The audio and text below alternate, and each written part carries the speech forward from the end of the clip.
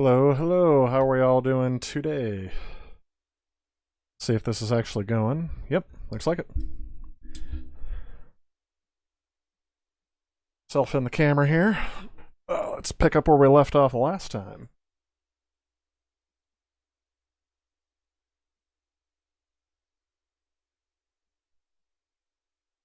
We're English, right?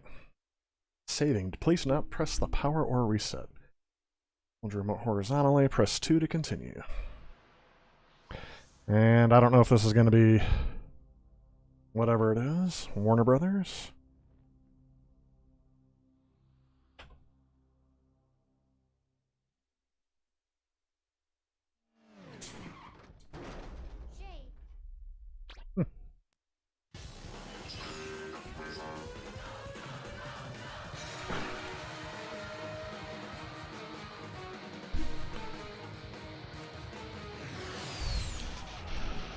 Not gonna do it.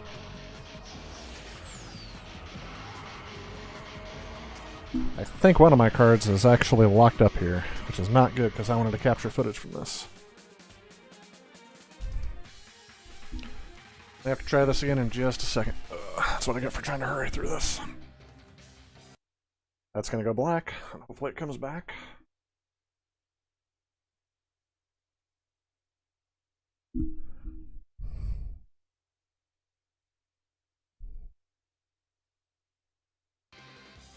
There we go.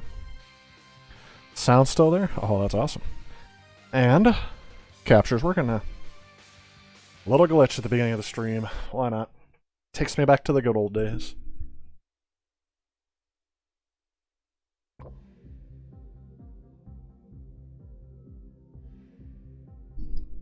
Alright. Tutorial, eh? Let's go to options. Settings. Game options. Put on, portraits with subtitles, speed units miles per hour. That's going to be what I'm used to, so we're going to go with that. Language, oh, we already selected that. Audio, are we on? I shook you out and now I'm done. Oh, this should be fine. Movie clips and credits.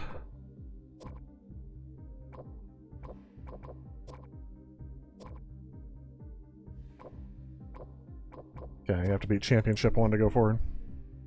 Do I want to do Speed Racer, Racer X, Jack Cannonball Taylor? I'm assuming... Oh, that's a lot of lockable characters. Or Trixie. This one, Speed Racer seems like the most balanced. Yeah, I definitely do handling, if I'm going to be using this thing. Car is the Mach 6, the driver is Speed Racer. Try this out. Steering your T180. Tilt the Wii Remote up and down to steer your T180. Does this thing support... I should have looked at it. Does this thing support a regular controller? Because I don't want to have to do that all the time. Although the last game worked out with it. Nope. Does not support a... Only supports, you can't see that, but the Wii wheel and the controller, so... Alliances, whatever. It has Mario Kart style controls.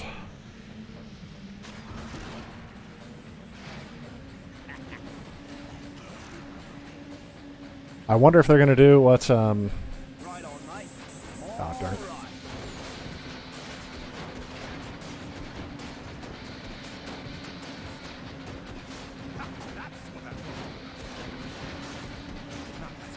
I wonder if they're gonna do what oh, what am I trying to think of? All other racers do.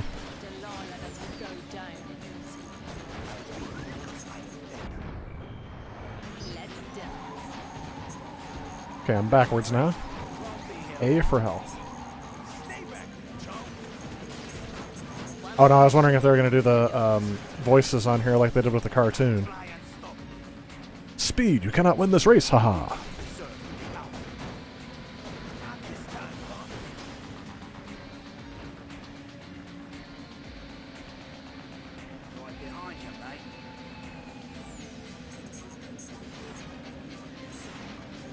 Ah. What happens? Final lap.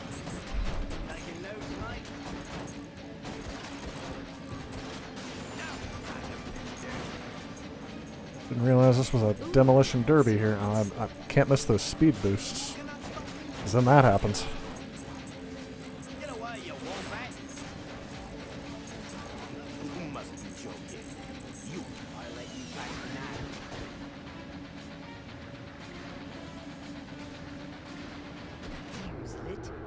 What? Why? Because my rival? Oh no, I am not so easy to exploit. Come on. You are good, but I am better. Think you're good, do you?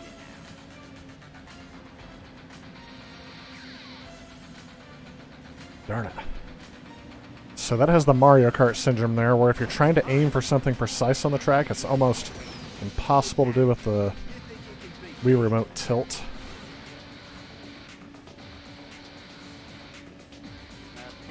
And I got second. If you ain't first, you're last.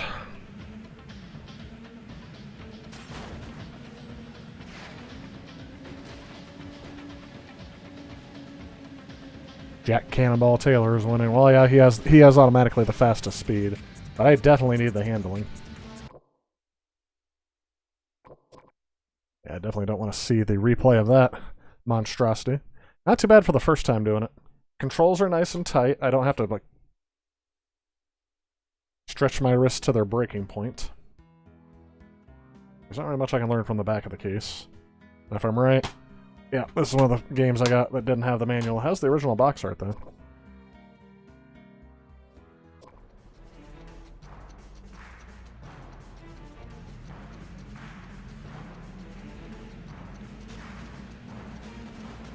Bumper to bumper!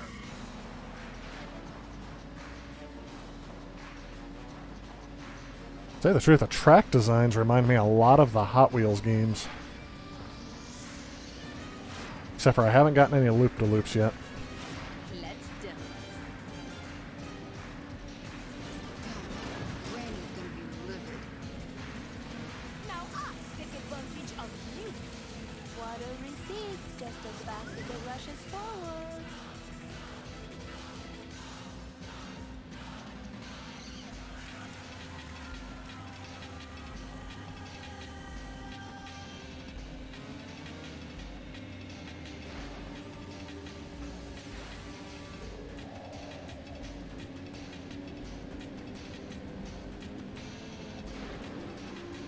I'm eating your trail.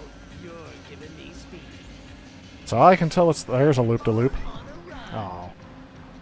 Really? Cannonball on a street. Where did he come from? That guy is like the... Yeah, that's what I was wondering. Where did he come from?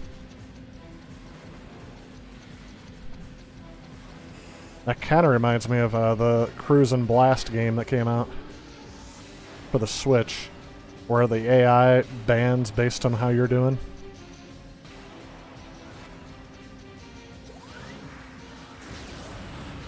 Okay.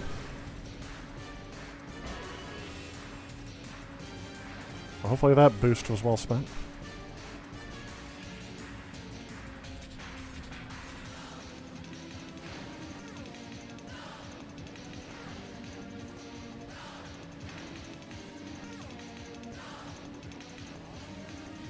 So it reminds me of PlayStation 2 graphics, but with the draw distance of the next gen. That's what the Wii does for me.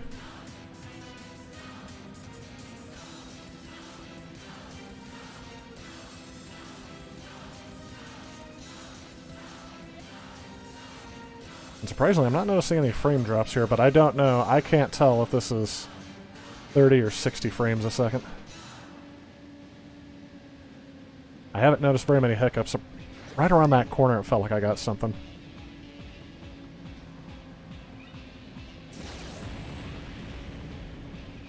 Boost around the loop-de-loop.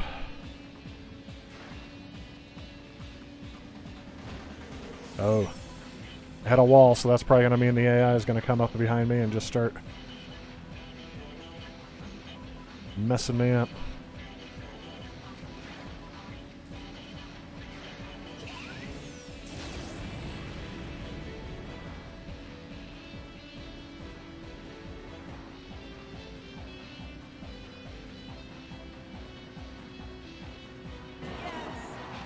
Nice. Go Speed Racer, go Speed Racer, go Speed Racer, go. Like it. Welcome to the stream, Jet Screamer. How we doing? Raster, thanks. I appreciate the nice driving. So I got second in the first race. And this is the second race I got first. There's my standings there. Jack Cannonball Taylor is going to have to play catch-up now. Yes, this is Speed Racer Almighty Peanut. Welcome to the stream. Looks like a cross between Wipeout and F-Zero X, kinda. Definitely feels like a Hot Wheels kind of racing game, and I do like some of the Hot Wheels racing games. Mr. Gamer says, I still haven't set up by Wii U to play this. Oh yeah, you haven't set that up yet? Definitely, this one was listed to me as a hidden gem. I didn't mind the movie, but I mean, I don't know. I agree it wasn't the best movie. You really had to be into it for this to work. This is Speed Racer. On the Wii. Add that in there. Gonna continue.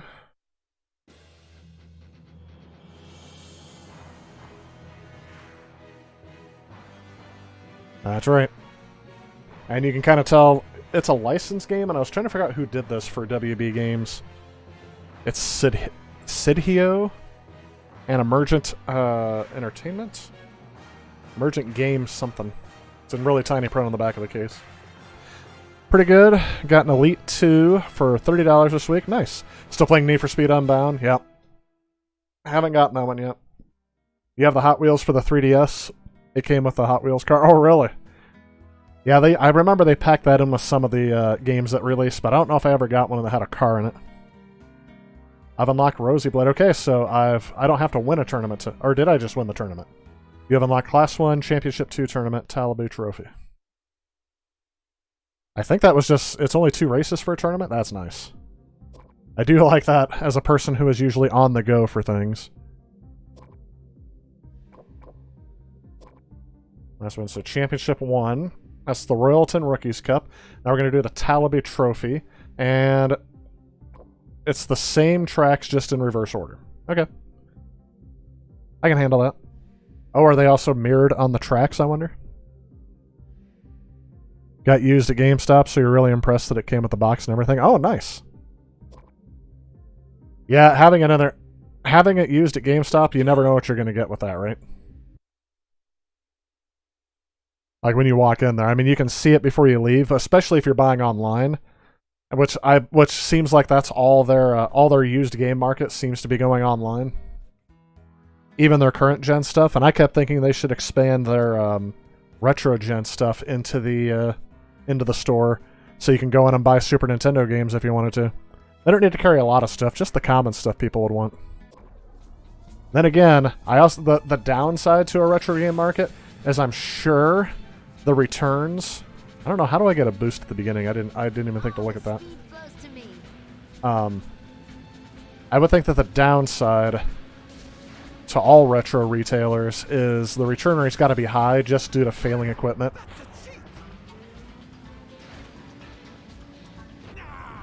Not that they don't check that the games are working, but it could be that their system that is now, like Super Nintendo. Their Super Nintendo could be over 30 years old. Yep, there's no way I was going to get that.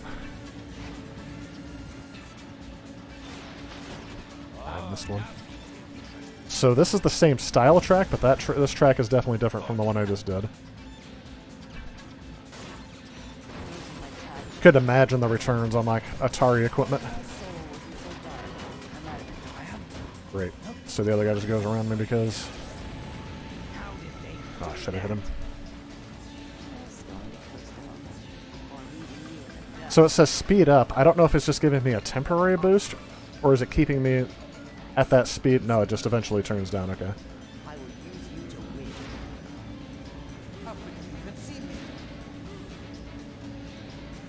Yeah.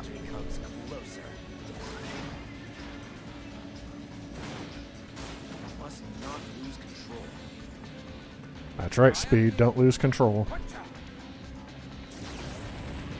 Hey, not so fast. That's right. second's not terrible.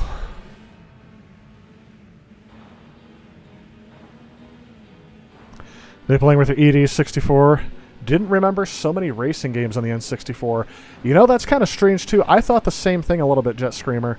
Like, even like Diddy Kong Racing versus Mario Kart 64. I didn't even know Diddy Kart Racing was a thing for a while on there. I mean, I'd heard of it, but I didn't know it was a good kart racing game. But yeah, they had I played the Hot Wheels that's on N64, but I played it on PlayStation. And really, I think it was just because people wanted to get 4-player racing. Hey, Experience Share, welcome to the stream. Lots of racing and wrestling games on the N64. That, I was going to say, you guys are right on it. The other thing I was going to say, besides the racing games, I was surprised how many wrestling games are on there. And a couple of exclusives for WWE wrestling anyway. WWF. What's that one? What's the most desirable wrestling game on the N64? Time to make it count. Come on. What? I was turning. Now I have no idea how that part of the track's supposed to go, and I'm still in 10th place. And now I'm getting faster a little bit. 7th? Oh, darn it. I can't remember which one it is. I can picture the front of the box art. I just can't think of who the wrestler is on it, and it's something with NWO, isn't it? That's like considered to be the best wrestling game on the N64, and I'm pretty sure it's exclusive to the N64. I thought it was on everything else. I have WWF Warzone, which I had on the PS1. Warzone is a good one. That's the first one I remember playing where you could create your own wrestler. And my brother on that one, he he created a wrestler that looked kind of like one of his teachers, and he would beat him up on it just to relieve stress. I don't know if that's something that people would condone or not. It was a teacher who he was constantly getting in trouble with, and just knowing him, it would be justifiably so. But I just thought it was hilarious. Oh, you can make it look like whoever you want, and you can beat him up in the game. I just remember the guy had a handlebar mustache. Oh, come on. Don't fall off the track. Soon I will pass you by. Okay, that wasn't the last lap. Every hero needs a little help now and then. Does this guy become my rival now? Oh! Almost flew right off the track. I didn't know that was possible. Thank you.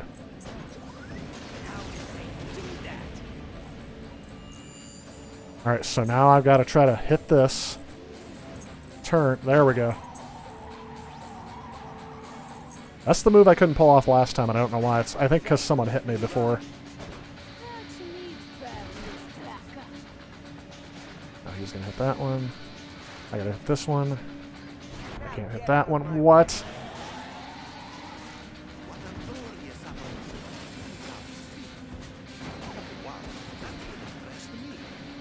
Alright.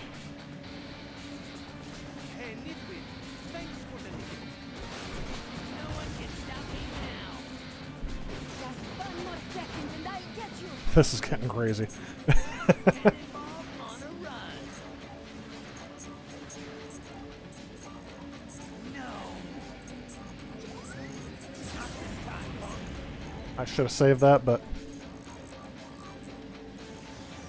Fuse it and light a fire. hopefully this goes just as well as the first lap. Almost missed it. I don't think I'm going to get another boost. There he goes again. Just to mess me over. Now somebody else is going to win. Because my rival rubber banded with the AI again.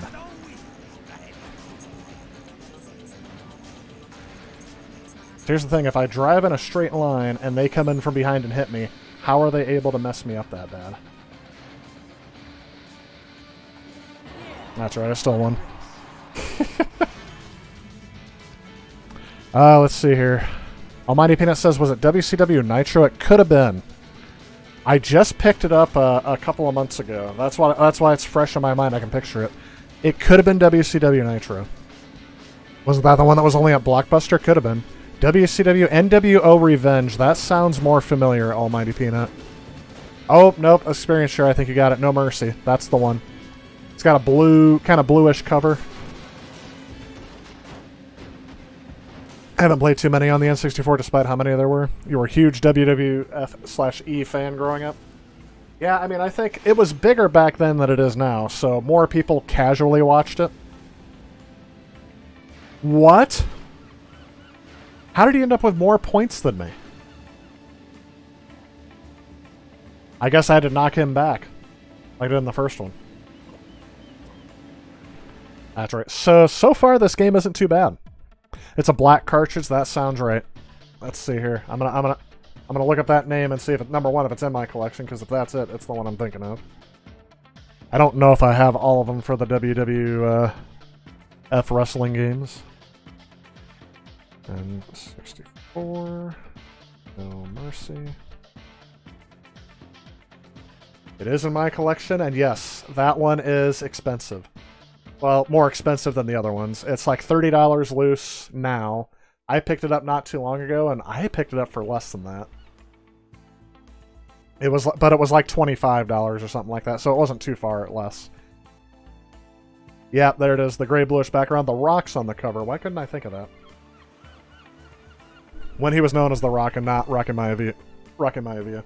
But if anyone would know, you would know Experience Share, because you've probably seen a few of those come through. I was going to say, how's business doing on the West Coast over there? Your experience typically goes for more like, so 35 to 40, so on the upper end of that. Yeah, the guide, the online guide that I don't want to say everybody uses, but everyone likes to base their eBay pricing on, only says $31. And I have noticed sometimes the guide is skewed. Championship 3, there's 4 races on this one. New track, and I get to race that new track twice.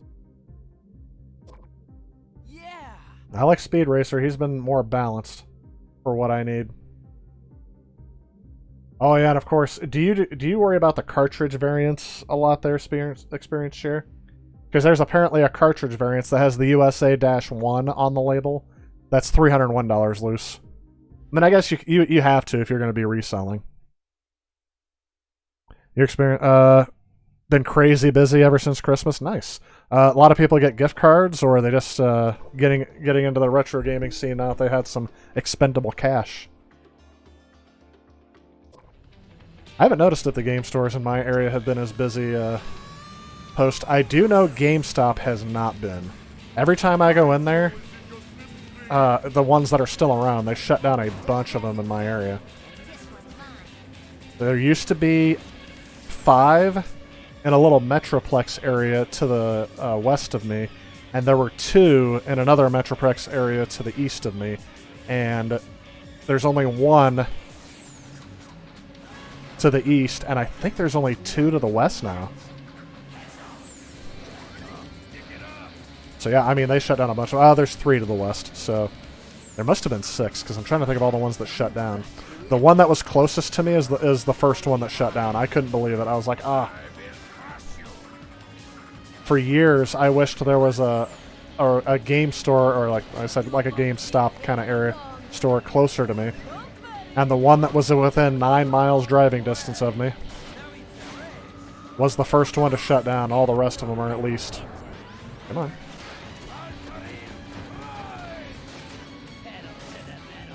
I may not be able to talk too much because I have to concentrate on this, but yeah, let me know in the chat about... how that's been. Have you been working crazy hours? Have you at least been able to take some time off?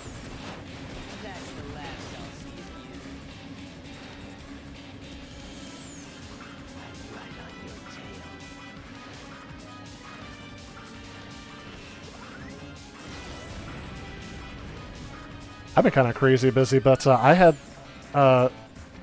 if you missed my last couple streams, I did talk about how for the first time ever...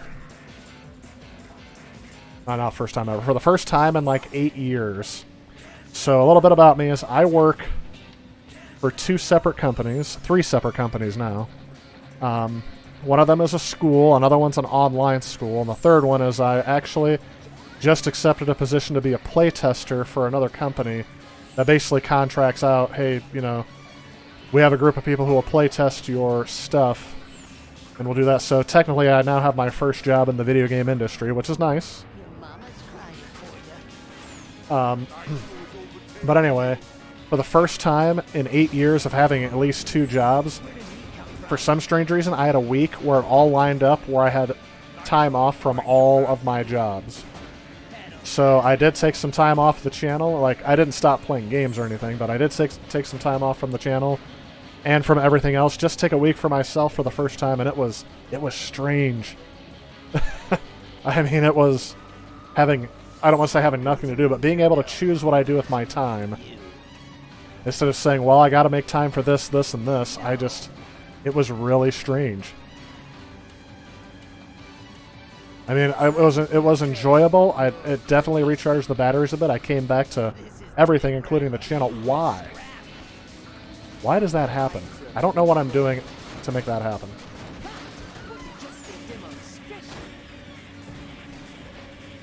Is there like a projectile I can hit people with? That's the brake. That button does nothing. So yeah, it's just all on how you hit people, I guess.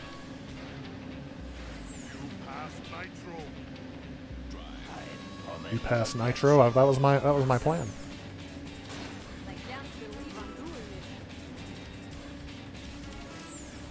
So that was part of my break. I did take some time to spend some time with family and friends. Christmas was great for me, and now that everything's like back in full swing, I don't really feel myself craving that unstructured time at the moment. Like, it was nice while it lasted. I'm ready to get back to it, though. That's been kind of my attitude. And for a little while before then, like I said, 8 years of, even when I went on vacation, like I went down to the video game museum in Texas in the summer of 21, and then afterwards we headed down to San Antonio after that. Now I get my boost right at the end. That whole time I had to do virtual school work every day that I was down there for at least an hour. I had to log in on our hotel Wi-Fi and do all that stuff, so.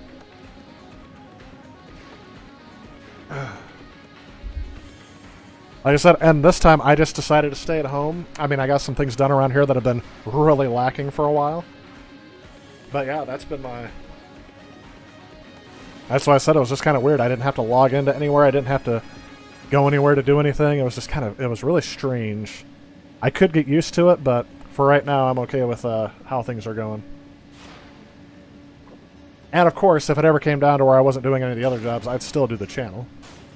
Definitely enjoy being on here, seeing you guys come in. Keep it in touch.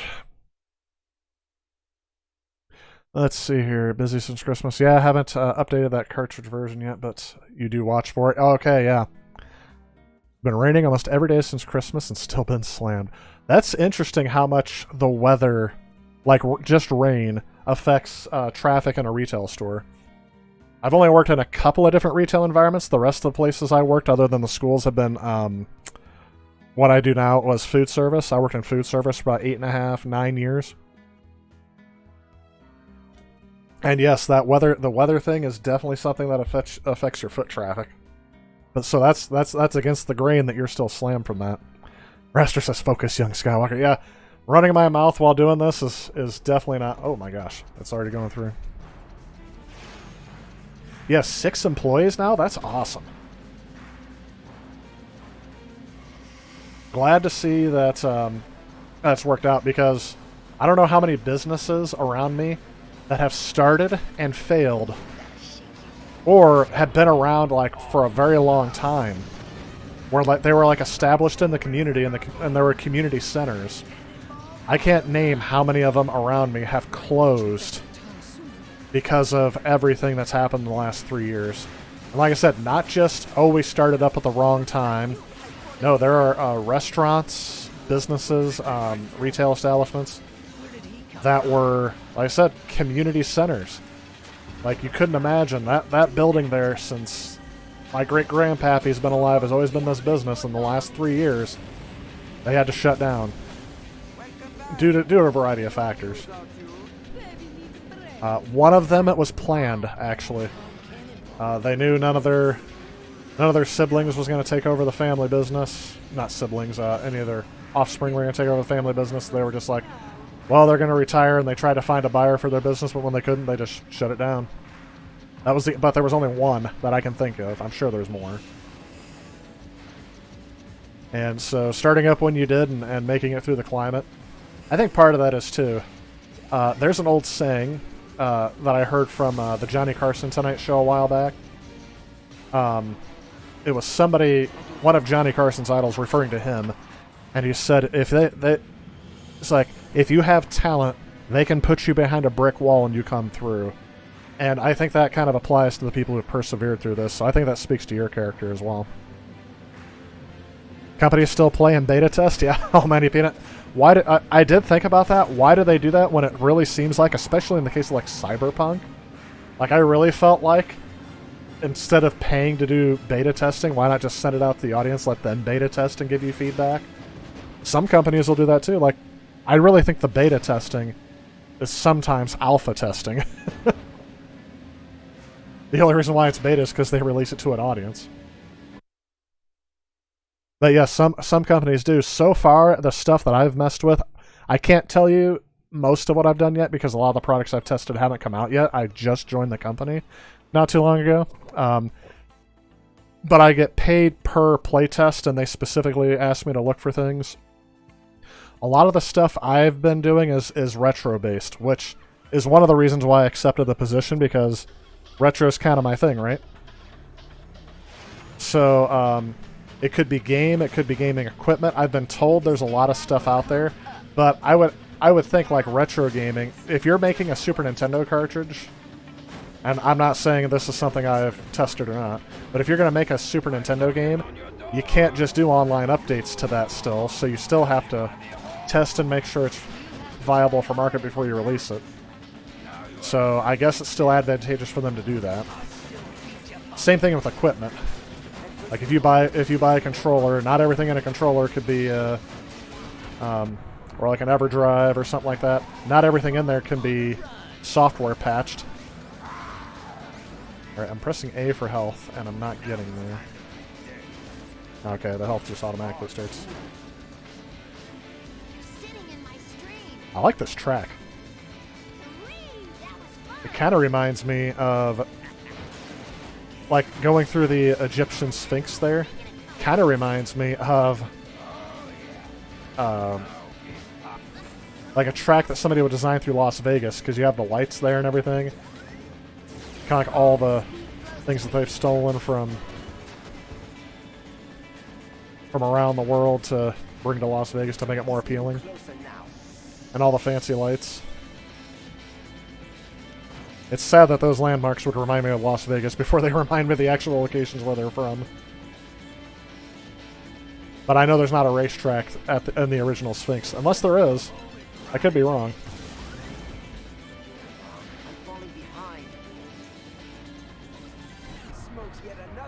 I tried.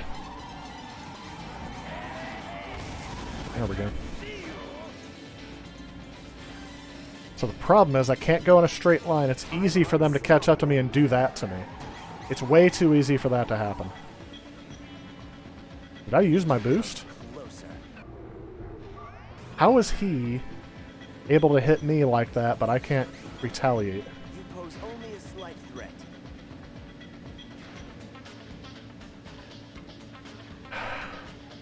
Took away my boost. Please don't hit me. Okay. Again, that rebound, that rubber banding. There we go. I keep saying rebounding. Rubber banding AI is a thing in this game, but it's not too bad. That does get intense. This would be good to play. Is this a two-player game? Yeah, this game would be awesome to play two-player as well.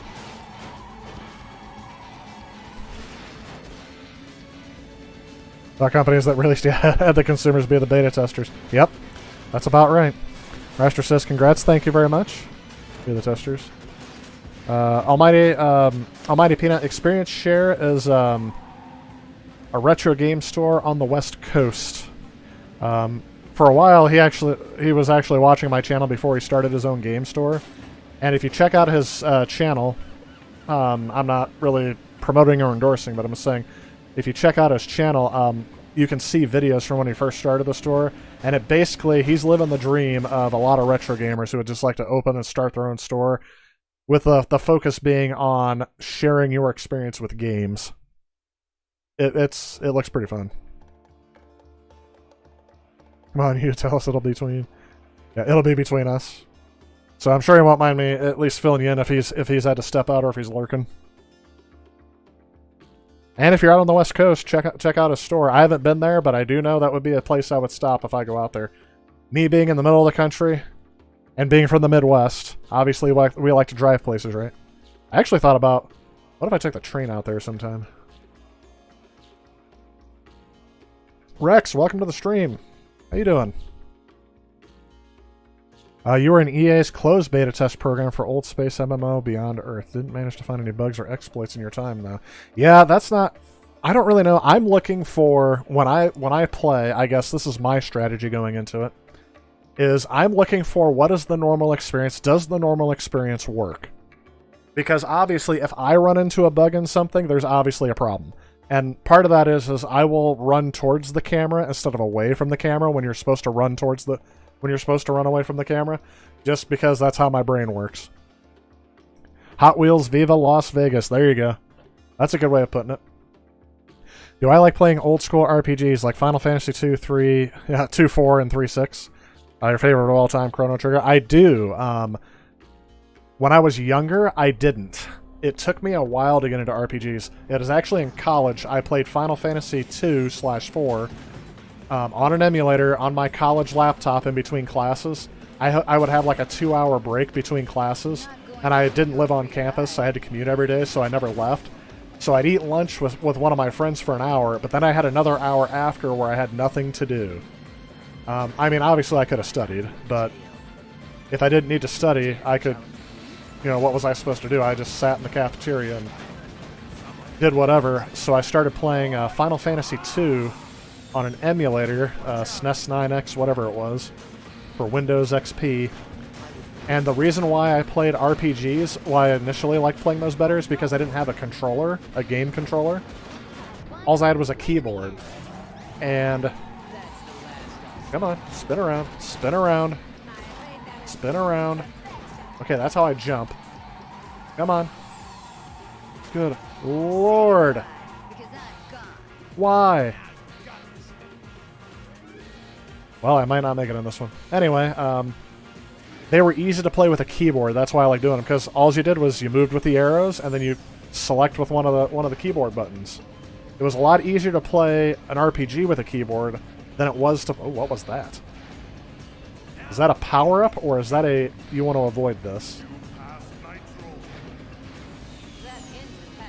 I think that's a I want to avoid this.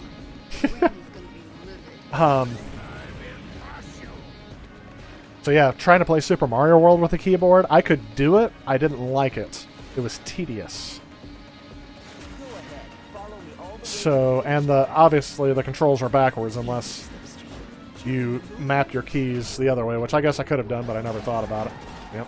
Come on. Come on. I lost way too many positions from someone lightly tapping me.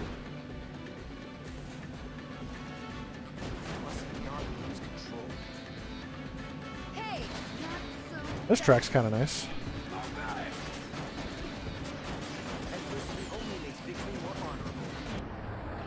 Okay, I was going to say, if they did that just so I missed the speed boost.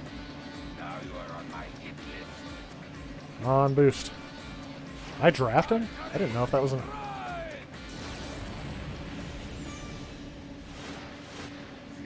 But yeah, ever since then, I really loved Final Fantasy 2/4, so then I played Final Fantasy 5. I played a very badly translated ROM patch on Final Fantasy V, and then I played Final Fantasy VI.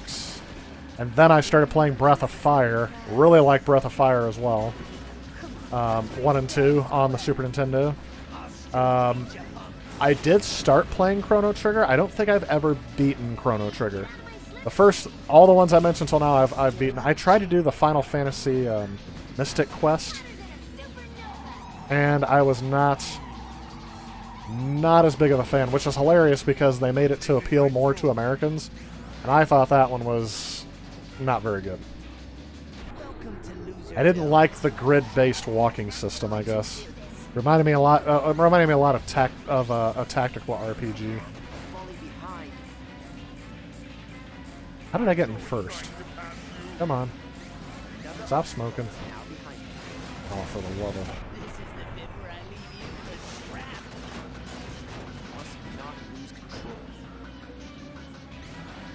I keep pressing A, it's not giving me health.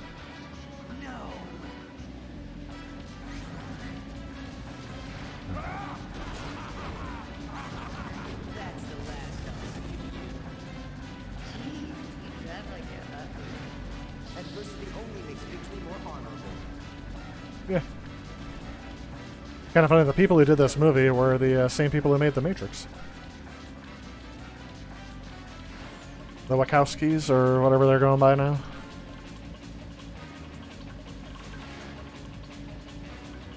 Come on, boost.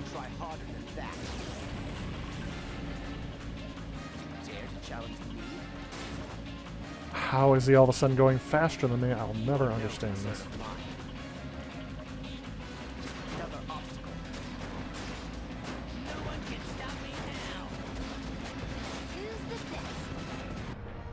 Don't stop me now, 'cause I'm having a good time.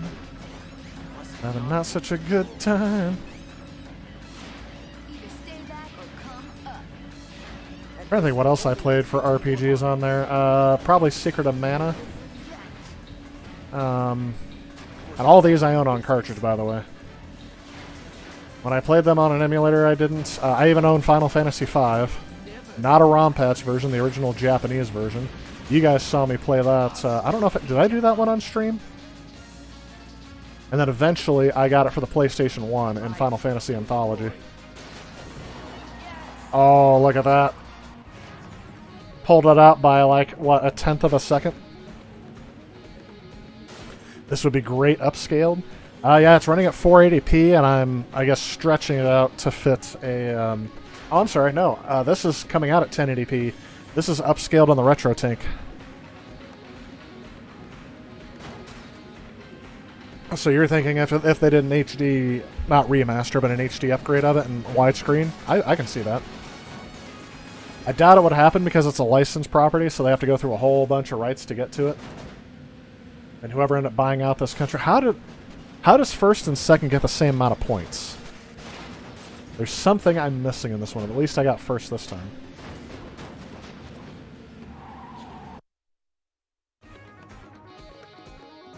Rex said you played Final Fantasy 2-4 for 24 hours once. Loaned it to a friend. Wasted all your best weapons. Saved over your file. Ugh. Never share your RPG on a cartridge. That's it. We got first and all of the first things, so that's awesome.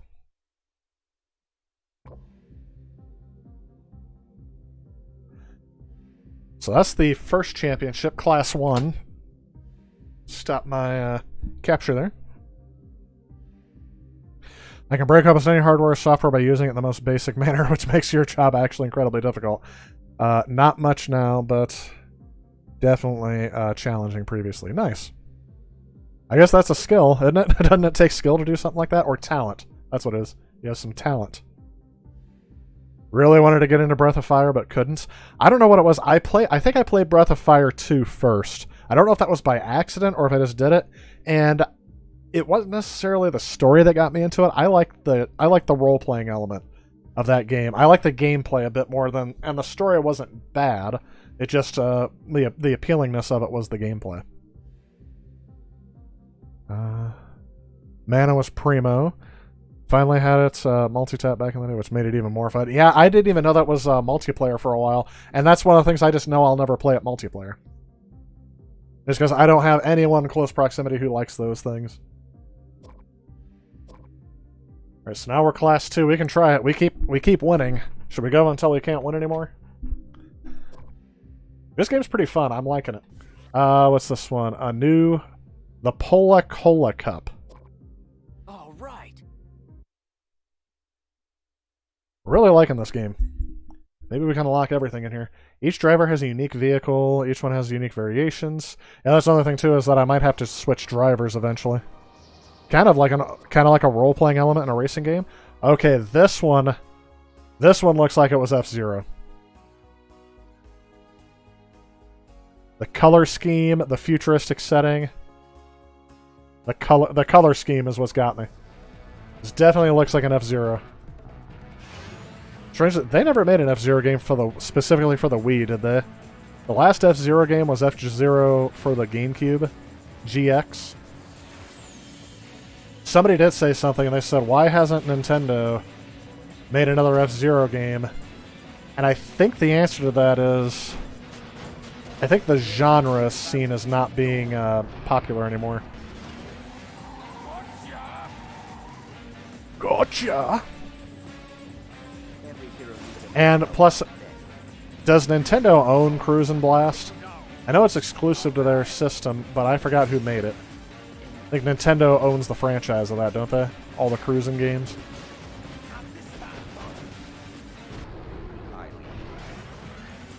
I don't like how you sacrifice your entire thing of boost only to get maybe a quarter of your health. Time to make it count. And then when someone, like I said, it feels like there's no way to avoid that, and yet it... Rain is gonna be livid. Turnabout is fair like this. So all I have to do is just lightly tap me, and I'm dead. Okay, so those hurt you. I just found that out. So if you guys notice, I'm complaining about things in the game, not about the controls of the game, not about how deaths seem a bit unfair.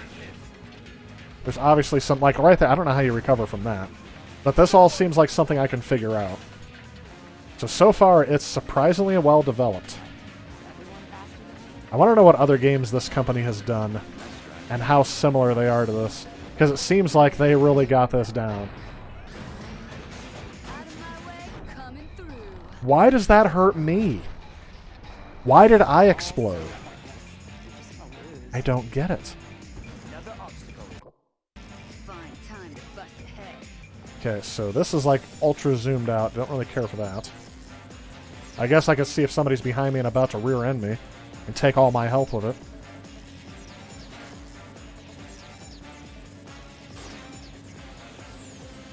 You pose only a slight threat. I wouldn't have left my machines up there. Oh, this is bad. Am I going to get to use a boost? Holy cow. What a novel concept. I'm in 10th place.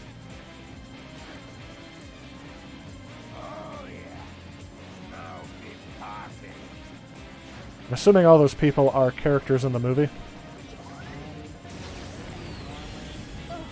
I don't remember getting to know all the other racers as well, except for Rivals. Boxed another one. Come on. Recovery time's too long, and now everybody's past me.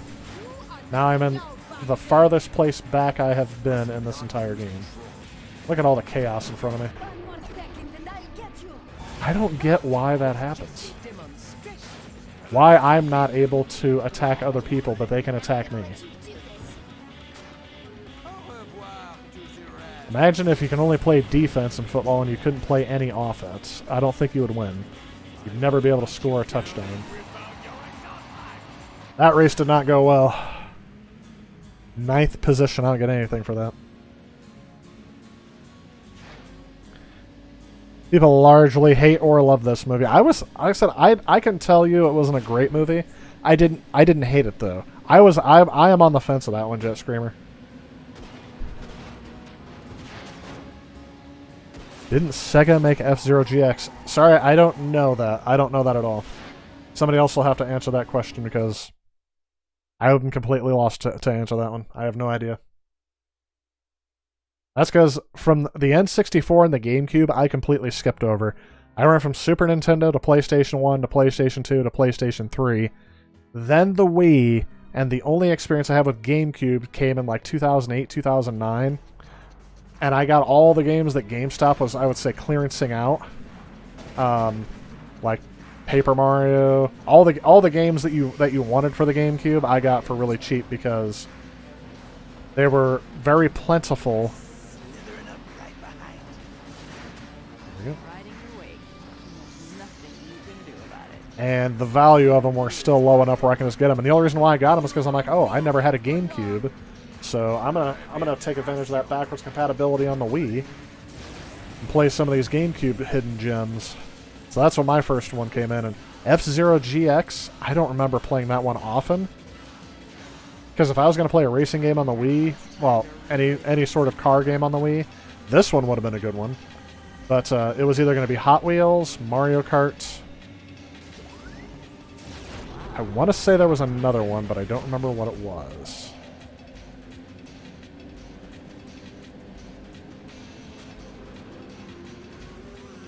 There's some other good racing games on the Wii.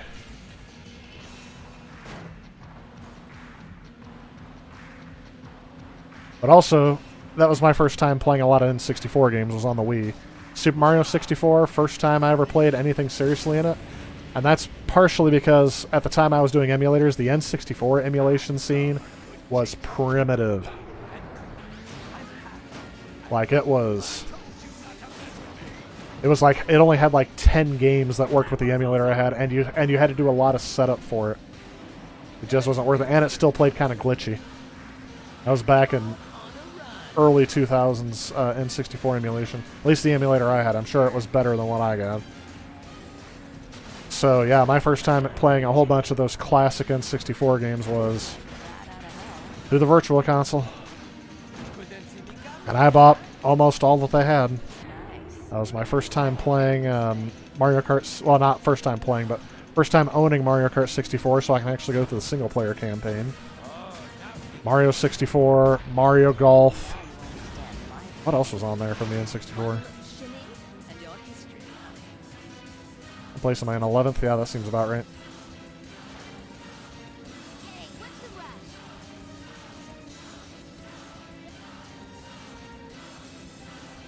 There's no way I'm going to catch up. And that guy can just somehow pass me because he's sliding. Is there a way to power slide? Welcome back. Can run me without you. And somehow I'm in second place. Interesting. That one, so I'm probably going to end up in last place again.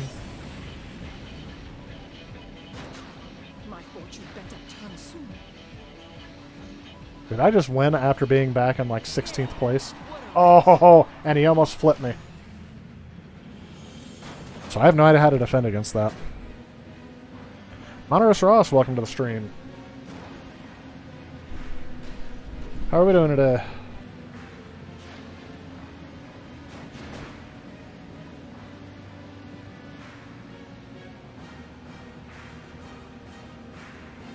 F-Zero GX was developed by Amusement Vision, which is a Japanese developer within the Japanese video game company Sega as part of its Sega CS Research and Development #1. I did not know that. They're also responsible for developing games in the Yakuza series, which the studio is named after. Oh, Ryugaku, Gatoku, there you go. Studio is what they're called now. Interesting, I had no idea about that either. So does it play like Team Sonic Racing? F-Zero GX? Crazy how quickly Sega and Nintendo got along as soon as Sega stopped making consoles. Crazy how quickly that happened. And I don't know. I'm sure they don't have the same cooperation between them and Sony, but now we're going back. This is the track I said reminded me of F-Zero.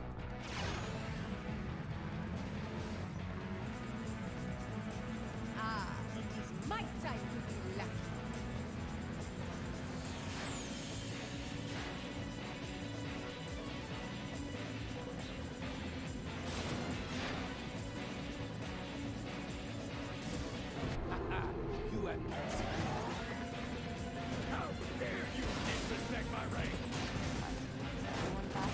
That's apparently what I'm supposed to do when I'm about to get hit by them, is just jump over them. And to jump over them, you have to pull off that weird, shaky, non-intuitive, shaking Wii controller. Oh, my ally's in trouble? How can I help my ally? I don't have enough time to react to that.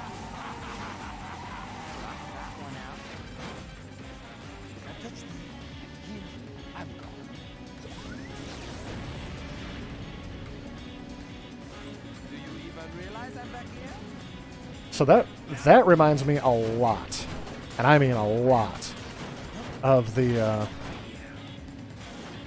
star in Super Mario Kart. The boost in this game. You really don't gain as much position with the speed boost as you should. Okay, somehow I was just able to hit those two, but I wasn't able to hit the guy in first. I'm sorry, in second. And now, come on. Alright, can't somebody just explode me so I can start over again? Instead of driving at like 2 miles an hour.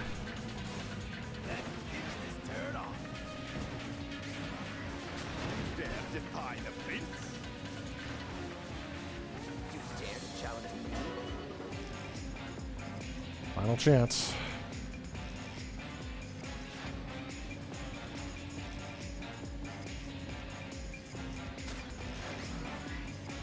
Okay, I've got almost all my health now. There's going to be one hit that takes me and sends me all the way back to the pack again, but whatever. See? What did I tell you? One hit, that's all it takes.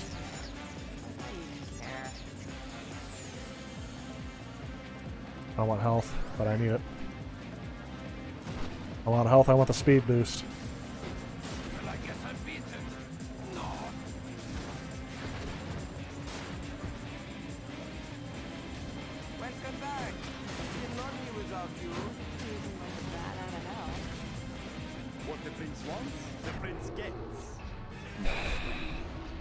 That, I don't know why that's happening, what I can do to avoid that.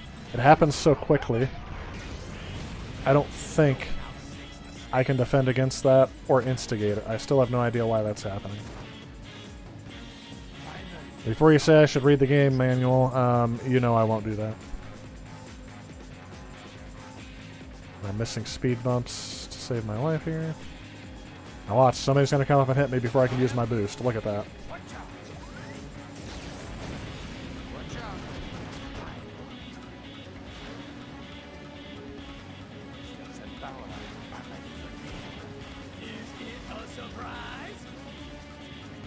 Sixth. My rival just shoots by me for no reason. Boy. Nintendo was in trouble at that time too. Yeah, they weren't doing great in the console business, but their handheld market was doing phenomenal. That's what people seem to forget about. Oh man, how did Nintendo survive with the GameCube only selling this many units? Like, ever heard of a Game Boy Advance, Game Boy Color, Nintendo DS?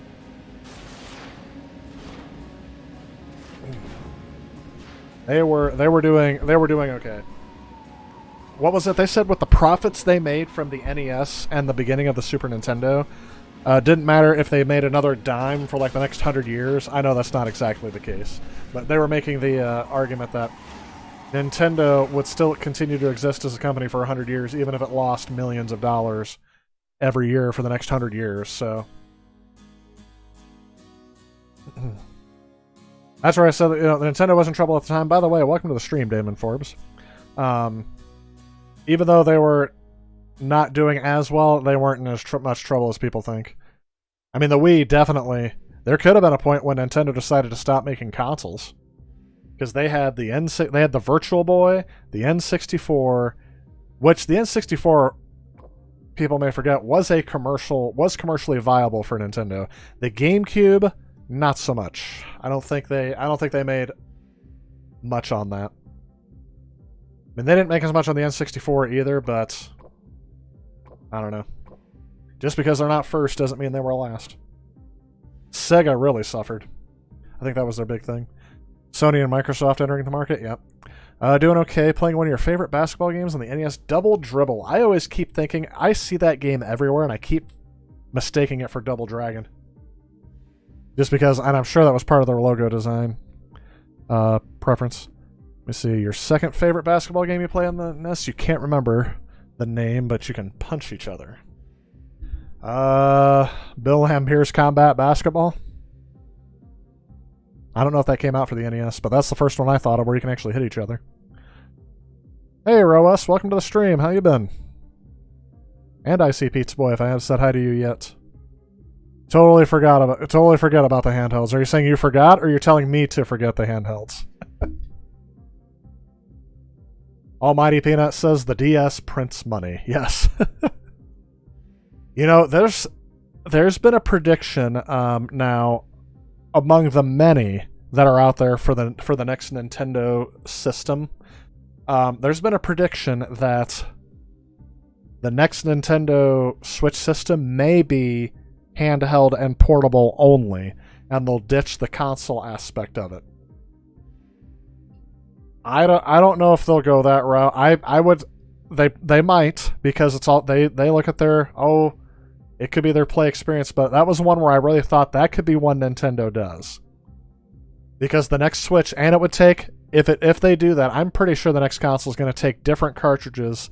If they even decide to sell cartridges at all, they may go fully digital with the next Nintendo console. I'm not calling it a Switch Pro, but if they switch from the no pun intended, if they move from the Switch ecosystem, the Switch family of systems, which by their own schedule, they're scheduled to do that in 2027, because they set a 10-year life cycle for the Switch. If they are transitioned slowly away from it, we may see a console in 2025.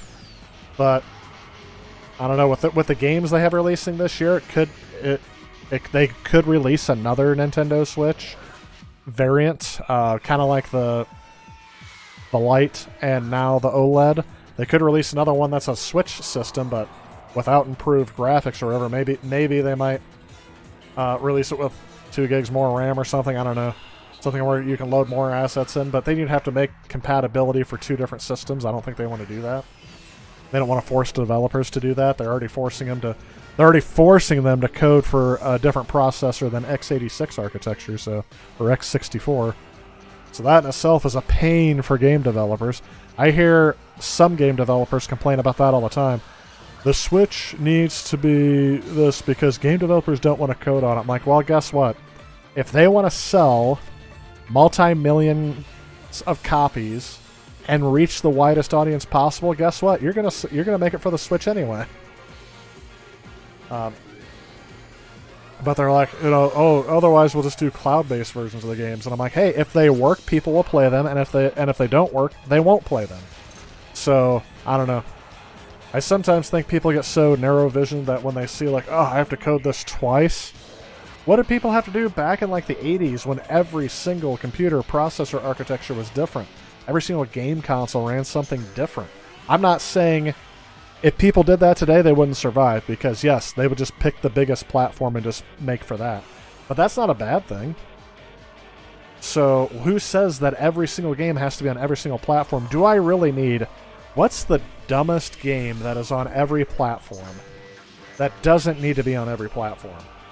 Let me see here.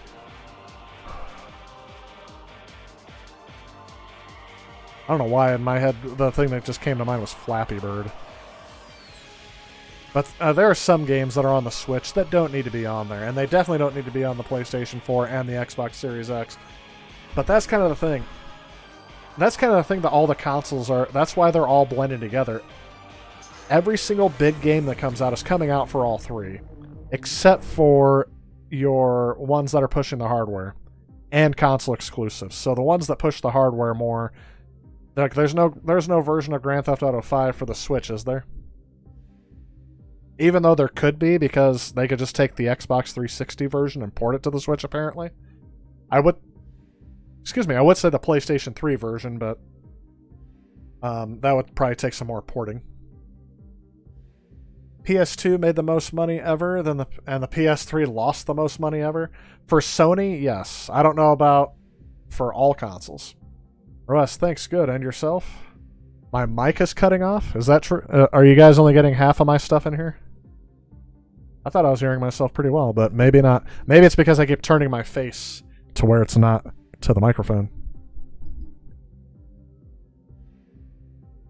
Drove to Stone Age Gamer in Salem, Ohio on Friday and picked up a Famicom EverDrive N8 Pro. You know, I was thinking, I don't know, I have to get an EverDrive for the NES eventually just so I can play some of these games that I'll never be able to buy because they're thousands of dollars now.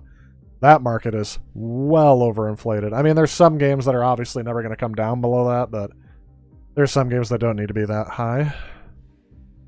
Great store and great people there. I'm glad you had a good thing, but yeah.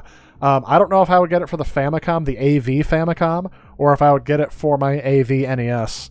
The AV Famicom is newer and is more likely to last longer. It's probably newer than my Super Nintendo, to tell you the truth. My Super Nintendo Junior, the one I have hooked up. It corrected itself? Okay. Yeah, it could be it could be the program too. It could be our overlords at YouTube that everyone's upset. Every one of the other YouTubers are upset about them changing their content guidelines and then retroactively applying them to videos that are uploaded. I mean, hey, it's a privately owned platform. It's a public company, but it's not a public utility.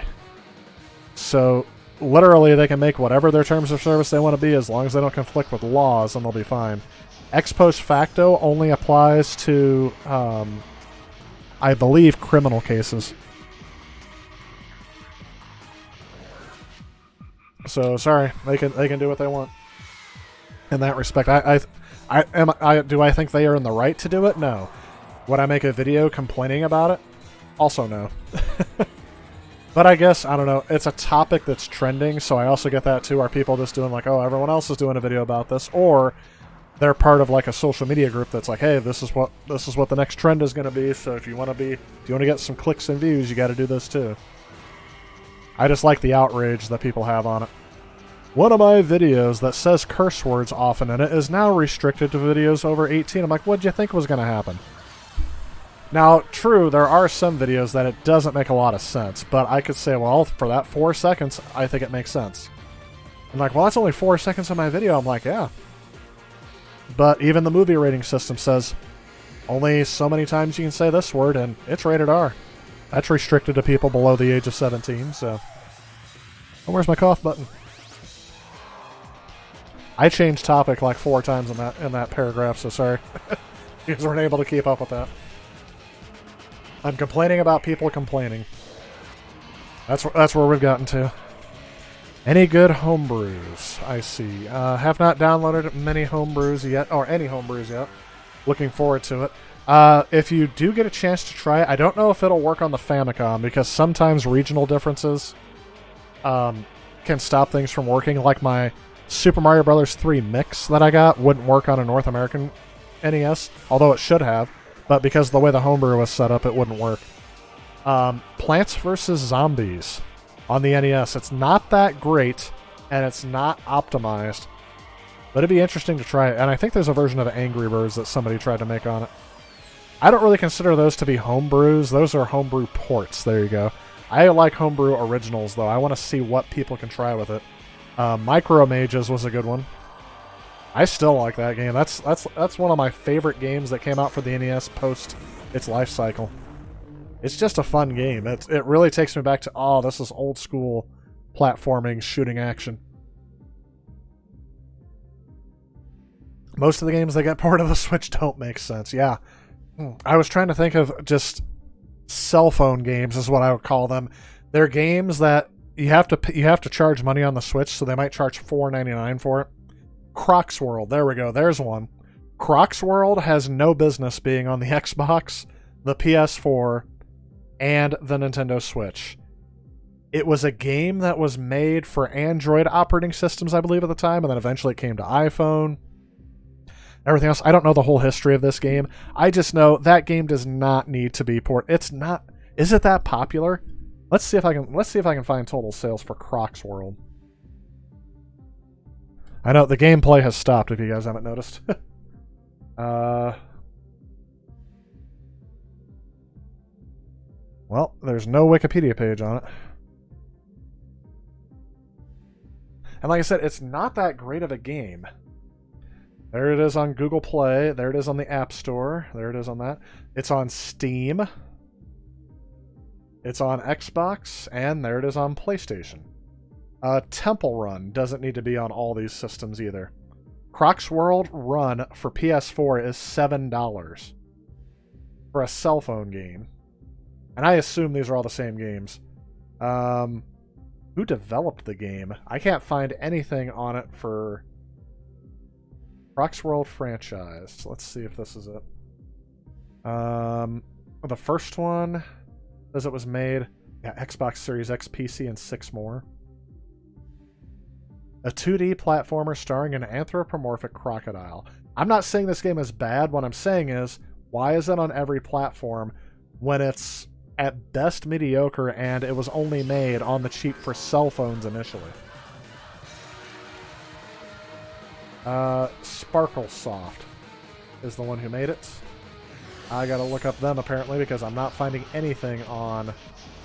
They also made a game called Pillmania. Croc's World Construction Kit is another one. So that's what I'm saying. It's just... Are they going to be the ones complaining, oh, we had to recode it for the Switch because its processor architecture is different? No, probably not. They're probably running an Android emulator, and that's what's being ported to all the other devices. If I had to guess, I'm not an expert in any of this. I'm just complaining about other people complaining.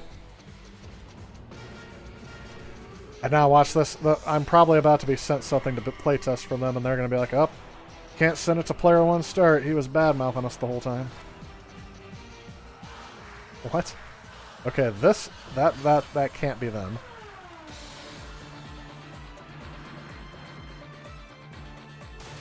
I see no information about this company.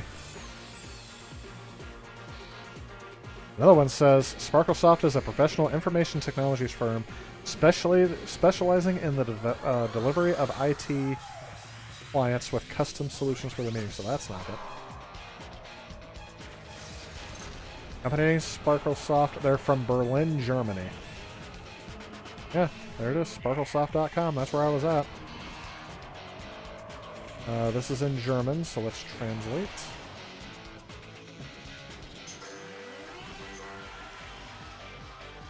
Yeah, these games are Flaps, so they made like a Flappy Bird knockoff. They made an Angry Birds knockoff. Oh, they have a shooter, a blackjack game. Their email is android@sparklesoft.com.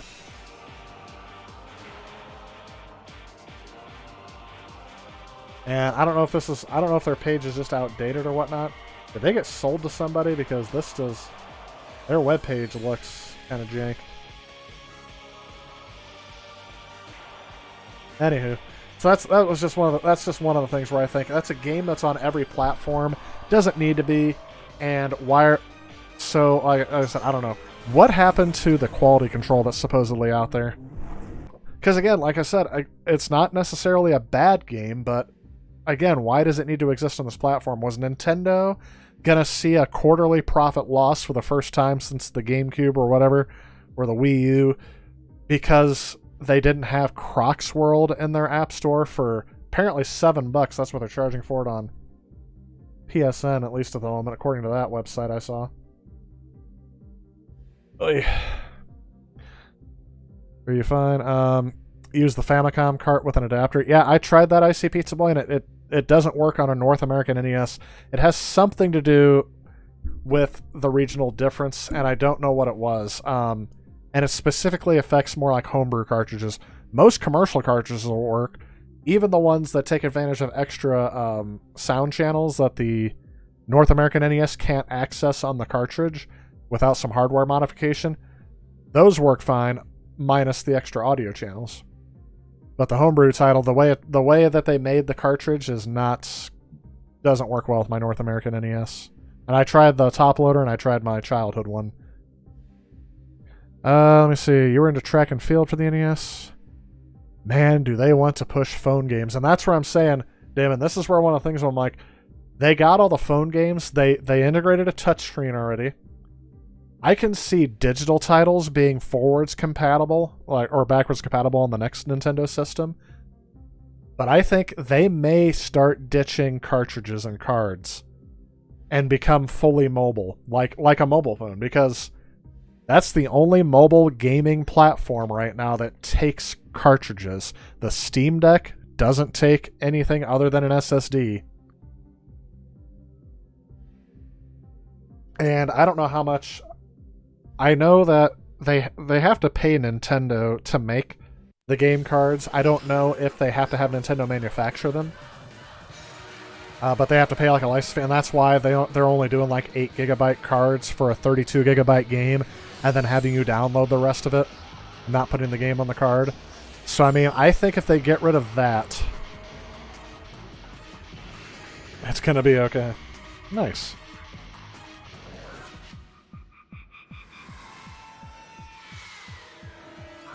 My friend, right before I started streaming, texted me and said, "Hey, we're going to the arcade. Do you want to come with us?" And I thought, if you would have texted me like 15 minutes earlier, I wouldn't have been streaming tonight. And he just texted me, him and his daughter are there, and she's playing Halo. She's playing the Halo Fire Team Raven arcade game. She's, by the way, like 4 years old, 3 years old, somewhere in there. Must be the game she wanted to play.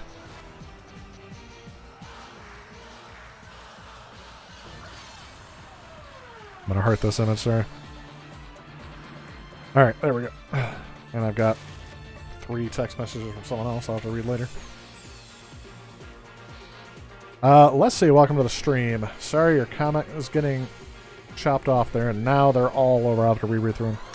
You think the arcade games that are ridiculously popular are fine for shops right now? Flappy Bird, yeah, has as much right as a more historical arcade game, but really don't know a lot of titles that I'm referring to. Yeah. Well, like I said, there's a lot of games that specifically that were developed for mobile phones that make them way not just to the Switch, but to the Xbox and to the PlayStation.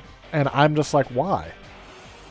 Like, what is the big audience that, like, literally, would you search? Like I said, you haven't even heard of some of these games. Maybe a kid that is like, oh, I play this game on my dad's phone. I don't have a phone myself, so I can play it on my game console. What's another one? Like I said, Angry Birds was one that I thought, okay. I thought it was strange when they put Angry Birds on the Xbox and the PlayStation. And not as strange on the Nintendo since they had the motion controls. But I'm like, that game was made for a touch interface, obviously. But Angry Birds came out on everything. PC, Flash, there was a Flash game for that. But it was really like an iPad or a tablet game. Then they shrunk it down for phones and went everything else. So I don't know. Did Angry Birds sell multi-millions of copies, and were game developers upset when they had to code the PS3 version of that? I don't know. Oh yeah, Jet Screamer says Wada's in the news again. You probably typed that a while back, but yeah, I'll get to Wada. Don't worry. ROAS got it, the reproduced game situation. So yeah, and I saw was it an article or was I listening to somebody talk about it? Because I was doing some video editing earlier this week, and I'll listen to some podcast style YouTubers later on that just rant about stuff. And they were talking about that. Oh, there's absolutely no reason why that would happen. I said, yes, actually, there is a reason that is far beyond what WADA can control. And I'm probably the only person who's going to defend WADA specifically for this reason. Have you ever gone to the fast food chain that is McDonald's, and you ask for something on your sandwich, or you ask for something not to be put on your sandwich? So, for example, a cheeseburger with no onions, or a quarter pounder with no onions, and when you get it, you get onions on it. Do people come back to McDonald's and go, I thought you were a restaurant. Why would you ever how could you allow such a mistake? Like, dude, the person making the burger has absolutely zero stake in the financial health and reputation of the franchise, all right? I'm pointing out McDonald's because of my personal experience. I'm not saying they're exclusive. I just want you to understand my reference before I go and say, I get how it could have happened. Because the people who they pay to look at these games are not game experts. Which you would think, well, that's crazy. Shouldn't they have to be? Because you want them to grade your game? The company needs to be an expert, and they need to train their employees, but yeah, sometimes employees get trained poorly, sometimes they just get it wrong. Should they have graded any reproduced games? Like, they did show that they have a history of grading homebrew-style games and some reproductions. I don't get why they do that at all. So, for example, in the comic book industry, do they grade a photocopied version of Detective Comics 1 or the very first issue of Superman? Would they take a... This was a reproduction from the 80s, so now it's valuable because it's 40 years old. I don't think they would do that. So, video games, literally, they get paid no matter what, and they've already shown that the only thing they care about in this whole entire thing... Sorry, I got an itchy elbow, so... the only thing they care about is the money, and yes, the more they grade things, the more money they make.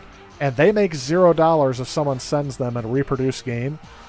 But in this case, this is a game that never even came out in the United States. So it's Castlevania Rondo of Blood, right? And it was for the TurboGrafx CD.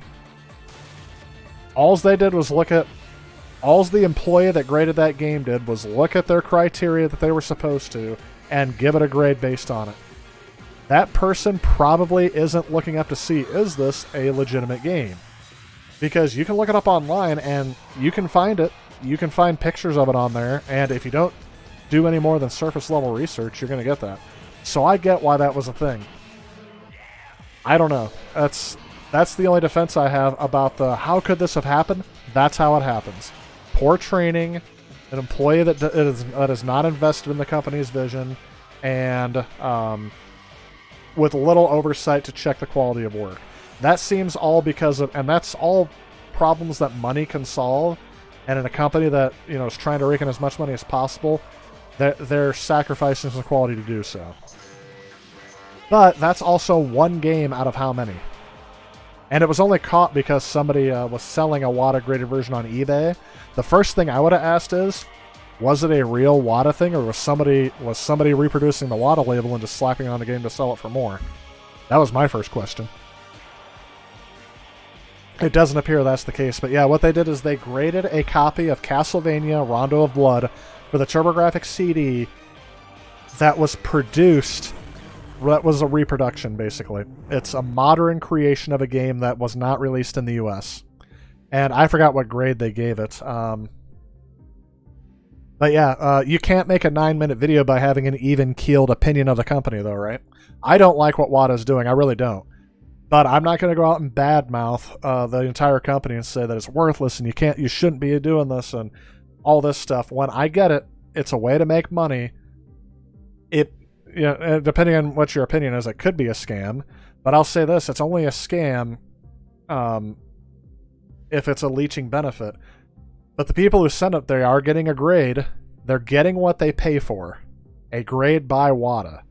And they're expecting it to be this absolute expert.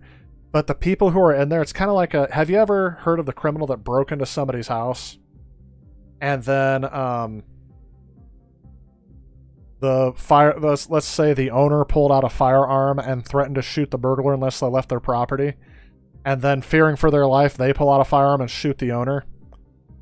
They're still liable for that. It's not self-defense because you were committing a crime when you committed the act of self-defense that you wouldn't have been in, and both people would still be alive. That's what I'm thinking of, because the people who buy WATA graded games, and this is the controversial statement I'll make, the people who are invested in WATA and care about their reputation only care about the video games for the money. There are probably people who are video gamers themselves who want some of their stuff WATA graded. That's fine. But I'm saying the people who are getting butthurt about all of this stuff are the people who invested in it purely for the money, for the speculation, just like, comic book collecting. It's just another thing to make money off of. There's been a business built around retro game collecting now that is specifically just to, like I said, just to make money. Like art, comic book collecting, all other stuff, so. I get why the mistake could happen. What I'm saying is, one employee's mistake is not necessarily the mistake of the company. It shows mistakes the company made, but it doesn't to me, like I said, it doesn't hurt the entire reputation of it.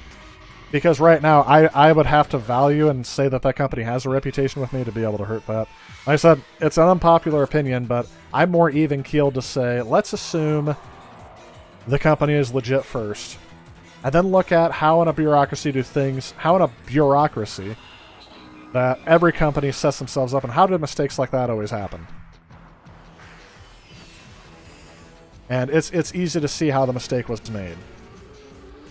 Should it have been made? No. Should they do something to correct it? Yes. Will they? It depends on how much you trust the company. And I don't know the company to say it, so there you go. Almighty Peanut says, I think it's easier to port a mobile game to the Switch because they share similar SoCs. I can't speak to that at all, Almighty Peanut, because I don't know anything. I don't say I don't want to know. I don't know anything. I am definitely not an expert on how cell phones compare to the Switch because I haven't done that research. Absolutely none. I would assume there's probably some overlap. The is it a Tegra setup in the Switch? NVIDIA Tegra something or other. So I do know the PlayStation 5 and Xbox Series X architecture, like their processor architecture, is so similar. I almost wonder why they're two separate systems. The only thing keeping them from being the same system is the two companies competing against each other. Like I said, the differences between all the game consoles have all gone by the wayside. It ended with the PlayStation 3. When the PlayStation 3 did something so different, and the Wii U, the PlayStation 3 did something so different from everybody else that it hurt their bottom line in the company. They decided, nope, you'll never see a console as experimental as that again, or at least not for a while. From Sony especially, because it failed so horribly for them. And they don't think, oh, we should fix some of these mistakes. But honestly, too, the hardware has gotten so advanced, why do you need... I said, why would you need a cell processor now? Would it really give you that much more oomph to increase the visuals on something? Sorry if you guys are tired of seeing the Speed Racer screen there. Let's see if we can switch to something else here. Where's me? There we go. Oh, there's me. Let's switch games here. And I've gone on a rant, but I will say this. I completely agree with everyone who says there never should have been a time when WATA graded a reproductive game. Reproductive. Ha! A game that can copy itself. But they definitely should. They shouldn't be grading reproductions. They're only doing that for the money. But again, it's all based on the whatchamacallit, the value somebody's willing to pay for it. And the only people who are willing, I argue that the only people willing to pay for those games are the ones that are only in it for the money. All right, let's see what hole I dug myself into in the chat. But if you're paying an expert, they should be training experts. Yes, that's why I said it's a training problem. It's not necessarily a they don't know what they're doing problem, in terms of they don't know what games are what, and that's what I'm saying. And it's very possible they had no idea at WATA that game wasn't a thing. Let's talk about it from this perspective. I agree with your point, Jet Screamer. They should have done a better job training, and the reason why I noticed that myself is because I was in charge of a training program for a corporate environment for a while. So I look at that and I see a training issue right off the bat. But the other thing is, too, that went on eBay, and a lot of people aren't blaming the eBay seller. They're assuming the innocence of the eBay seller that got conned by WATA. Who knows? Was the eBay seller trying to con WATA? They'll send it in, they get it graded and send it back, and like, ooh, I just noticed a flaw in WATA. So they start sending in more to get another grade, and so they can sell them for more on eBay themselves. I don't know what that issue is. That needs to be looked at, in my opinion. So it could be that the eBay seller was in on it, but right now everyone is assuming that the eBay seller is innocent of anything and that they got conned by WATA as well, and potentially would have unknowingly conned the buyer that they were getting an official graded product that was original and not a reproduction. Let me look at this here. I've lost my train of thought for a second. So yeah, they can't make that mistake. It's silly to lock a game up. Yeah. Oh, yeah. And that's another thing, too. Jet Screamer says he thinks it's silly to lock a game up behind that plastic and not play it, too. And that's a philosophy difference. So I say if you own the game, you can do whatever you want with it. But, yeah, I would agree with that statement. You guys have seen me in my Atari... Was it my Atari Jaguar video? No, my Atari 7800 video. When I did light gun games for that. I bought 2 brand new sealed games. I didn't get them graded. I opened them up on the video, and yes, they would have been worth so much more if I had left them intact, but then I never would have played the game on original hardware, and that's what I bought them for. So that's what I did.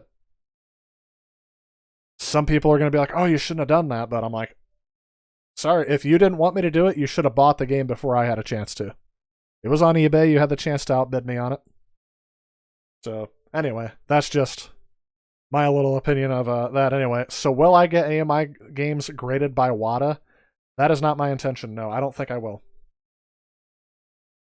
I had another scene that was still so the chat, so it doesn't look like I'm just talking to myself in a brick wall. Is this it? Oh, no, that's not it. That's showing the next game I'm going to do. I had it all figured out, too. What did I do? Is this it? This isn't showing in the chat, though.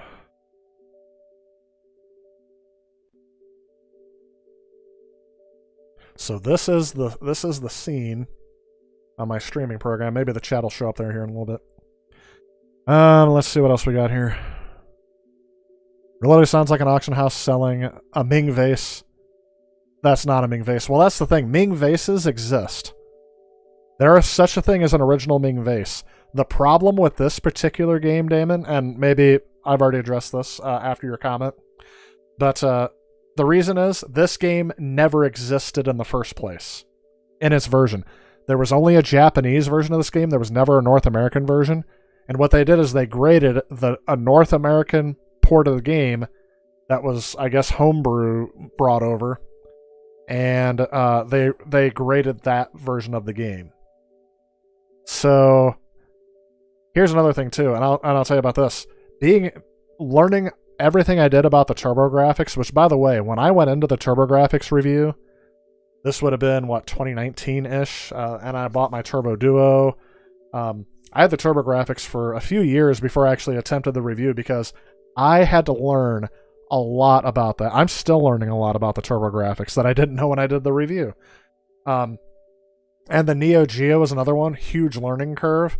There's still a lot I don't know, but halfway through the video, I was pretty sure I had my facts straight, and then somebody threw me a curveball by saying, hey, the box art that you have for your game that you said is complete in box and original, the box art is a reproduction from a company that repackaged a whole bunch of unsold Neo Geo product and resold it. A lot of people don't like it. Just beware, that's not an original case. I had no idea. Because this happened like in the early 2000s, late 90s. So it looks original, and I looked online and I've seen a whole bunch of other complete in-box listings on eBay, some graded copies of the game that I don't know if it was WADA back then or not, that had that same box art. It didn't look reproduced to me, but it was because it was a commercial company doing it, not just a person. So, is it possible that WADA had an oversight on their part and didn't know there wasn't a North American copy of that game? That would be something to look at. I would definitely want to see if WADA was at fault because they just didn't know that game didn't exist. Because, again, how many years have people been making that game for that system? Now, that's me as an independent YouTuber. I'm not a company. I'm not claiming to be the expert in everything. I do some reviews called the Ultimate Reviews, so I try to make sure I know my best, but I'm going to make mistakes. But I'm also not charging people for my services.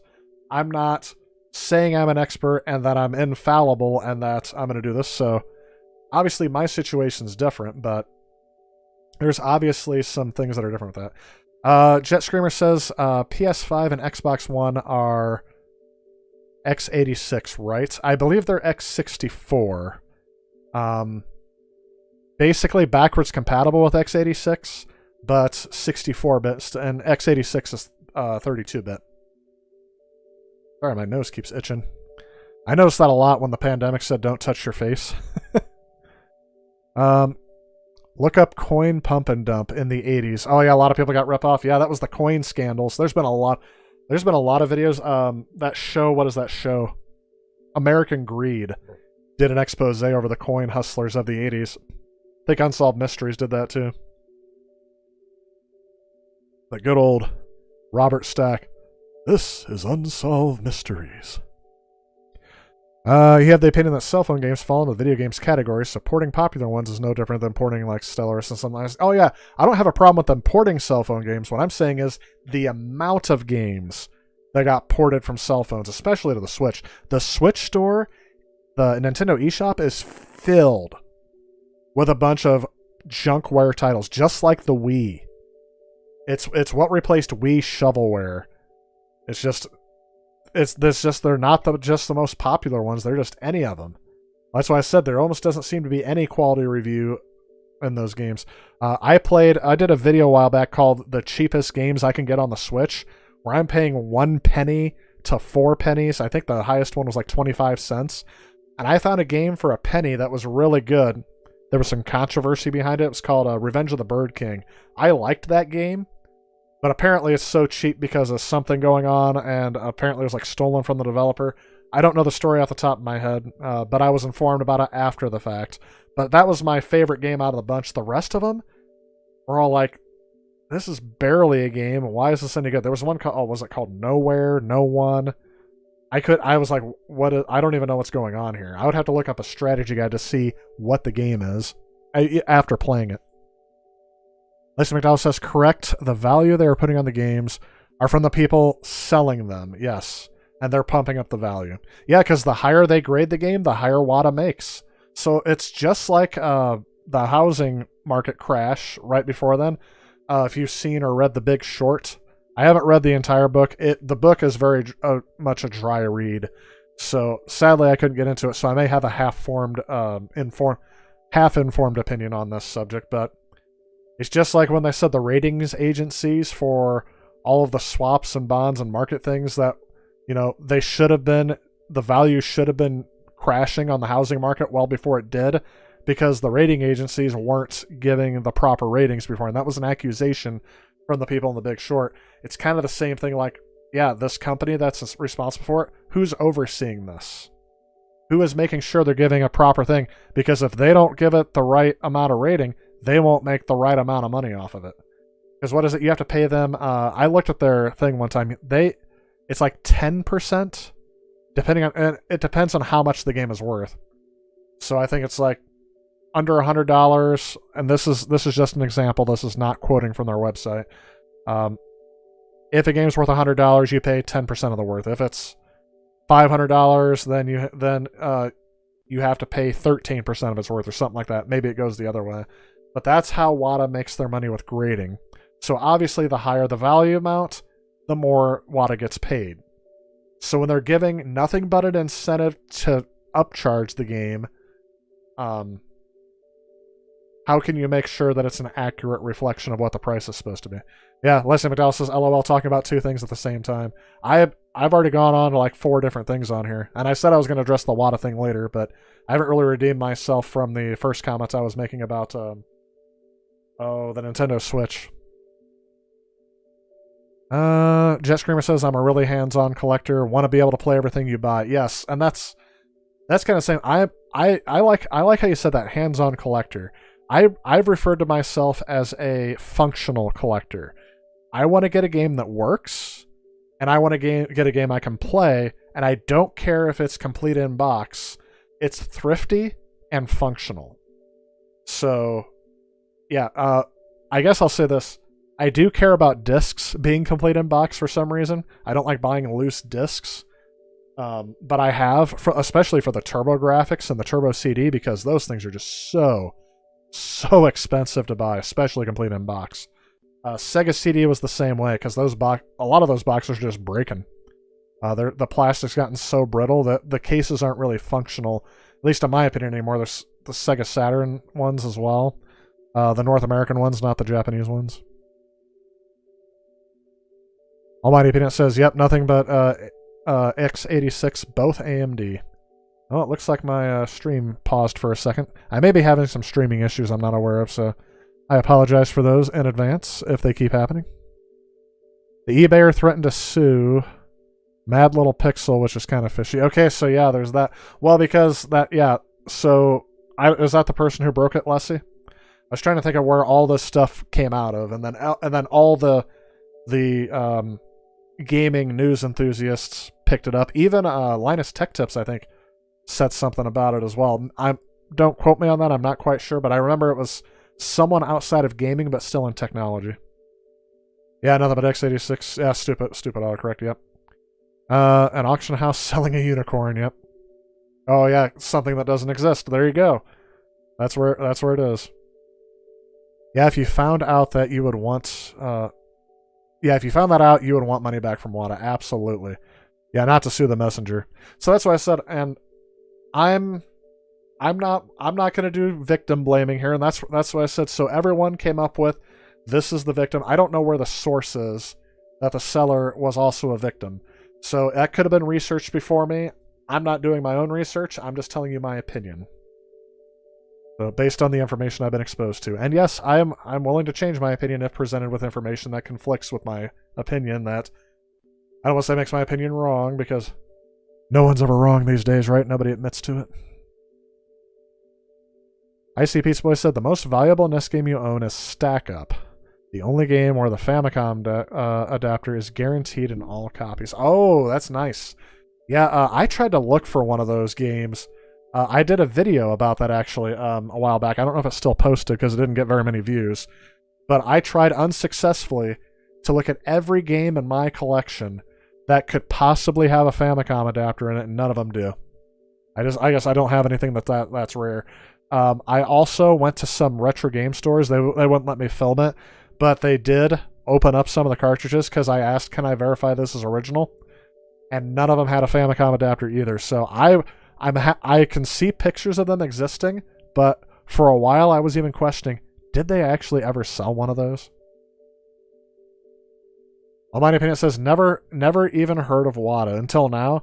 Yeah, it's not one that a regular retro gamer or game collector will think about, right?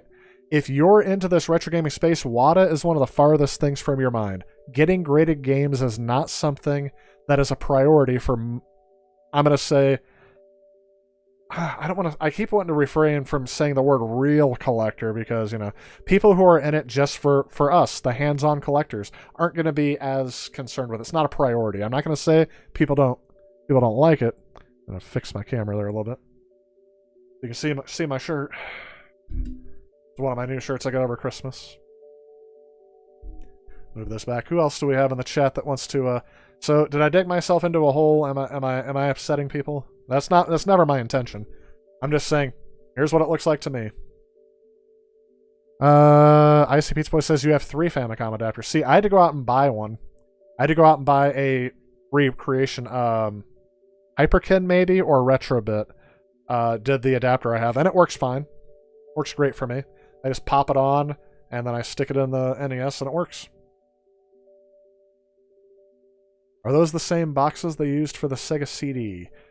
Yes, the Saturn and the Sega CD used the same game cases. Yep. 8-bit, welcome to the stream. I've just been digging myself in a hole with some of the latest news here. You know what I should do?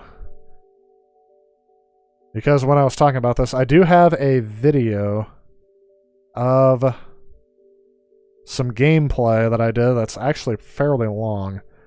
But I haven't really done anything with it yet. I am going to use the facilities for a second. I'm already about 2 hours into streaming. And the next game I want to play is a Boy and His Blob. So we will continue this conversation in just a second. Hopefully I didn't, upset people. And believe me, if you think I need to be informed about something that's incorrect, let me know in the chat and I will do that. But if you also agree with me, let me know that too, because everyone likes hearing their own opinions affirmed as well, right? Less likely to hear challenges. Be right back, folks.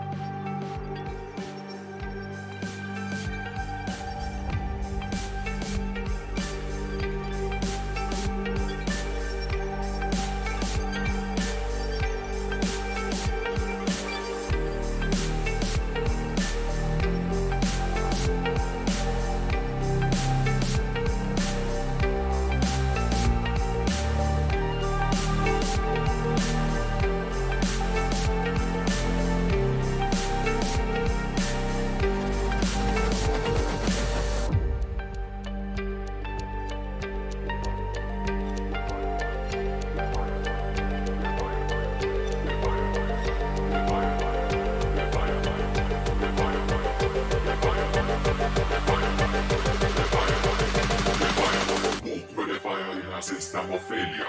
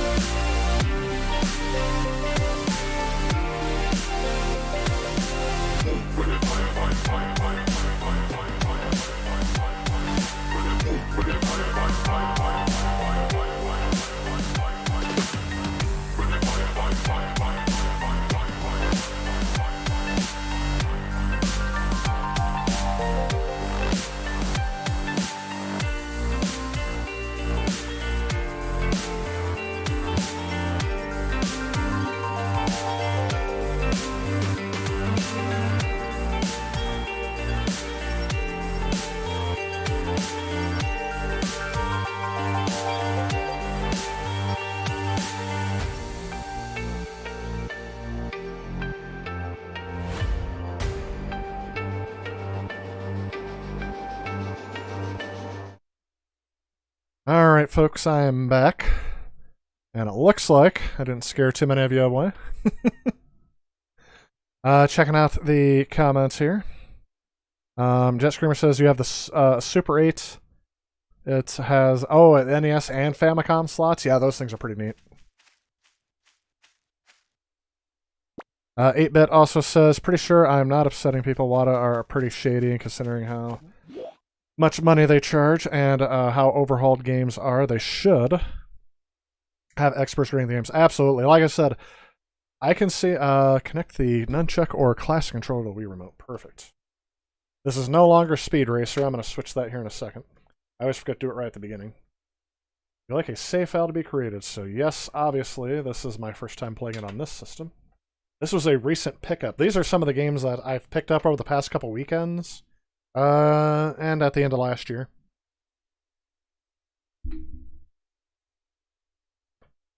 Based on games that have been recommended to me for the Wii, and now that the Wii is retro, I can finally start playing some of them, right? There we go. You guys see at the top of my head there. And this one's A Boy and His Blob, which I remember, wasn't there an NES game called A Boy and His Blob?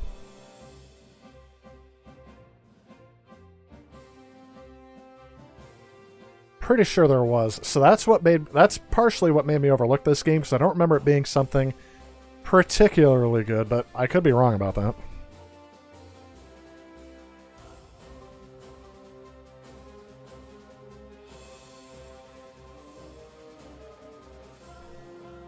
It's definitely got a unique art style. This is more widescreen, so we're going to switch over to that. Although that could just be for the video.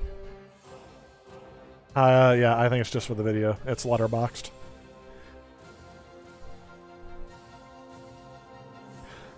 All good, thanks. How you guys getting on? Good Christmas and New Year? Mine was pretty good. Like I said, I had, for the first time in 8 years, I had a week where I had nothing. I had a break from all of my jobs at once. First time it's happened in 8 years. For the last, I say 8 years, but it's actually been 9. I have always worked I have worked at least 2 jobs for the last 9 years and never had time off from both at the same time. For the time that I had, it was like a week and a half to 2 weeks. So I did take advantage of that, spent some time with family, basically recharged the mental health batteries, took some time for myself, did some reflection, started a new, made a couple lifestyle changes that will hopefully reflect in my overall mental and physical health. So I really do think this is part of it that helps with my mental health, especially just because I'm able to get some of these opinions out to people who will interact with the content instead of just saying, "Oh yeah, that's nice," or "Oh, that's interesting," or actually have opinions about stuff. Because I tell this to my friends too. None of them have even heard of WATA, any of my closest friends, because they don't care. They're not as... There's one that likes video games, but he's definitely not as into it as I am. There's no one who doesn't even like video games, but he likes wrestling. I mean, he kind of gets it, but they're all family and friends are tired of hearing this stuff from me, so it's nice just to interact with this. What is that old expression? True happiness is when it's shared. So there you go. Almighty Peanut says, oh, the whole music sounds like something out of Tron. I didn't even think about it like that, but yeah, I do like it. It's very rare when I find something that I think fits the theme of the channel and fits and is something I like hearing. Really, when you hear a lot of these, I say electronica or synth music, for some reason, there's two styles. There's ones that keep hitting the bass like it's a dance club, thump thump thump thump thump thump thump thump, and it's really fast, or it's here I'm like beatboxing into the mic. I can't even do it very well.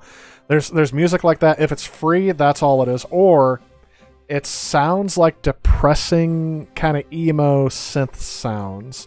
That's what I found in the free library. So when I find something that actually sounds good, has a good grooving beat, and doesn't sound like it's supposed to be depressing or like that. I mean, a lot of 80s and 90s sounding things. It's really nice, and that's one that I was like, oh, I couldn't believe when I found that one, and I'm like, and I can use it? That's awesome. So I appreciate the comments on that, because it's you guys have also made the comments on it too. So I'm glad it's liked, because it does kind of revamp me too when I'm going to the stream after I'm 2 hours in. Let me see. Roa said, stay home, went to bed early for New Year's. Oh, I wish I could have. What I did for New Year's was great. I went over to a friend's house. They kind of hosted us for it. We made some immature jokes about his wife made meatballs. I said, oh, your wife's balls are delicious. Immature jokes like that. But she made meatballs. I brought my chili cheese dip. My friend brought, I call it fruit salad, although he gets upset because he's like, it's not a salad. I'm like, well, it's definitely not healthy. But it was a delicious fruit mix thing. I thought it had Jell-O in it, but I can't remember exactly what it is, right? It's like a cherry delight dessert kind of thing. Really good. And that was, like I said, the food was the best part of the night. We watched episodes of The Big Bang Theory almost till midnight, and then we switched over to like we didn't play any games either. Like I was expecting to play like some of the Jackbox party games, but New Year's was great. We are a company to cater taco truck. That's awesome. I've always, I worked food service for 8 or 9 years, kind of split, like 8.5 years all at once, and then I worked another year at another place for food service, and I find food trucks to be very intriguing. Like, half want to work at one, half don't. I did think, too, if I wasn't working in the school and teaching, I'd probably still be in food service. That was kind of a good fit for me. I liked preparing, making food. Customer service wasn't really my favorite thing for a while, but it was something I was good at. So, I said, it may not be my favorite thing of it, but it was definitely something I didn't mind doing. Like, people would say, oh, we have a difficult customer, and if they got really difficult, I was the one who always dealt with it, because I was like, you know what? Let me just deal with it, and I'll help this person out. It always feels good to help people out. Maybe that's part of the educator in me. 8-Bit says, I collect games to play them, I buy comics to read them, and music to listen to it. Don't need items graded to appreciate their value, only people who want assets want this. Well, there's another thing, too. And here's something that somebody brought up to me when I talked about, because I've talked about WATA before, but they just don't know I was talking about WATA. I kind of phrase everything into what in the world has happened. Oh, yeah. The communications with the Wii Remote have been interrupted because it went dead again. So let's go ahead and I'm going to call this, I should call this scene Tyler's Corner, where I just go on rants about something and I don't play video games. I had to clear my throat there. I keep clicking the cough button, but I also when I cover my mouth, I'm thinking I'm going to be stopping it from hitting the mic, but that doesn't work. The only reason why I care about the value of my collection is for insurance purposes. So if I lose my collection, I want to be able to replace the collection. At least, you know, there are some games I probably wouldn't recollect because I'm like, oh, this game wasn't very good. Oh, this game wasn't very good. But that's the only reason why. If the house burns down, if it floods, if a tornado comes and takes it away, if the was act of God kind of thing happens, I want to make sure. That's the only reason why I even care what any of this stuff's worth. It's not worth that much, to be honest. There's a lot of people who see like a huge shelf of games and like, oh, this guy must be worth hundreds of thousands. Usually I say millions, but I'm assuming they made hundreds of thousands of dollars. And that is not the case. A lot of the stuff I have is not. There's no one item in my collection that's worth over $1,000. I don't think. And the amount of things that I own is just, like I said, I only care about the replacing kind of thing. Like, I don't want to have to start from scratch again, because this is over 30 years of collecting. So there was a person who I saw, first time I've watched their channel. Like I said, sometimes I'm out there and I'm like, I'll give this person a try. Like, YouTube keeps recommending to me several random contents. So, and this one, I can't remember who it is, but they talked about how they had a GameCube collection. They had a complete GameCube collection, and they sold it in 2017 because they got an offer that they couldn't refuse. And with that money, they went out and got another GameCube collection, and still had money left over from that other person's offer. So having the collection together was more expensive than buying it all separately. But he had to work another 2 years at it. And he said he got the collection completed again, like 2 months before they all started skyrocketing again. So he probably won't be able to do that again, because he said there's somebody else now who's trying to do a GameCube collection. He's trying to help. And when he looks at the values, he's like, why did this thing go up like $400? And so I think WATA is part of a whole thing that I think everyone is complaining about, that retro game collecting used to be a niche hobby. It's gone mainstream because people want to collect it for value. And unfortunately, that's hurt the people who are doing it niche collecting.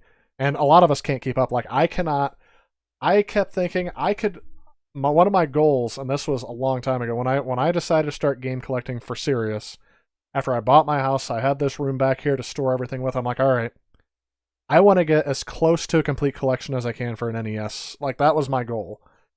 And so with that goal in mind, I started buying every single cheap. I did the wrong thing. I tried to buy every single cheap title I could to expand the collection as quickly as possible. What I should have done is go back and start collecting one of the most expensive things as I could, because now they're prohibitively expensive. I'll never afford things like a Little Samson. What are some of the other ones? Definitely not a Nintendo World cart. That never would have happened. The World Championship cart. But anyway, I started, collecting a whole bunch of little titles, and I got to a point where I'm like, all right, I have a fair amount of titles. I have a little over half the, I won't say a little over. I probably have about 2/3 to 3/4 of the North American resale set loose. I never collect complete in box. I consider that to be a ripoff, just because you didn't throw away the box, and those boxes are rare, because almost everybody used to throw away the box then. But anyway, I was going to do that, and I decided, gosh, was this 2019? All of my collecting for the NES stopped, because all of a sudden everything started skyrocketing in price. Everything did.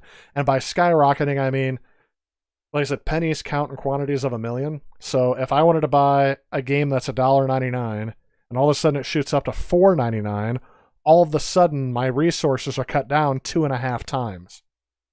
So instead of being able to buy 100 games for a certain price, I would only be able to buy around 30 to 40.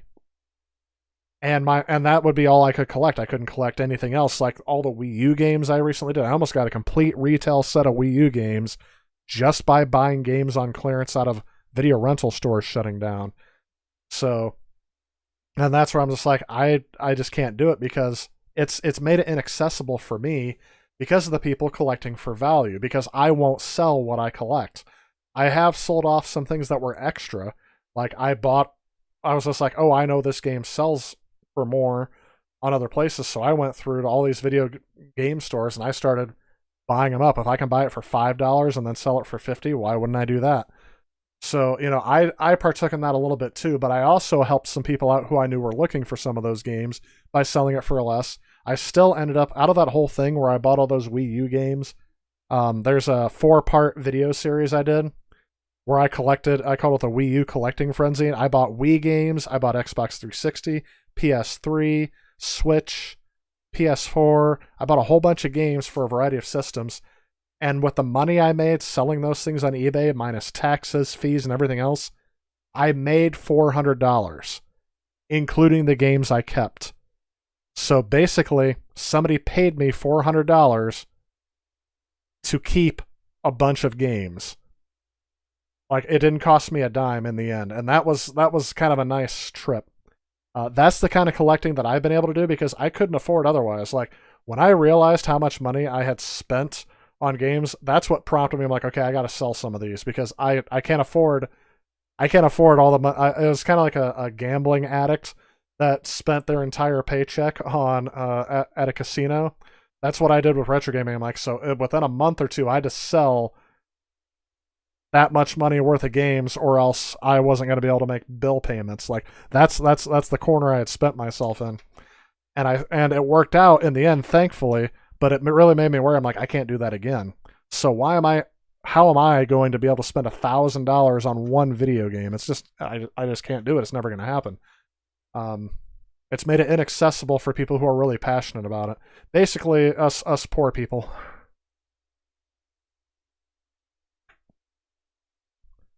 People who are unaware of the rarity and value of games. They just look at a value, they accept the guide price, and go on with that. That's what 8-Bit said. Yep. And they don't know about. They may not know the history of how rare it is and why it's selling for that price. That's a dangerous situation to be in. But really, that would even be a poor collector even for value. Like a lot of people who collect comic books, like pawn shops, they have to know a lot about a variety of topics so they don't get ripped off. And God willing, the creek don't rise. Yep. I hope it never happens. Because even still, I'd have to think to myself, would I go through and try to do 30 years of game collecting again after I've done it? I mean, I'm passionate about it, but it wouldn't be quick.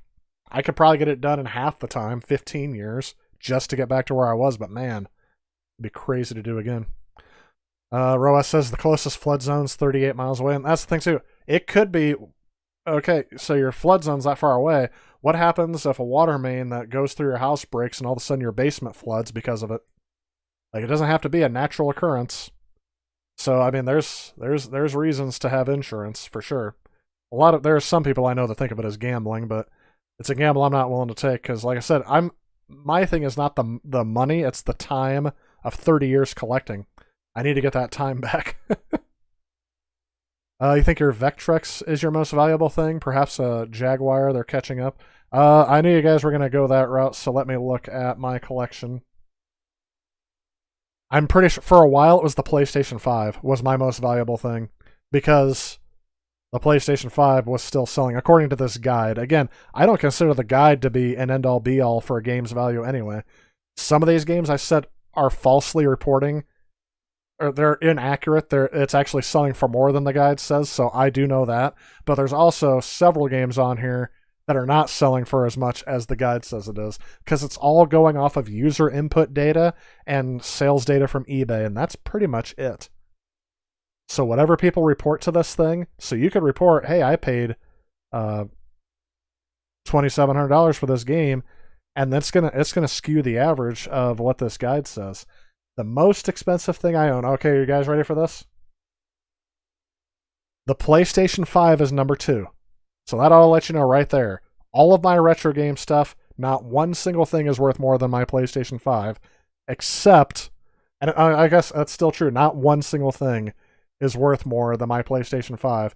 However, when the Nintendo 2DS XLs were being clearanced out of Walmart, I had the opportunity to buy 3 of them, and I gifted one of them away. They were $99 each. That's why I bought 3 of them. I took the other 2 and I stored them away, and I said, in 10 years, when everybody's like traded these around and then nobody can find complete inbox Nintendo 2DSs anymore, I'll sell them. So I have two Nintendo 2DS XL that are black and turquoise that the guide says are worth a combined total of about 350 a piece. So, and those are like a certificate of deposit. I invested money into that, and I'm going to reap the rewards 10 years later. Like I'm not gonna sell those anytime soon. So that is the most expensive thing according to the price guide that I have. The second most expensive thing is my Neo Geo. That does not surprise me. My Neo Geo is just below my, I guess it's called an item only. It's loose. So it has the system controller, but it doesn't have the box. It has the controller, the power supply, the AV cable, the system itself, but no box. That is the most valuable thing I own. That's single thing. Not far behind that is my Turbo Duo. And both of those were an investment. I spent a lot of money on both of those. More than I thought I would. I did some trading as well. In between those two, my PlayStation 3 complete in box PlayStation 3 that's backwards compatible and includes MotorStorm. That one's in between the Neo Geo and TurboGrafx. Then the Series X, which makes sense, and then the Vectrex. And then the Virtual Boy. Oh yeah, and the CDX. I actually have some things that apparently and again, these aren't worth thousands of dollars, and I definitely didn't pay thousands of dollars for any of these things. What's the most expensive game I own? Oh, it's down in price. Devil's Third is the single most expensive game I own. Thankfully, I didn't have to pay this much for it. I probably never would have. As far as I know, it's complete in box, so yeah, I like it. What is the monetarily? What is the most valuable retro game thing that you own in your house, and what is the most valuable to you? Because I tell you this, Devil's Third, I would probably, I mean, other than not having the complete Wii U collection, it's not that valuable to me to own. If I was in a pinch, I mean, if I had to make a house payment one day, that wouldn't even cover a house payment, but I would have no qualms with selling that. I wouldn't feel like I lost something if I sold it. I have no attachment to Devil's Third. So that monetary value is just whether people would pay for it. That's not necessarily, I don't think I would pay that for it. I would hope not. The single thing that is the most valuable to me in my collection, I think you guys might know it. I'll see what you guys say first. What is the most valuable thing in your collection? Are you guys upset I'm not playing games too and just going on this? I like the conversation. I don't really get a chance to do this often. And you guys saw in Speed Racer, concentration is a thing that I can't do when I talk. I'll play a game here in a little bit, but I really want to hear the answer to your guys' question about monetarily what's the most valuable and what is the thing that you find is the most important thing in your collection. That's something that these WATA collectors may not be able to answer other than, well, it is for both. Like, and it could be that you have some overlap. The Neo Geo is not the most personally valuable to me, but it's one of those systems that I looked at and I said I'll never own one. So it is astounding to me that I actually have one. Like, that's the thing that astounds me the most about it. I can't believe I own that system. It is awesome that I have a real Neo Geo, because it's like owning an arcade machine, especially when you plug it into a CRT. It's like owning a real arcade machine from the 90s, from that time that I grew up, that I never thought I'd own. So it's a real neat system to have. The Turbo Duo, I don't have as big of a fondness for. It's neat. I do like that it's the all-in-one, the quintessential TurboGrafx system, so I don't have to worry about switching between the CD one and that. The fact that I got it restored is very important to me as well. So I mean, that's neat.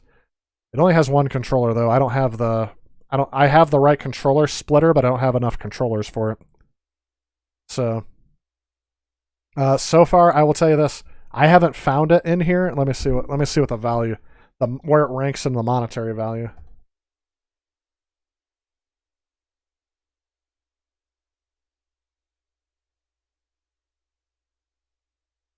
Hey, the Sega Nomad. Oh yes, it is very low. There's one version of it. Where is it not even in my, it may not be listed in my entire, there it is. Oh yeah. I can't tell you where it ranks, but it is very low. So the most valuable item to me personally isn't worth that much. I'll tell you the price when I look at your guys' comments. All right. I got to catch up on comments here. Another way of looking at your NES collection right now is you don't have to pay a premium for shovelware. Oh, absolutely. So that's the thing too. It is great. I guess, yeah, maybe it balanced out because I was giving myself some grief. I'm like, oh, if I would have bought Little Samson back when it was $150 or Bucky O'Hare or some of the other things, I wouldn't have to pay the 400, 500,000. I don't know what they are now. I just know I can't afford them. Now, but yeah, I wouldn't have to pay $400 or $500 for World Class Track Me and Double Dribble and all that stuff because I bought them all late, but I bought them at $5 a piece instead of $1 a piece. Perhaps you're no longer interested in collecting shovelware. It's definitely, I've never been interested in collecting it. That's where I'm like, in 2019, I gave up all aspirations of owning a complete collection, and then I got so close with the Wii U. In fact, I actually did some research again to see if my guide was accurate. I'm actually 3 games short on the Wii U collection. The problem is I consider them homebrew titles, but apparently they went through the official commercial process. So it's not Shakedown Hawaii. That is one I own, but there's a couple of other... There's only 3 games that I know of that are physically released for the US Wii U that I don't have. So, and that's the other thing too. There will always be a game I discover after the fact. Oh, I don't own that one. Oh, I don't own that one. So do I even have a complete collection? Maybe I'll never know. Best thing you've... Oh, what's the best thing I found at a Goodwill or garage sale? I mean, the first thing that popped into my head was... Oh, there's a couple things now. The first thing that popped into my head was the PlayStation 2 Slim. I got that for... It said $9.99 on the sticker, but they had a color sticker, so much % off. So I paid like $7 for it. It came with a controller and a memory card and the AV cables, but not the power supply. So I got online, bought a power supply for like another $10, $15, and that PlayStation 2 Slim is still a workhorse for this channel for PlayStation 2 stuff. So that I've also found a few GameCube games after they shot up in price. Not Wind Waker, Twilight Princess. I think I found at Goodwill. And there's been a couple other ones, a few GameCube games for $1.99 to $4.99 a piece. When they all are retailing now for at the time it was around $50, and $50 was insane for a GameCube game. Now they're all up there at the $100 mark. Pokemon Gale of Darkness for $30. That wasn't at a Goodwill, but that was a shop find. No one knew it. It shot up in price. So, what is that up to now?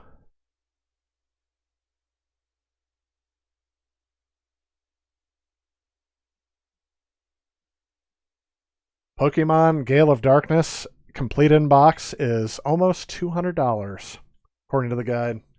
That was a lucky find for me. Hey, there we go. There's my Nintendo 2DS purple and silver. But that's just complete in box. I don't have that listed as new because that's the only one I've taken out of the box. Oh, fun stuff. Hey, the amount of... Oh, I have a lot of Sega Dreamcast VMUs. I was buying them from my local retro game shop whenever they had them in. Of course, they're all falling out now. So here's my bag of official Dreamcast VMUs. There should be 8 of them in here. If not, there's a couple in a controller. 1, 2, 3, 4. There's only 6 in here. So there's 2 of them in controllers somewhere. I did take the cell batteries out of them so they don't leak inside of there if they get too old. But anyway, apparently I have so many of those that those value a certain amount now. Almost as much as Pokemon Gale of Darkness. So that was another good find, I guess. Let's see what else we got here. Play older games so you cycle through on your own. So yeah, it's saving you money in the long run, yep. Okay, I did this thing where I scroll in the chat and then all of a sudden it skips all of people's comments. Hey, T.I. Kyle, welcome to the stream. It skipped a whole bunch of people's comments. I don't know if I'll get there, so sorry guys if I missed your comment. You have a Star Trek phaser remote control that's almost worth $1,000. That is crazy. Or almost 1,000, and I'm assuming that's dollars. Best things you found are a Neo Geo CD. That would have been awesome. Hyper Neo Geo 64 board. Nice. With Fatal Fury Wild Ambition. Nice. Those are really good finds. Virtual Boy gets a bad rap. Mine needs maintenance again. It was working. I said something on a stream before, or maybe I was just talking to some other gamers.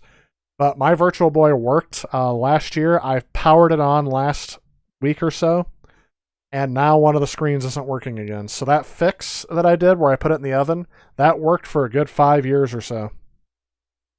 But now it's not working again, and I hesitate to put it back in the oven.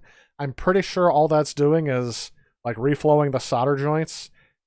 But I knew it was a temporary fix. I don't know if it's going to work again. And it's getting so sensitive now. It's getting so old. I may have to get that thing professionally fixed.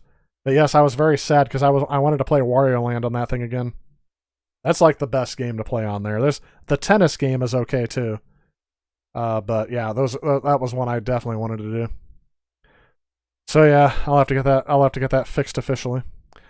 Red Alert, Command and Conquer. Oh yeah, I do have that game. PS3, right?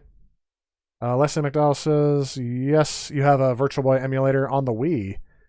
Very arcadey and fun.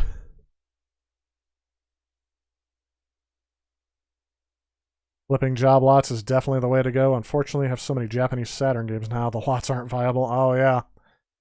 So you buy a whole bunch and then sell the ones you don't need. I've never had very good luck doing that. I always take a loss. So yeah, like I said, the best luck I had was with the video game stores that closed. Single most valuable thing in your collection is your Neo Geo AEX that's boxed. Yes, that would be. I just saw the price on there. That is definitely up there. Paid maybe $250 for it years back. I can't remember what the actual cash amount I paid was. I had some store credit. I did some trade-ins. I want to say I paid $170 for my Neo Geo loose. But that you guys saw the video when I did it. So if I say the value in there, it could be that. I don't remember how much it was. I just remember their asking price was a lot lower than I thought it should have been. But I wasn't an expert in it either.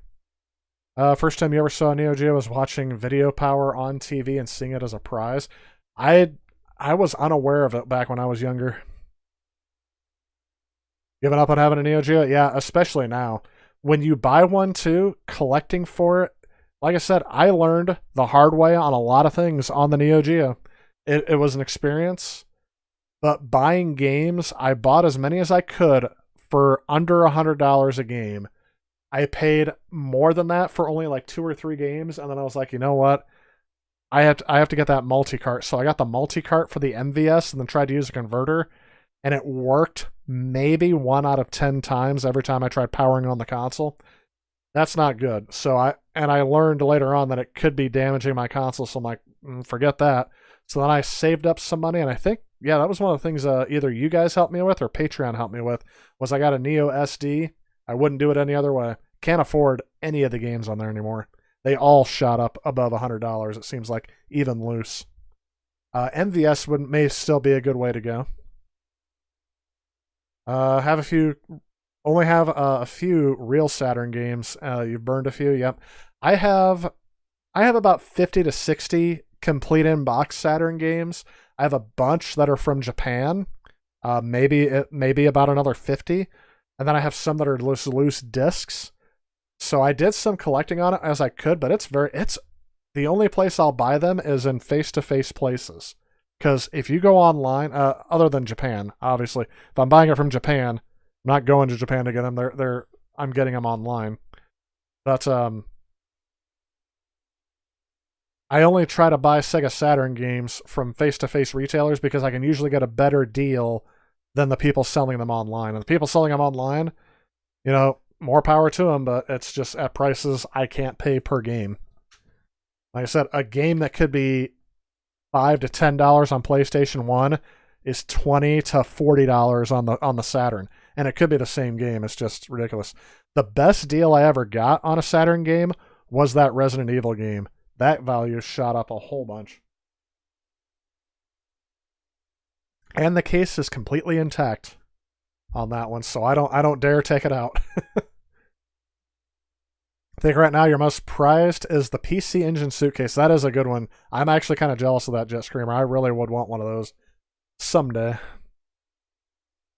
See, there it goes again. The most valuable items in your collection are your AES card of Garu, Mark of the Wolves. Yes, that is expensive. Panzer Dragoon Saga in the European version. Is that one in English 8-bit? Is English like the primary language on that one, or is it subtitled or dubbed? Very curious about that if you're still on that. Saw the Neo Geo Ultimate Gaming Rig. Oh yeah, I did see that when I was looking for some research. And I was like, oh, that would have been a cool thing to win as a kid. How cool would that have been to win that gaming rig? There was also like a game room that came with it, wasn't it? Best in the Wild was a boxed 32X for $2. That is a good deal. I got mine for $35. And yes, the 32X is up there, like $200 just for the 32X now. My opinion, not worth it, unless you're a hardcore collector. The casual collector has no business buying a 32X. Just buy the Genesis and get whatever games you get for it. A moderately hardcore collector can get the Sega CD, but only a hardcore collector should get a 32X. Yes, that is nice that you were able to get that. The second best was Virtual Boy for $25, everything but the stand. Yeah, even that's an insane deal. No matter what time you bought it, unless it was in the late 90s, that's the only time I saw the Virtual Boys being clearanced out for like $99 or less. It's the only time I've seen the price that low is the late 90s. Every other time it was like almost instantly collectible because they knew it was going to be rare. Let me see. Everything with the stand. Bought a third-party replacement, but the ribbon cables are Bork now. Yep, just happened to mine as well. There's somebody online who I'm looking at. It's going to be expensive is the issue. So I got to save up some money that I can send out and get. Maybe that can be another fundraiser I can do on here for my streams, is get my Virtual Boy fixed. Because I do want to do a video on it, and I love showing. That's the reason why I got it out to begin with. I get it out at least yearly, and I bring it into the school, and I let kids try it out because, I mean, that's a piece of history they're never going to experience anywhere else. It's just important for them to get to that. I bring my Turbo Duo into the school too and let them try it out. I show them the video where I helped get it repaired. They like that kind of stuff. TI Kyle says you don't collect. That's what emulators are for. And there you go. That's the casual retro gamer market right there. To each their own. Each according to their gifts. Each according to their needs. Right. Stone Age Gamer replaces the connections with ribbon cables. So they weren't the one I was looking at for that, but I do know Stone Age Gamer does a lot of console restorations and mods. So that could be viable as well. It could be a solution. I've never tried their work for that. But I did get my RetroTink came from Stone Age Gamer. I don't think they're the ones that built it. They were just the vendor for it, I think. Maybe not for that. Stone Age Gamer could have been just the EverDrive carts, actually. You can DIY with a little kit they sell, but it's a lot of tedious work. Yeah, and that's the thing. When it comes to I call it micro soldering. Fine point soldering. What is that on my microphone cover? Like a piece of dust. There we go. Or a thread. Sorry, that was just bugging. I just noticed it and it was bugging me when I noticed it. Yeah, when it comes to that kind of things. So I have pinched nerves in both of my wrists. I've said that before on the stream, but maybe that's something you haven't could. It really inhibits my ability to do a lot of long-term, fine, detailed motor skills. It's really affected that ever since I was it happened when I was a teenager. I was grazed by a car and I had to get out of the way. And when I got out of the way, I ended up slapping my hands on the pavement and my hands went like that out from underneath me and it got rocks and asphalt stuck from my palm all the way down there in both hands. And when they fixed it, at one point in time, one of the nerves got nicked. So my hands will just go numb and I lose all fine detail, fine motor skills. So sadly, that's not going to be something that I trust myself to do, especially on a piece of hardware that's that expensive. I'd rather contract an expert I trust to do it. It worked out really well for my Turbo Duo. I can do some moderate things. I'm not completely inept at it, but hey, Martin, welcome to the stream. Now that FPGA is well established, what is my take on collecting physical media games and consoles in the future? That is a very good question. That's actually one I wasn't expecting. So what I'll say is this. I don't have any issue against things like that or like modern recreations of consoles, the ones that are hardware emulated. I actually think that's a great thing to be able to continue to experience from original media those older games. It's like I said, it's, what's the difference between that and buying a modern like if they just made a new Nintendo Entertainment System to, that's I don't see an issue with that at all. I do think that eventually the supply is going to dwindle down because there's just going to be less people interested in collecting it, but also because these things aren't going to last forever. I mean, they're just not. They were built to be disposable. Atari cartridges lasting for 40 years. Eventually, BitRun's going to hit those and things like that. So, what I think the shift is going to change to is game preservation is going to become more important than collecting the original media. That's what I think. That's what I predict. I don't know when it's going to happen, but I think that's where we're heading in the future. And I have no problem with FPGA devices and things like that. I use some all the time. I'm using a FPGA upscaler. I don't know what the EverDrive carts use, but I know that they're using some internal hardware to do stuff. So definitely see that going forward. Next thing you'll get for your Neo Geo is a bootleg multi-cart with more than 20 variants of King of Fighters. Yep. That was one of the things too. I got the Neo SD, and I got all the King of Fighters games on there. It was really neat to play them all right in a row. European is subtitled to English for Panzer Dragoon Saga. Okay, like the USA release.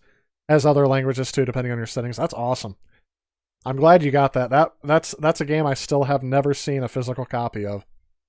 Never in person. I know I've seen them listed online, but there's no way. There was a point when I was actually for the Sega CD I did this, and I came across someone who was willing to loan me some of the discs that were harder to find. But I started buying games that were expensive and then selling them again on eBay when I was done playing the game because I really like playing original media. That was not sustainable though because I lost money every time I sold it versus when I bought it. It was like I was willing to pay that price, but nobody else was. So and the only reason why I was willing to pay that price is because I assumed I would get that money back, maybe minus $10 or $20, but it ended up being like $50 a piece. And I'm like, just to rent a game? No, thank you. At that point, you can just burn the disc, but I didn't for my review, so maybe that'll be something where I can play more games in the future. Like for the Saturn, I can do Panzer Dragoon Saga, because I'll never own that. It says, I think it's fine to emulate games for the systems. I have no problem with replos or using multi-carts. Yeah, that's the thing too. Multi-carts have made my job so much easier and made it more accessible. For game review purposes and things like that, those things work out great. Streaming, I can do multiple games, switch between systems, not as easily as but it made it when I was emulating, I could switch between systems easily. Yeah, I have no problem with emulating either. Obviously, you got to do it legally. I can't endorse any other thing, but yeah. Are you guys? So again, when do you guys want me to start playing games? Because I'm going off here. So anyway. So I said the most valuable thing in my collection, other than the PlayStation 5, is the Neo Geo system. That's the most valuable single thing, which I really enjoy having. But the thing that I value the most in my collection, that's most personal to me, is my childhood NES and the original 7 games that I've had since childhood for that system. Those I will keep locked up. They're not worth anything. The NES is apparently worth $60. But I value that more than the Neo Geo system. So if I sold off my entire game collection, I would probably still hold on to my NES. Even the Super Nintendo, I may still hold on to that. Yeah, I don't want to say may. I mean, I don't plan on selling any of this. So, but let's just say I went broke tomorrow and everything got foreclosed on. I would do my darnest to save the NES, the Super Nintendo. The Genesis I'm not as fond of because I didn't really consider that my console. I do like the Genesis, but I have no problem replacing that in the future. or the PlayStation 2. Yeah, it's the NES and the original games that I had since childhood. Those aren't worth anything. So that's why I said it's really strange to me. That's the value that I put on things. That's the value that I put on these things. So there's not enough money in the world people could give me for those games. I say that now. I would regret doing it, but if someone offered me $1 million for just those things, I would be like, okay. I mean, I can rebuy them for cheaper and I guess get along with it. But that's the thing too. I thought my childhood NES was lost a long time ago, and we found it when I moved out of the house. So it's one of those things too. One of the things I thought was lost, and I'm like, I'll never lose you again. That's kind of my thought process behind it. Never advise anyone to buy legit games if an OD or fart cart flash solution exists. Well, that's the thing too. When I do my 10 essential games lists, I do those lists partially based on what it would cost you to buy the original media. So, for example, if I think there's a game that would be really good for everybody to have, but it costs $150, I'm not going to recommend that game as essential. Only because of the price. So I'm not doing a list of, here's a game that everybody should emulate. That would be a different list. If this is a game I think this is essential for you to emulate if you want to play on the system, I'm doing a game for, if you're going to buy it for the original system and play it on original hardware, these are the games I feel are essential. A lot of people get confused at that because like, why did you include this? Or, oh, this game would definitely have to be on there. I'm like, well, yeah, I can include Bucky O'Hare all I want on the list. I don't really consider that essential to play on the system. But I could recommend that all day long, but no one's going to buy it. That's the thing. I'm like, so why would I include that? Why not Super Mario Bros. 3? That's cheaper, and I feel that's much more essential to play on the NES. So, like I said, everybody's going to value these differently. But I don't have anything against anybody who wants to do something else. I'm just saying where my opinion comes from.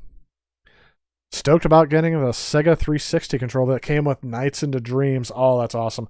I got that as well, and it is better to play it on there. So you guys can keep talking in the chat about all this stuff. I am finally, after, what was that, been an hour that I've just been ranting, I'm going to switch back over to my stream, and we're going to play A Boy and His Blob. This was a hidden gem that it wasn't that expensive to buy. I want to say it was like $10.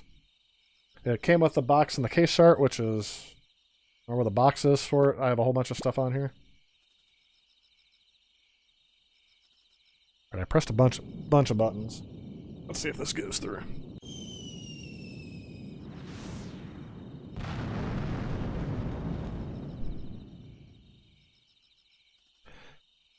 Don't collect modern games. There's an opinion I have about that too. 8-bits. Let me try out the tutorial here. Okay. Oh, is this like Super Mario Bros. 2?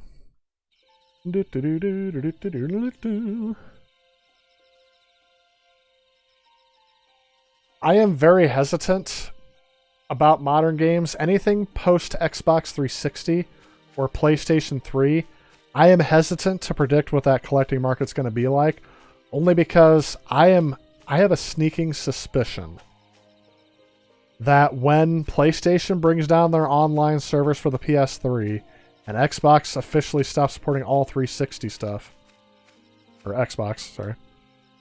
How do I get in here? I think those game systems are going to be rendered unplayable. I really do.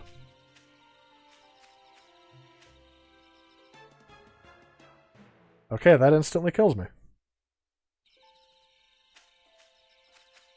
So can I not get that chest yet?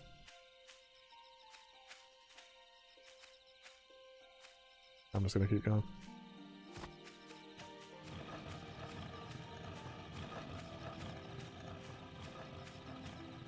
Yeah, we drawn art style. So it could be... There we go. It could be that all those games that we thought were... that we thought were going to be valuable and everything like that. Like I said, what is...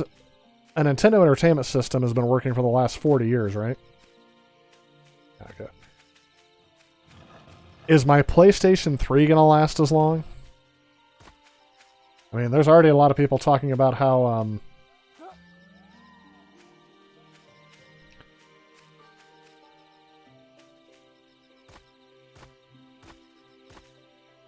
you know, there's a problem with some of the capacitors on the board of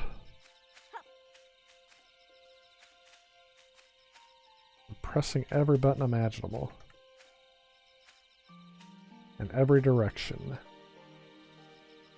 There's no way to open this chest.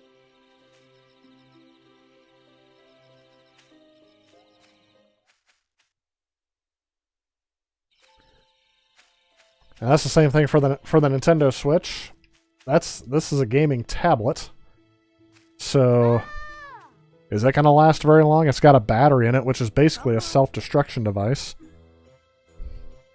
So who knows? We'll probably have to do like a consoleized version of it. Is this my blob? Come on.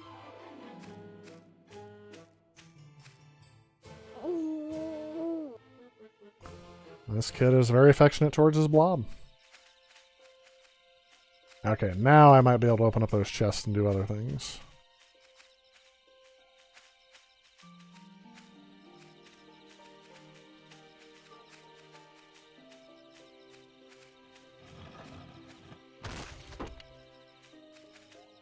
Come on, blob.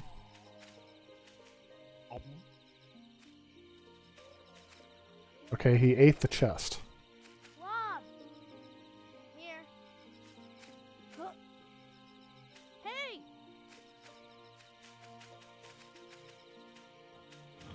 Okay, so now I figured out how I'm supposed to get this other guy.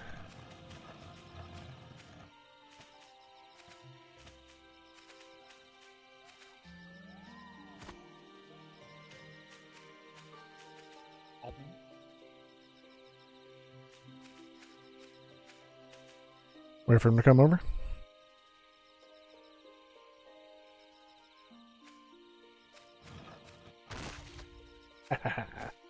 Got him. Blob. Hurry.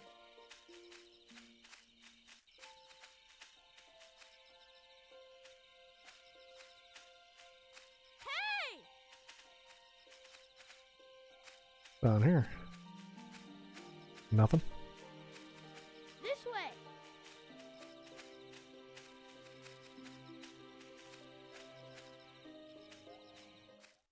Is he gonna climb up the ladder with me? Okay. So I got my blob.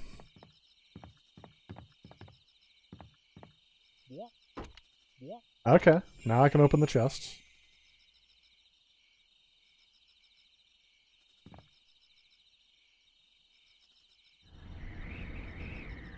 This is an interesting game. We're not the game mechanics I thought it was going to be.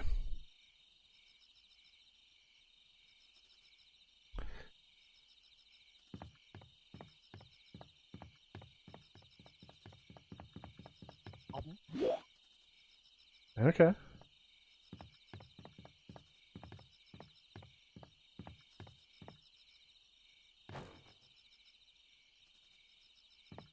Okay. Interesting mechanic. This game looks pretty good for a Wii game as well. I mean, it is upscaled, so maybe it's doing better with the pixels. Let's see, it says, controllers are very important. You collect consoles and EverDrives and ODUs for your most prized possessions, probably the Saturn, the N64, or anything from 5th gen. 5th gen was a unique generation for sure. I'm going to pause this for just a second. Can catch up on the chat. Oh, thanks, Leslie. I appreciate that. It says I'm very entertaining even without playing games. Well, hopefully it's reaching some people. Still think the PS2 is the best ever controller. I mean, I didn't mind the PS3 controller. The PS2 one felt legit though. It had some heft to it. Unlike the PS3, felt a little too light. PS4 felt a little too heavy, and PS5 is about the same as the PS4 for me. Have those two Nights and Dreams controllers. Love them. Absolutely agree with you in the fact that your modern physical collection is stopping with the Switch. Let's see here. Absolutely agree with you. In fact, your physical modern game collecting is stopping with the Switch. I believe should have stopped way before, yeah. Well, that's the thing. I'm still buying a bunch of PS3 games, mainly, but I'm starting to play them now before you can't play them again.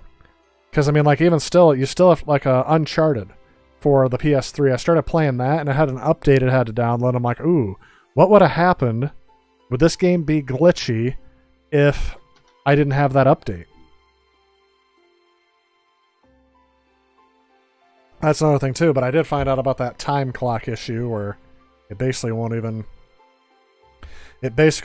boot the game if it can't contact Sony's server. So if they take that down, there goes the PlayStation 3.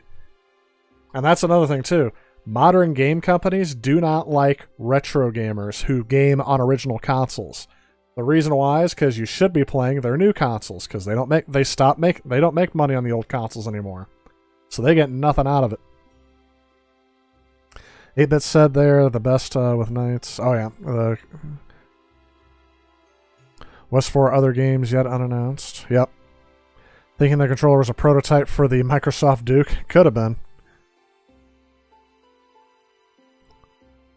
Think the Dreamcast was a proto Xbox? Kind of. I mean, it ran on Windows CE, but I think it was inadvertently a Windows prototype, or an Xbox prototype. I think Microsoft kind of made a deal with Sega for their Dreamcast, but kind of Microsoft has done this a lot in the past where they'll shadow a company that knows what they're doing and partner with them, and then they'll steal all their ideas and then do their own thing. I think that's what they were trying to do to Sega. They probably tried to do it to Nintendo, but Nintendo would never allow that. Is this a remake of an NES game? I don't know if it's a remake or a sequel. 3D sticks, yep. It all seems like a new game. Yep. Anywho. Alright, oops. Start that capture again.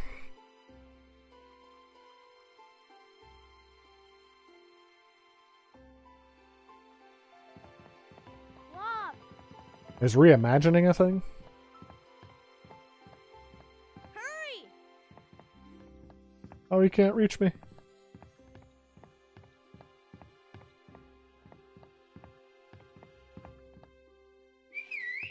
Blob!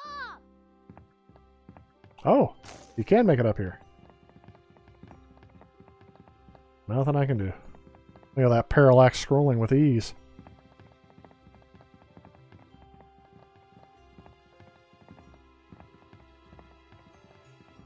This way! Okay. Oh, we have a hub world. I only got 2 of the 3 chests available here.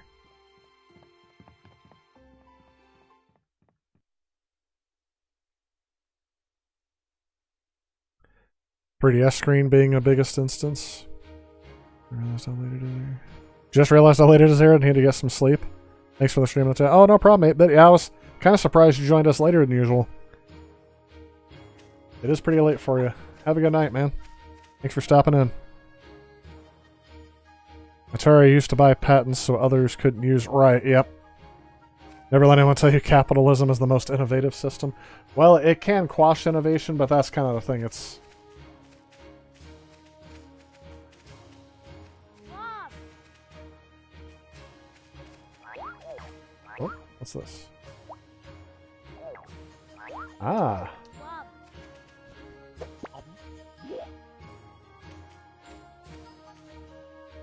Huh. How do I build the ladder down? Okay, he's got balloon. Got whatever that is. Come here! Hurry!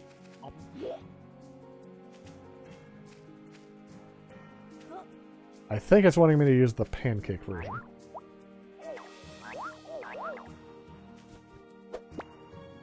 Ready? Ah, he creates a hole. Okay.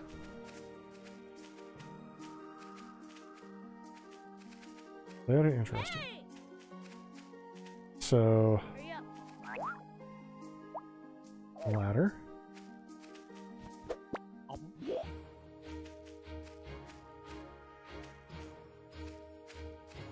way.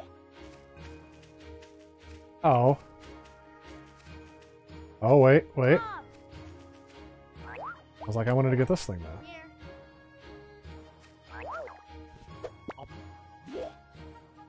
Hey, That's right. over here. Oh, okay. I was gonna say, what is that gonna do? I need to get used to the controls, but this is a very interesting concept. Hurry! I really feel like this is unique.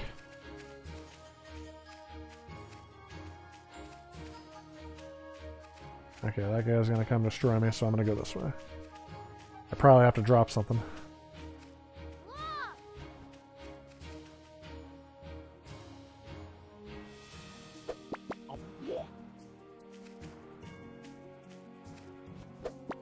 Over here. It does make... I guess that can get tedious pretty quickly, but... Get the other chest. Gotta go.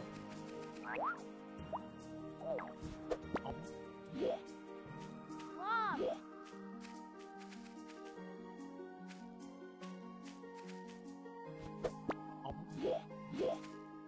Oh, can't go through there. I'll have to jump over this guy. come here. Wait, what did it say I was supposed to do here?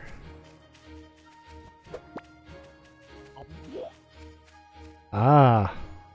I can drop him down the lake, can't I? Gotta go. Okay. They're doing a good job at teaching me what moves are possible with him.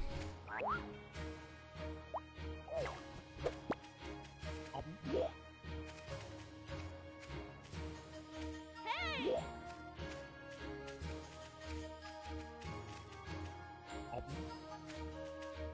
So I've got 3 chests. I'm assuming that's all that is in here.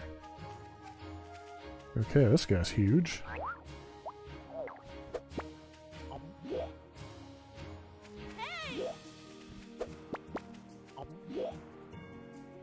Let's see if he can go through.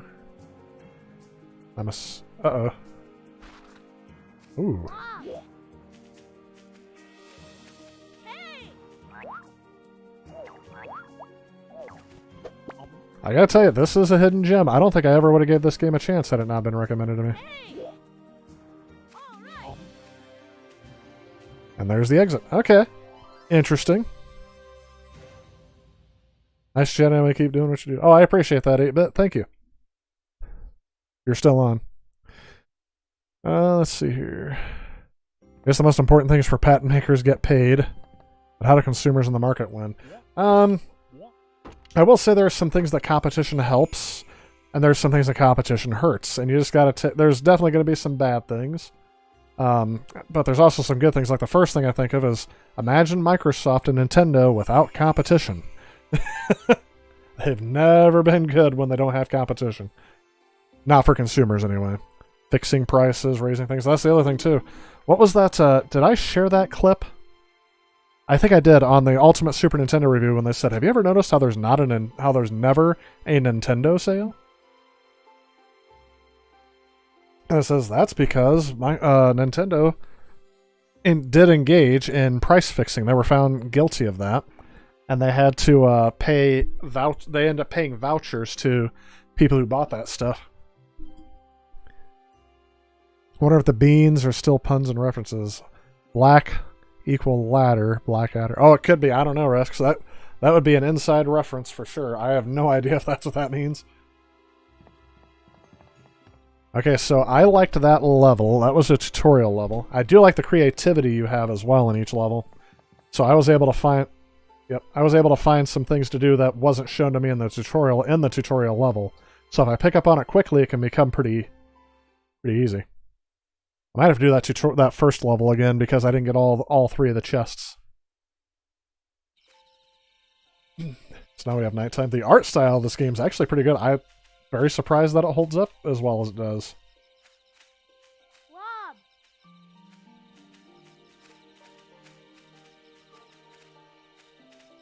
Pancake? Oh no, trampoline.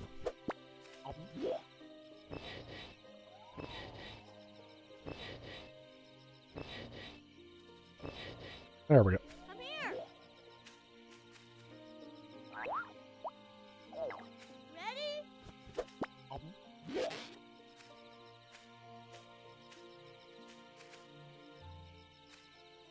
Uh-oh. Gotta go.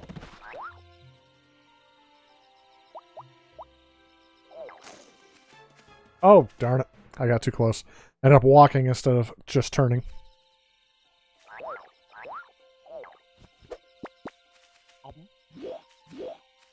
Come at me. Oh, why did he move?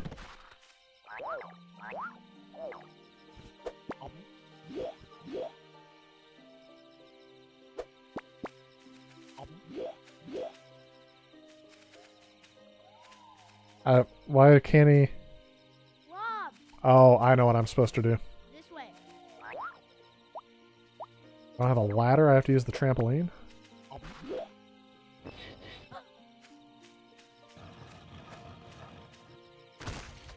That's right. Come on.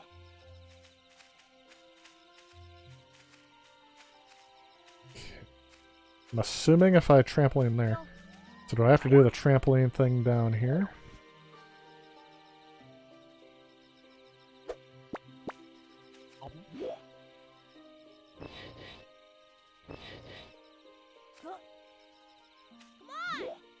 Come on, Blob.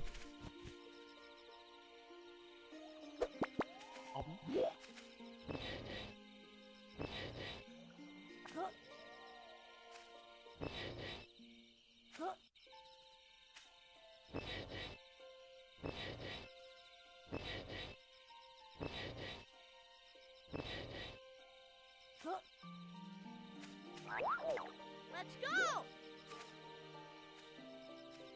Blob.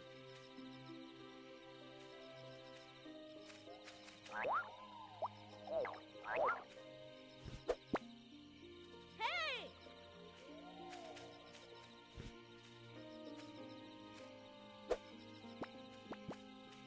This way. Aha.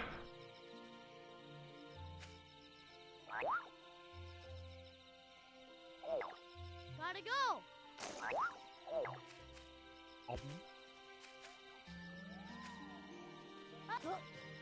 Well, that would have broke both of his legs, but okay. Hey.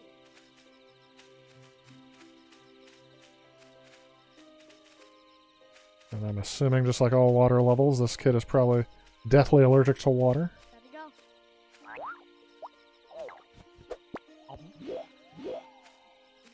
Blob. I keep pressing the wrong button, but I'm assuming I would get better at that as this game goes on. Let's go. Ready? Right. Can I do the hole? Hurry up.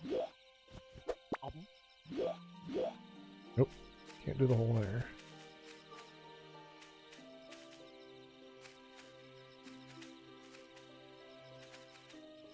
Blob.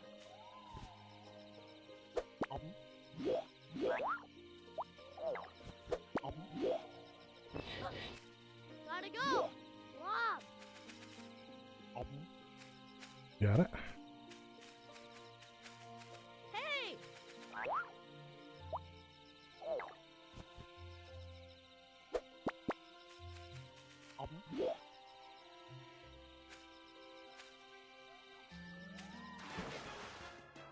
Whoops. I got impatient.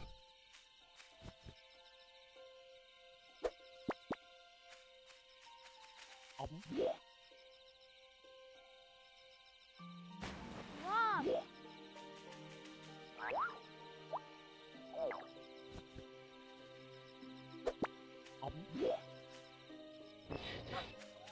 Blob.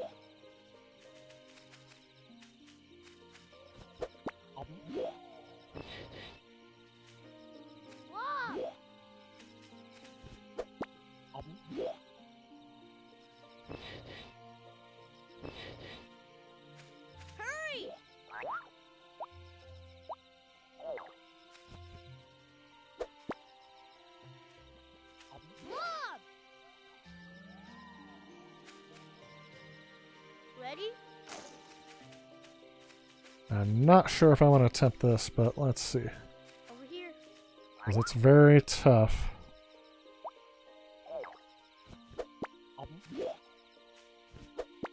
Hey! Nope. I don't know if I can get over there or not. Blob!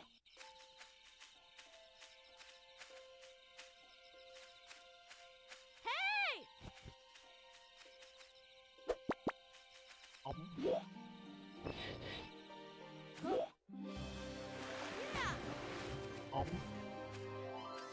Nice.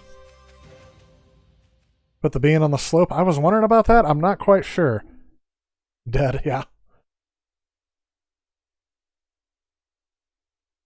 I'm not sure what the reward was for that either. Was there another chest in there, I wonder?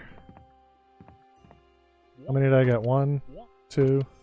Yeah, that was probably the third chest.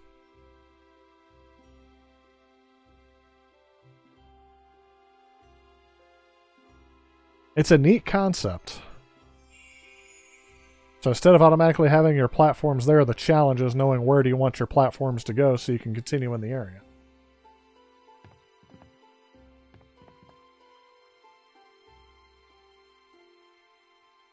It's okay, so here's why I'm used to the...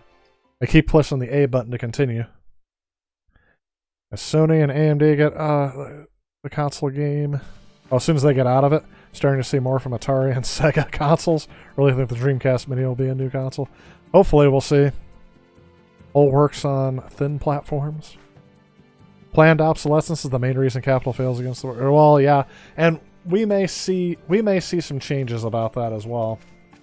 Because there's another thing too. Planned obsolescence isn't necessarily a bad thing. We had a lot of Blob! there's a lot of like older technology that's inefficient that we really shouldn't be relying on as much.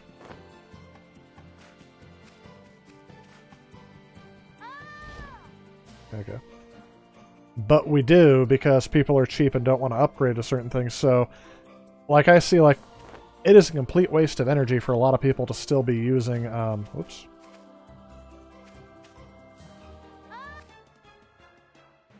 Okay, I don't know how to deploy that then. Am I not doing that right? Blob!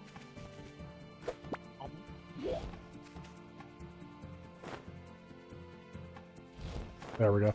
It's just a double tap of the A button. I kept thinking it was a different button. Oh, no, don't hit the mine.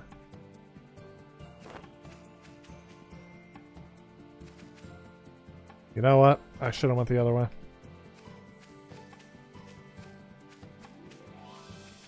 Gotta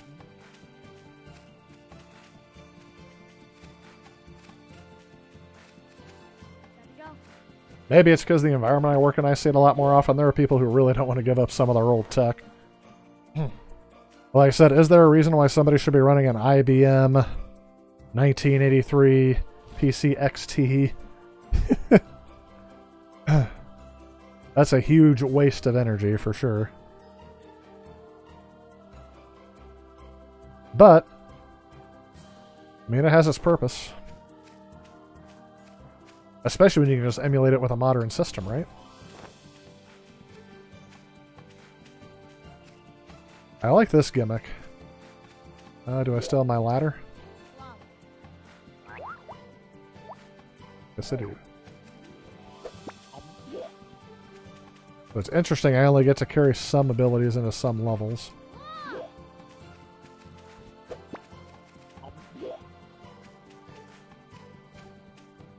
This way.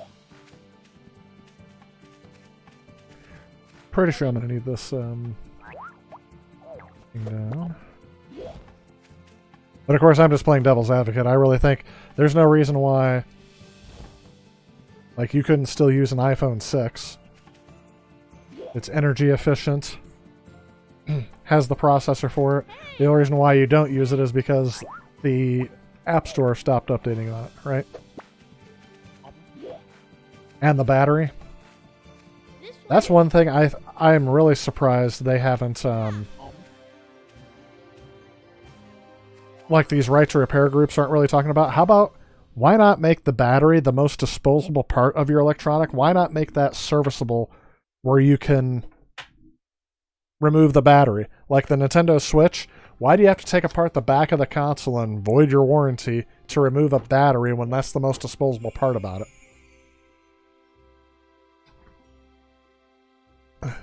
Like the Nintendo Wii. I can replace the batteries on these pretty easily. Not the PlayStation 3. Or 4. Or 5. So yeah, there's several things that I think will change in the future, and some of those planned obsolescence things, because right now, like I said, between an iPhone 6 and an iPhone 14 Pro Max, what really is the difference? What features are lacking? Yes, the processor speed is slower, but what processor speed do you need in a phone? Let me see. Heard about computers in the MISO silos are still on 80s retro techs. Yes. They've done some upgrades, but they haven't disclosed what those are, obviously for security reasons. But yes, they were talking about, they were running on technology actually from the 70s, I've seen, where they're using the 8-inch floppy disks, mainly because when they built those systems, they were built to be fail-safe and reliable. Yes, they need service still. But yeah, 60 Minutes also did a special on those. The oil oligopoly, there we go. Benefit from being oil main engine of civilization, yep. While we're still living in 1870s with combustion fuel and all that stuff, yep. Apple has the courtesy of telling you your stuff's going to be obsolete and is no longer supported. Yes, at least they'd let you know, hey, we're going to stop supporting this device, so it's not going to get stuff on there, and they tell you when. Chromebooks do the same thing. But I haven't seen that from many PC manufacturers. Then again, I guess I'm not always looking. Microsoft has started to do that with the OS. Windows 10, all of those older systems that Microsoft supported, that they upgraded, like from Windows XP, upgraded to Windows 7, and then from Windows 7, they got a free upgrade to Windows 10. Microsoft and Intel struck a deal where they software locked... Oh, okay. They're software locking the OS to where it won't run on a certain processor. So that's some planned obsolescence from the PC side.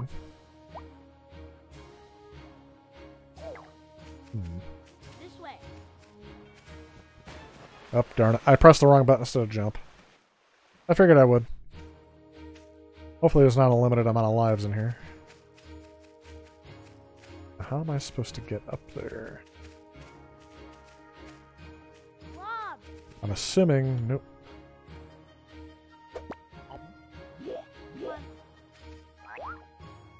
I don't have my ladder. Oh, I have the trampoline, though.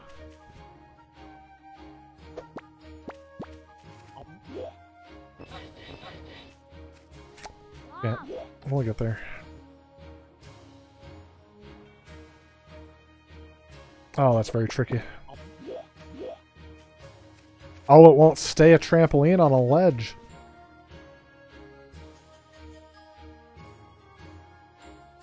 So that wasn't it earlier. Ready?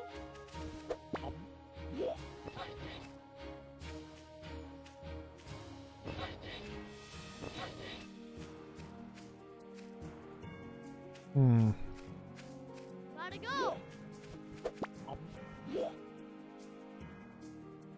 That is very sensitive. It's hard to control that with a stick. Gotta go.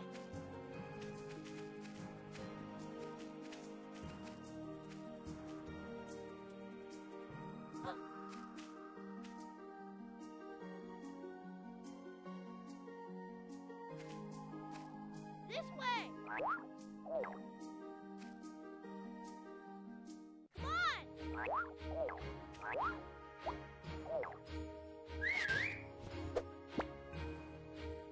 Oh. Well, that works out. Hey. Hey, let's go. Okay, got the first one. Blob. This way.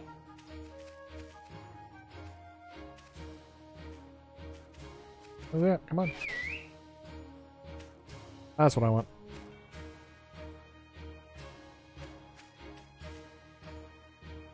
Ready? Okay, there's death.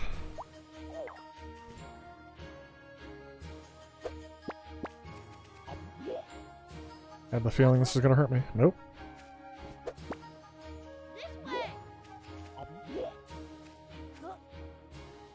Over here. Blob.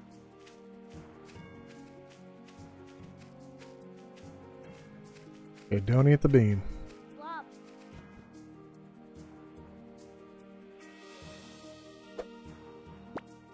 Over here.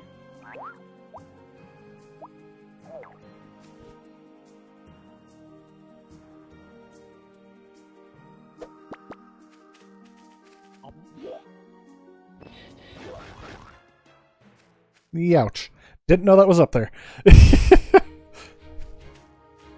I'll get it. Blob.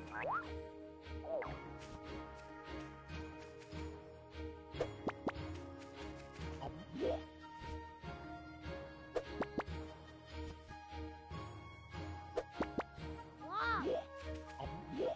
Yep. Over here.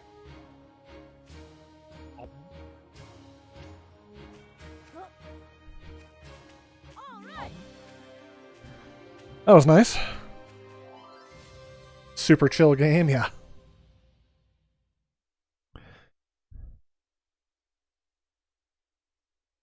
Apple has the courtesy of telling you, yep, we saw that.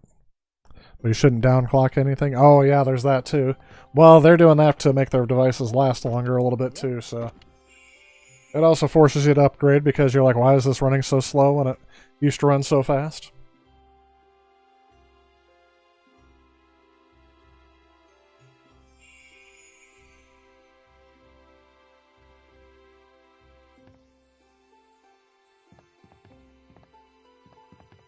I would say, yeah, I'm probably going to play this game a lot more after the stream. I might do one more level, and then I might have to do Wheel of Fortune to call it a night. We'll see. Only got through 2 games, but we got through a lot of topics.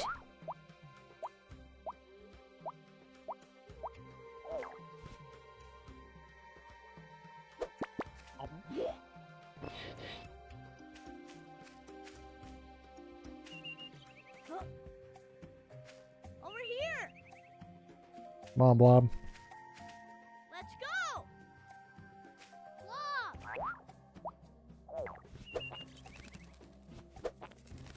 Okay.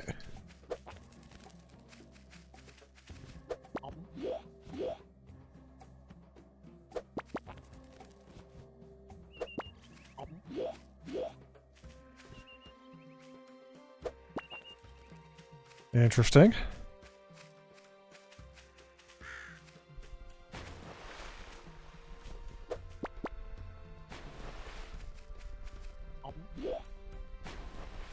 Blob.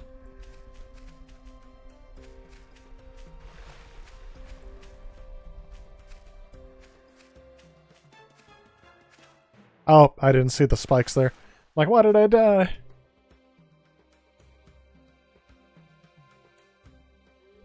A lot of topics, including social limits. Yeah, it has nothing to do with government. No, that's alright.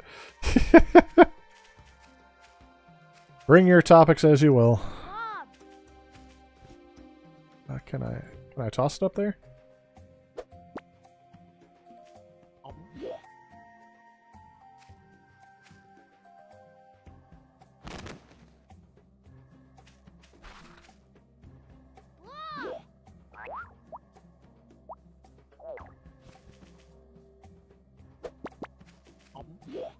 I think I could have used the ladder for that too, but whatever. Oh no. This way. That's okay. I'll get there.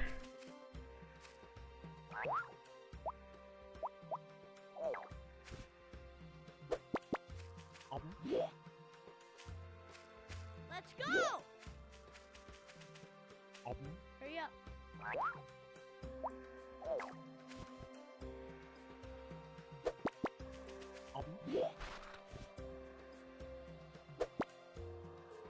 That's the same thing. This way. And perfect.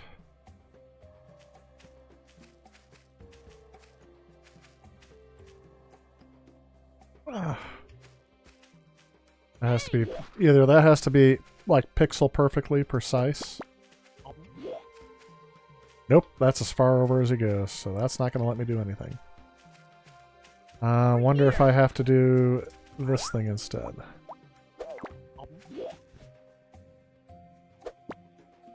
This way.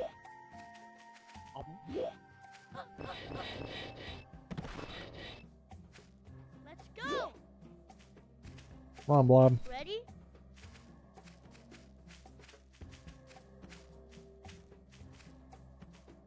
Blob.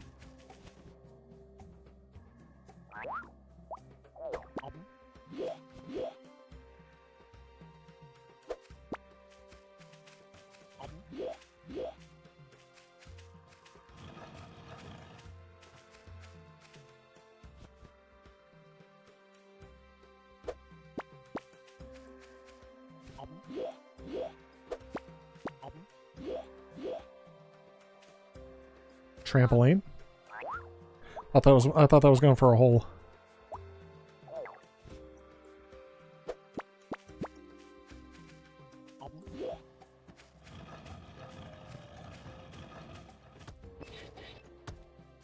Interesting. This way. Come on.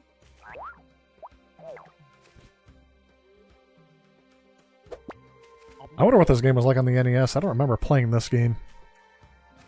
If this is indeed Come here. an NES game. Remake. Oh no. I think this is my way up here since I can't use the trampoline. This way.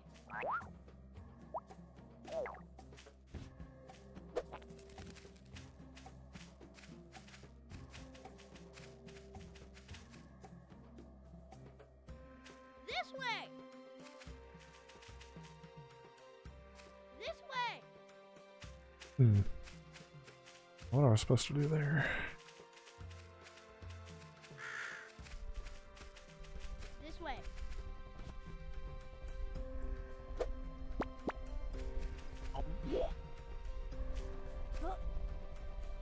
Okay.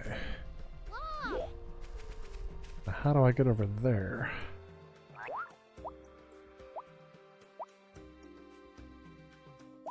I really don't know what that one's supposed to do. Come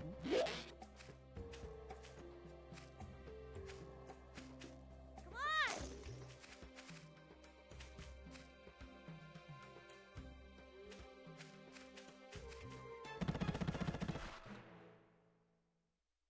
How am I supposed to defeat that guy? Blob. I need a trampoline?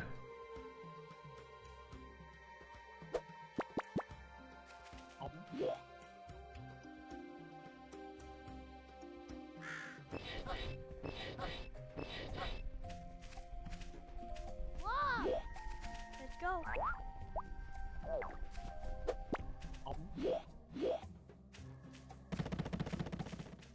Okay, never mind. Guess I just had to jump over him. Hey. And now...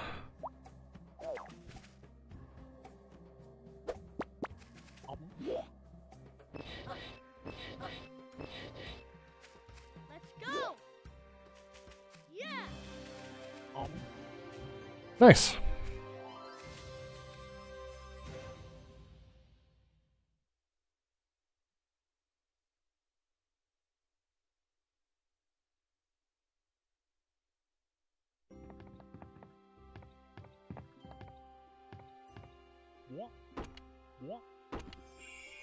Oh, I didn't get all three. Yeah, I knew I was missing one.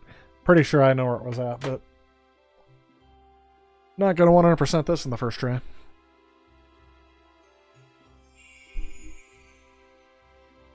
Who would have thought a Boy and His Blob would be another one of the hidden gems that would actually be worth it on the Wii? I like it.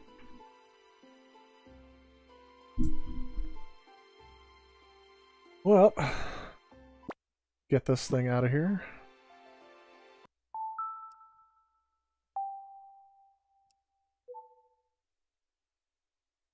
Switch back to me for just a second as this thing's loading up.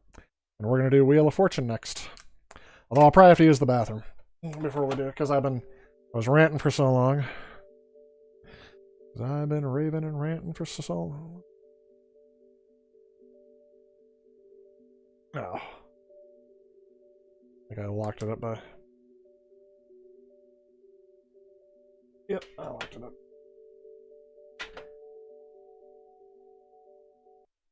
Is that weird that you guys can hear the music but not see it? Alright guys, I am going to... That's also on the Vita? Really? Was it a digital only or cartridge title? Because I would definitely pick that up for the the Vita and make it portable. There you go, a portable Wii / Vita combo console. The Vita. You just heard it here. Alright guys, I'm going to use the facilities real quick. When I come back, Wheel of Fortune. More stream coming up.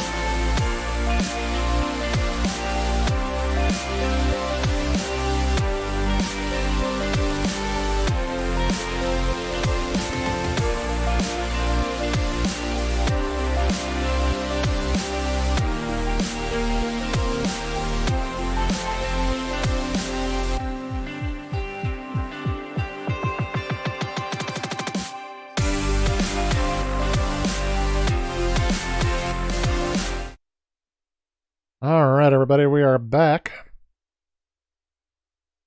And remember, as always, don't forget and remember, there we go. Put your letters in the chat if you want me to guess them. This game is a little bit particular on a couple of things, so you won't be able to help me with a couple of the puzzles, but we'll get there as we go along. Let's check the comments before I get too far into there. Also on the Vita, iOS Android 2. Leslie says your rec is to try. Oh, recommendation is try Sin Punisher and Star Successor. Sin and Punisher Star Successor, which may or not be on my list. You know, I think I already have that game, but it wasn't on my radar to try for like a hidden gem kind of thing, so I will do that. I will add that to my list for playing as a hidden gem kind of thing.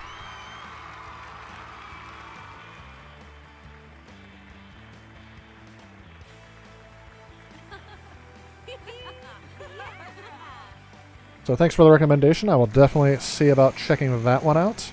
His Screamer says you're not seeing it as physical. Oh, Boy and His Blob, but may have had a limited run on the Switch. Let's check that out. Probably limited run games, if anything. If it was digital, I could see that. And his dog, a boy and his dog. Blob. Here we go. Well, it's got the Wii box art on here. It says it came out on the Wii, Xbox One, PlayStation 3 and 4, Vita, Windows, Linux, Android, and the Nintendo Switch. Those are probably digital then. Let me see here. Development. Doesn't say anything about the release. Oh, let's check the price guide. Let's see if it's got prices for these. Looks like you may be right about the... Yep, limited run release on the Switch. And that's probably where the PlayStation 4 physical comes in. Oh, it's got a different logo on there for their cover art, but it's probably limited run. Yeah. I don't see an Xbox physical edition. Interesting. Yeah, I like that game. I'm surprised I've had it in my... Well, no, I'm sorry. That's not one I had in my collection. I had Speed Racer. I thought I had Speed Racer for a while, but when I went to look for it, I didn't have it, so I recently went and bought it. Boy and His Blob was one I specifically bought because it was recommended. So yeah, keep your Wii recommendations coming in because that's the next generation of retro gaming right there.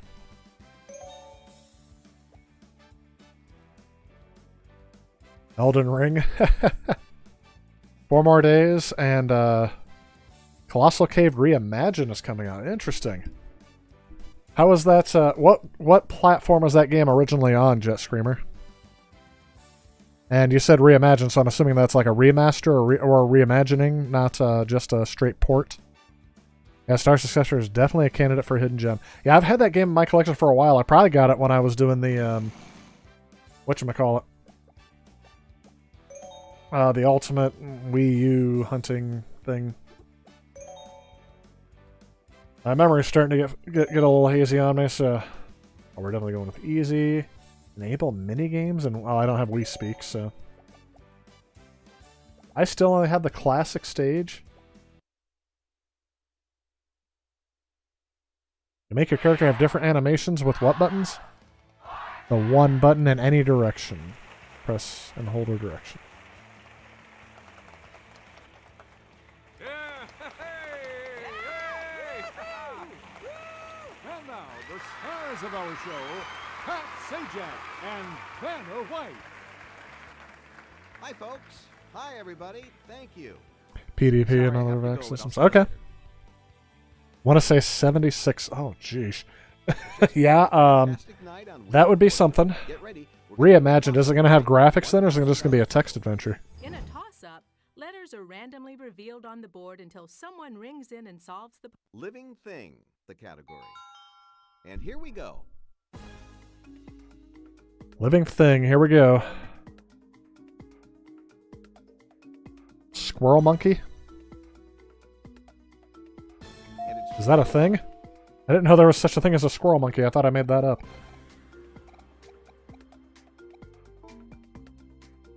I know I've heard of a spider monkey. Made that look too easy. I'm gonna come at you like a spider monkey. Get ready to ring in. Gonna buy the VR version. The lady from King's Quest is doing the graphics for. Oh, nice. Yeah, Roberta Williams. Phrase. Okay, player one. Hot off the grill. Who would have known that I skipped dinner today? I had a late lunch though.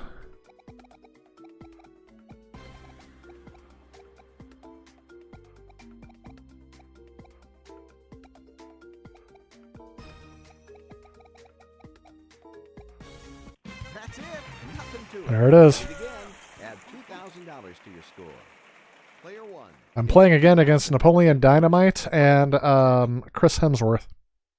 Welcome to the jackpot. You can't convince me otherwise. You must land on the jackpot. And here's tonight's They don't do the jackpot run anymore, do they? Enjoy this perfect mix of metropolis and nature.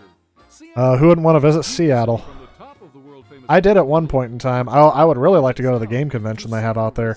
And that's Portland. Portland does the Retro Gaming Expo.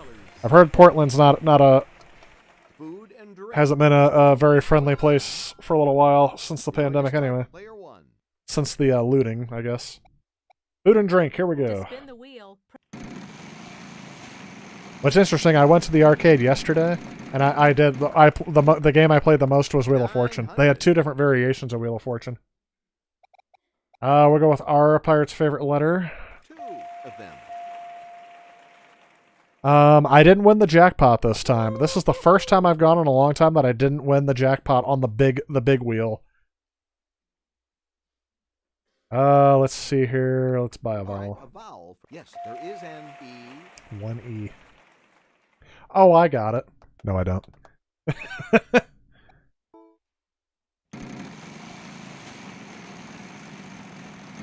Really hope she likes it. Yeah, that'd be all because of your mom's favorite game. That's awesome. 800.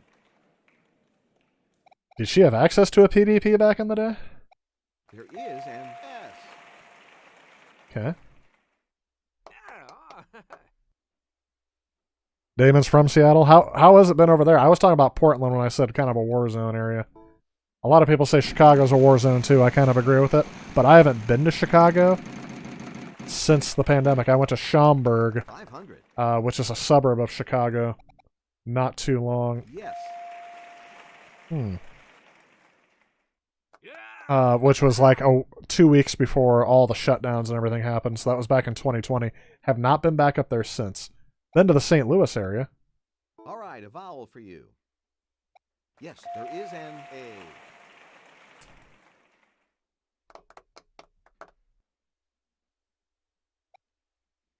Let's have your vowel, player 1. No, next time. Yep, I have no idea what that first word is.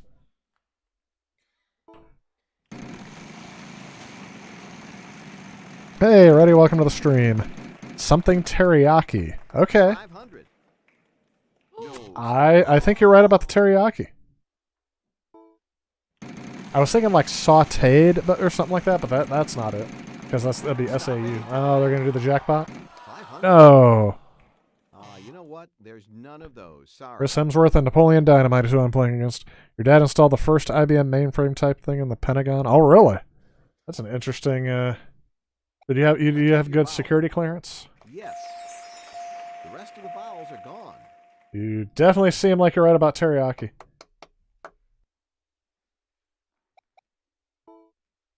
Spinach teriyaki? Shrimp teriyaki? I was trying to think what food starts with that combination. 550. I know there's a K. 1 of them. I think you're right about the shrimp, too. I think you got this whole thing. There's no more vowels, so... Let's see if it'll let me keep spinning for it. Let's see if we can get that jackpot.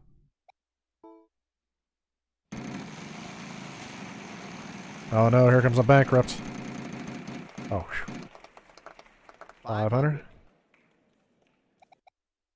There is a Y. Hopefully the game thinks I'm just messing up with it.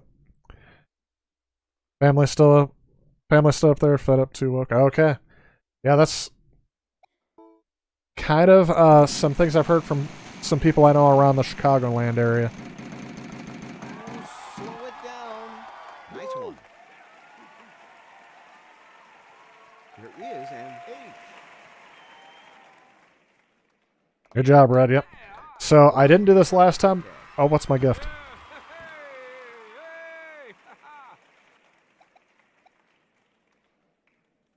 Oh, well, let me do the...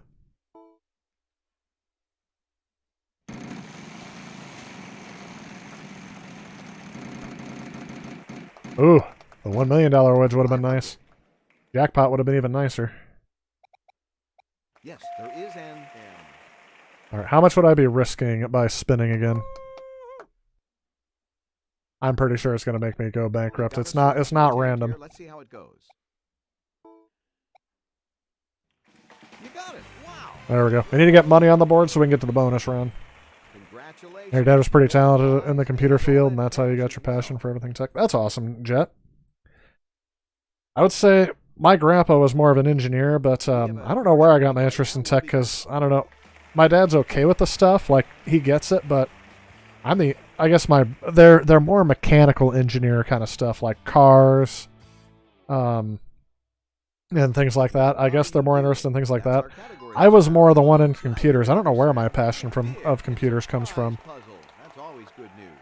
That's our puzzle, and here goes player 2. I know the first computer I ever messed on was my grandpa's Apple IIc. They had computers at school that nobody used, but I did.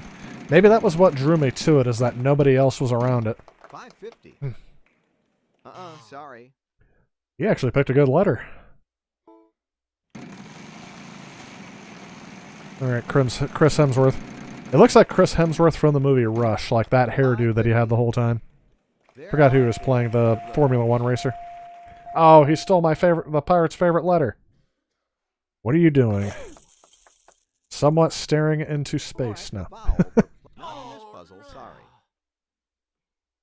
Interesting how important games are to technology. Oh, absolutely. Like I said, consumer technology and consumer computers owes almost everything to games, because not everybody needed a computer for their job, for their work, especially in the 70s and 80s. A lot of people said they got it for their kids for like educational resources here in the United States, but I really think games was a huge reason why. Like I said, my grandpa had a bunch of games for his Apple IIc back in the day. It probably helped him for his work, but I only knew from the games of it. Wolfenstein, the original Castle Wolfenstein. Yep, we got 3 letters for you. Let's put those up there. All that other stuff. So games definitely helped sell computers during the North American video game crash. A lot of people switched over to computers then, like the Commodore 64. Apple was another big one for home. And here's Bankrupt. Foiled again. They don't even want to give me a chance.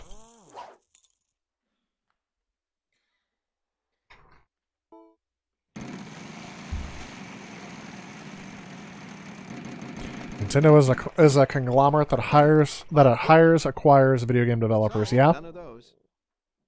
Well, that's the thing. Windows, the only reason why Microsoft got into video game to begin with was they thought that video game consoles were going to video game console use would surpass PC use in the home. That's the reason why they got into it. They may not even be wrong with that. There's definitely a market that they wouldn't have had access to had they not had a game base into it, and all the stuff they combine with PCs and things like that. There must be some. So How many? video games were a threat to their home market, not to their business market. They want to have access to both. Same with Sony, yeah.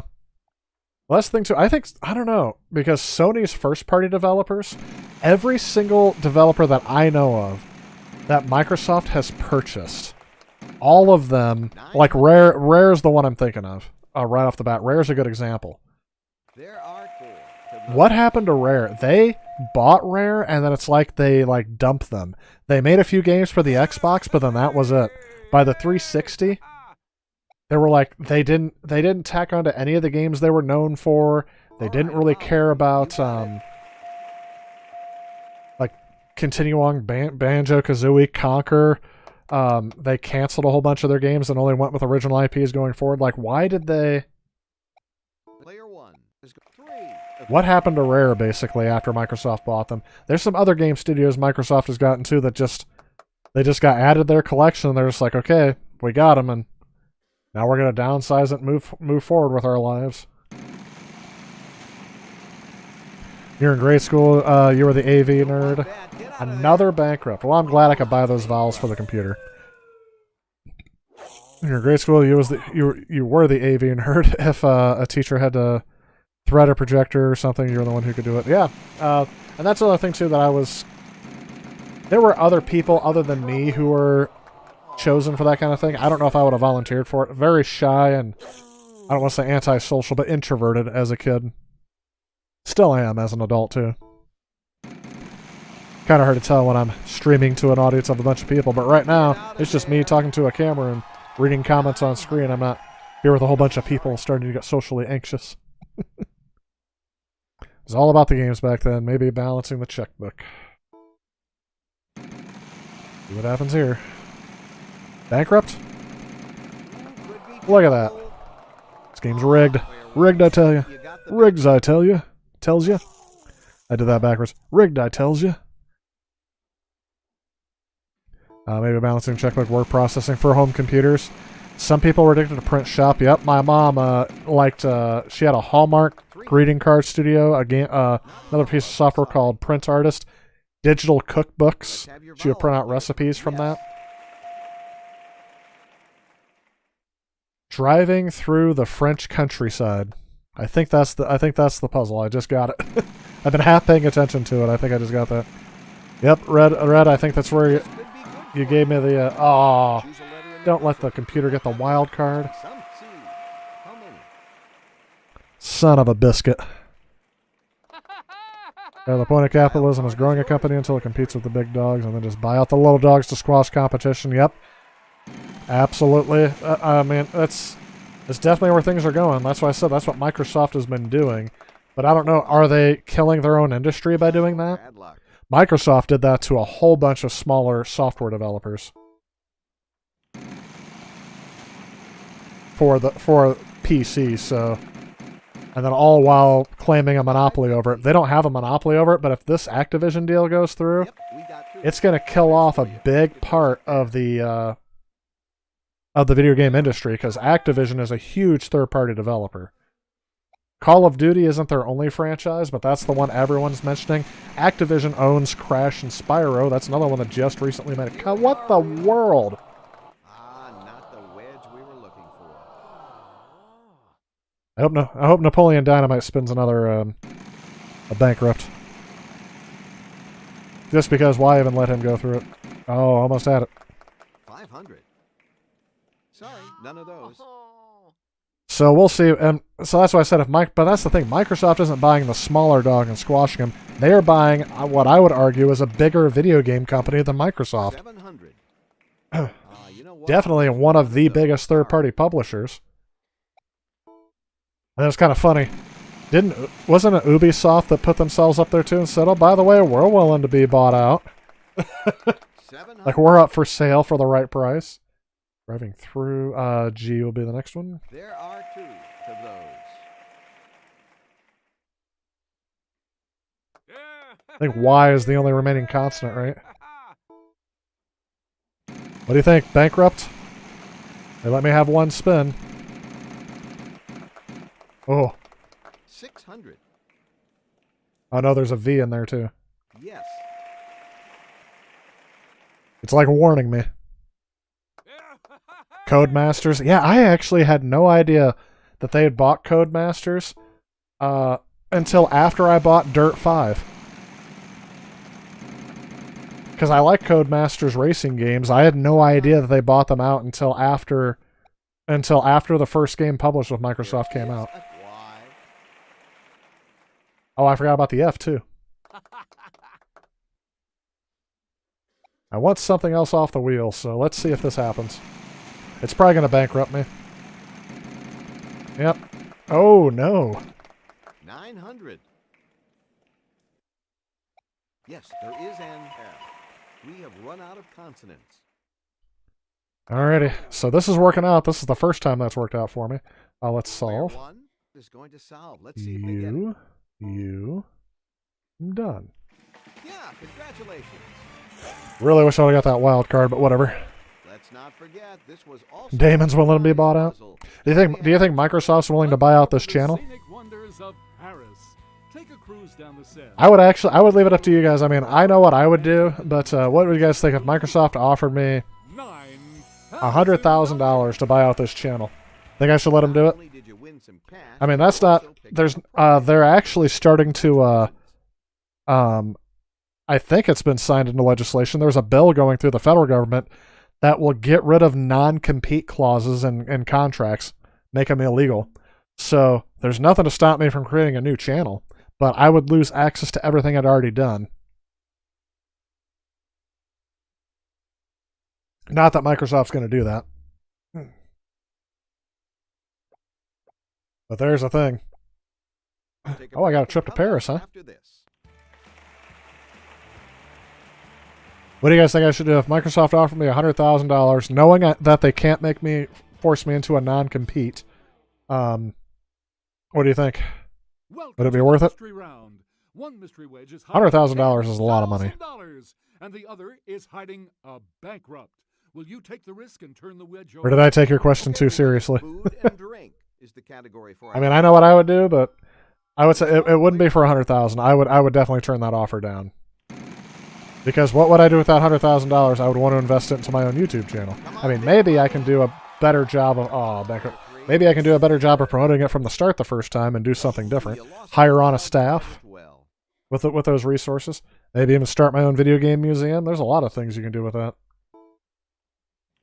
Pay off the house, walk away from it.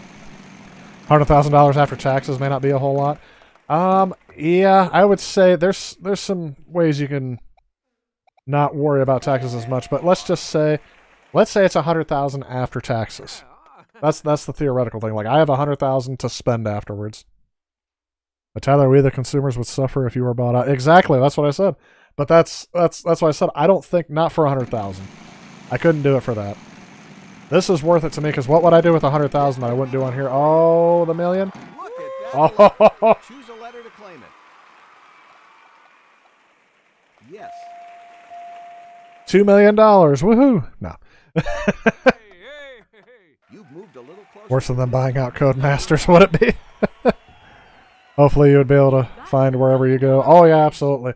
I would make that part of the contract. I'm like, all right, if you guys want to see me, I'm no longer known as Player 1 Start. I'm known as Start 1 Player. And win the whole thing without. Now, they'd probably be like, I couldn't confuse on their own trademark. Yeah, I was going to say, I don't know. I really buy into this whole thing. Let's buy some vowels. You got it. Now that I have $1 million wedge to worry about, I'm a lot more food and drink. That's what we got. You have to pay $750 in taxes if you're rich. $750 or $750 or $75,000. Let's spin.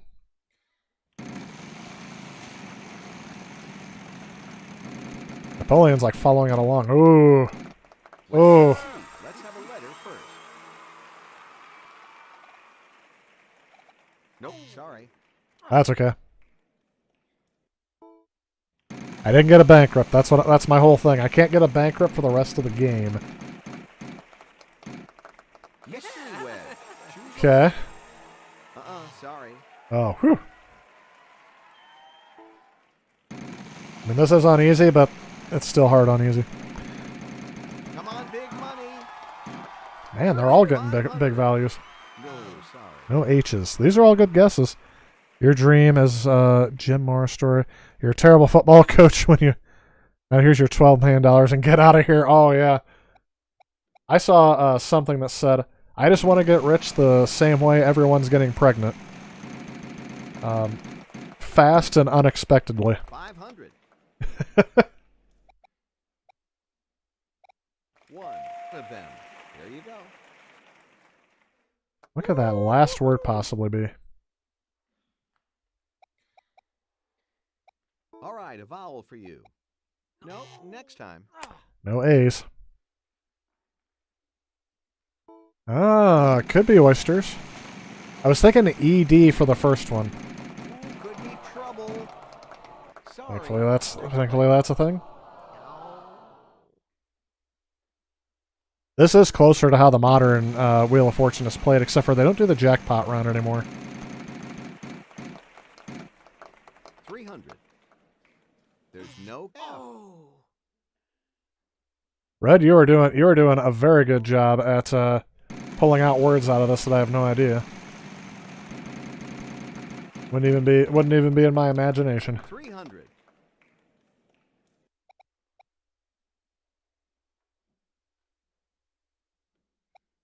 One of them.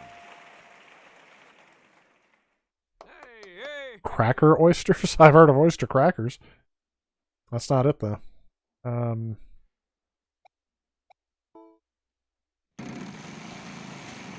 It's gonna assume that I know it. Okay, no bankrupt on this one. 500.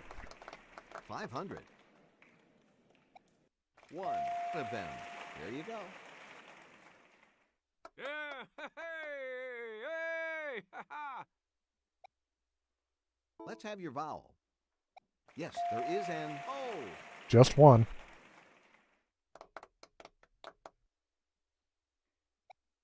So there's another vowel. Player 1 is going to buy a vowel. Pickled oysters? There is an I. No more vowels. It's got to be pickled oysters? Let's have your solution then, player 1.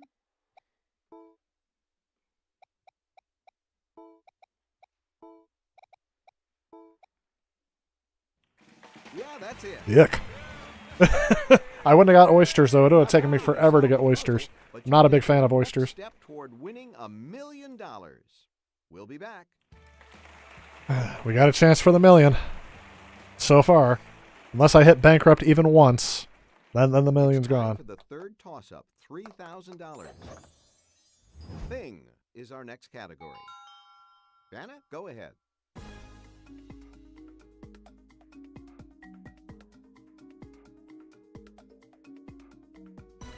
Something company. Player 1. Publishing company. I should have let that keep going. Publishing. Company.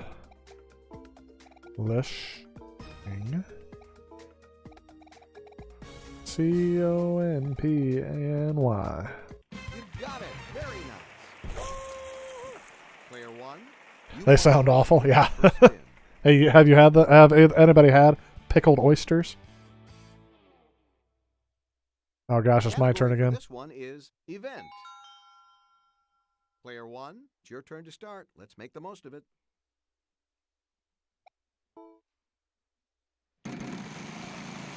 Come on, no bankrupt. 900. Yeah. Yes, there is an 8. I never would have guessed that right off the bat. Uh-huh. Alright, since we have the million on the line, I'm going to buy as many vowels as possible. Usually I don't like buying vowels at all. No E's! I thought that was even going to be one. So there's a master with a Wii remote on this game. Yeah. I hit bankrupt twice, so I shouldn't be hitting it again. Yep, we got Based on based on a probability. Goes up there. Event. Something night.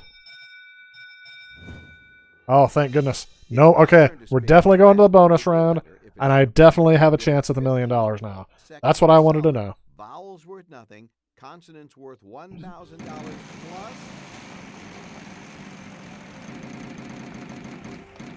Saturday Night Fever? No. 300. Give us a letter, player 2.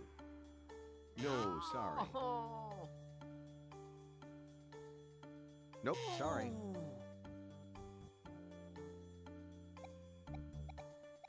Two of them. I'm surprised I got night already. That was a quick one. 32.50. How many is it worth? 1,000 plus. What did we land on? Player 2. Sorry, none of those. There must be some A's. How many? Vowels can really help out, but no money for them. Event.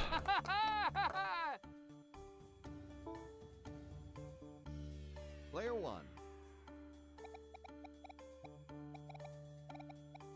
Two of them.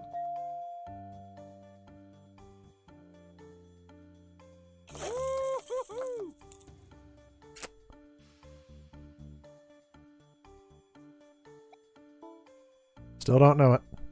Player 2. No. Oh, I should have read that beforehand. I think you're right. Sorry.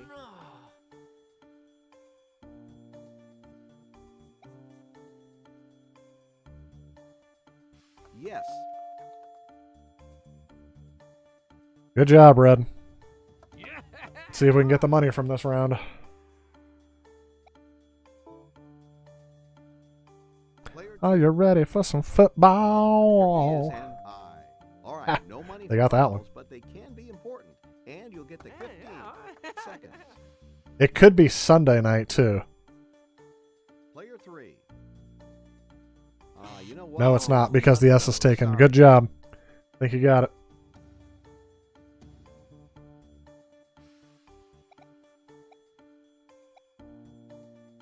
Problem is there's more vowels Yes, there is than an consonants, L. and I don't like typing this whole thing in. Seconds, starting now.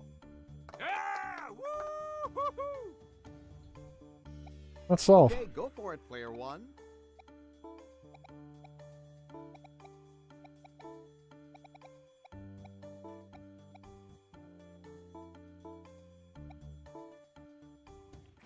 That's it.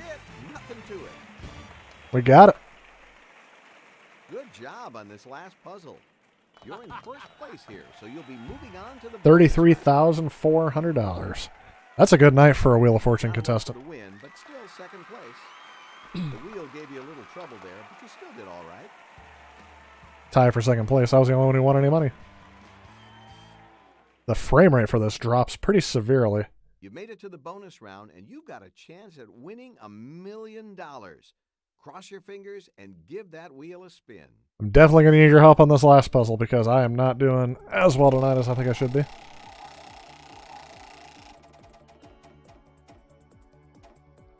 All right. There it is. A as in $1 million. Let's do this. Place category for this next round. RSTLNE. We'll let Vanna do her thing. Oh, great. We need Place. 3 more consonants and a vowel. You already have it, Red?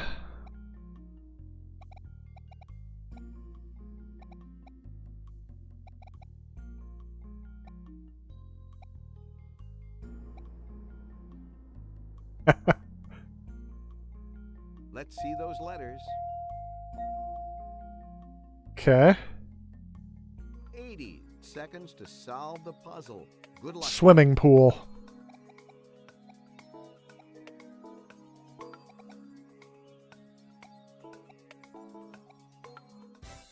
You've solved We the got it at the puzzle. same time, Red. Good job.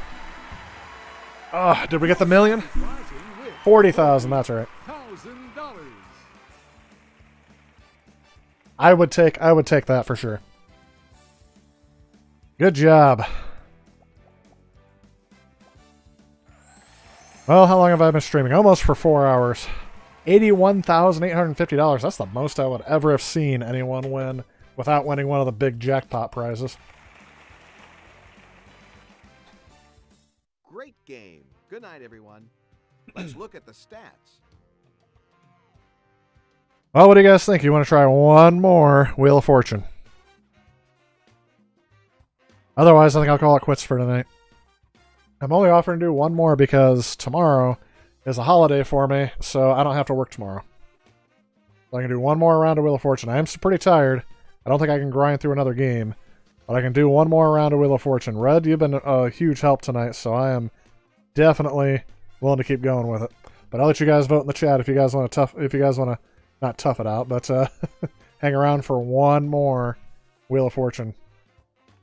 Just let me know. We covered a variety of topics tonight in the stream. Had a huge, almost like a podcast of the Wada situation, next Nintendo generation hardware. I personally think, and this is just based on the past, not anything I've heard in rumors, I don't think there's going to be a new Nintendo Switch that's more powerful. I really think that the next system is going to be Nintendo's going to try to make so different that they are going to get. I think they're going to get rid of cartridges altogether.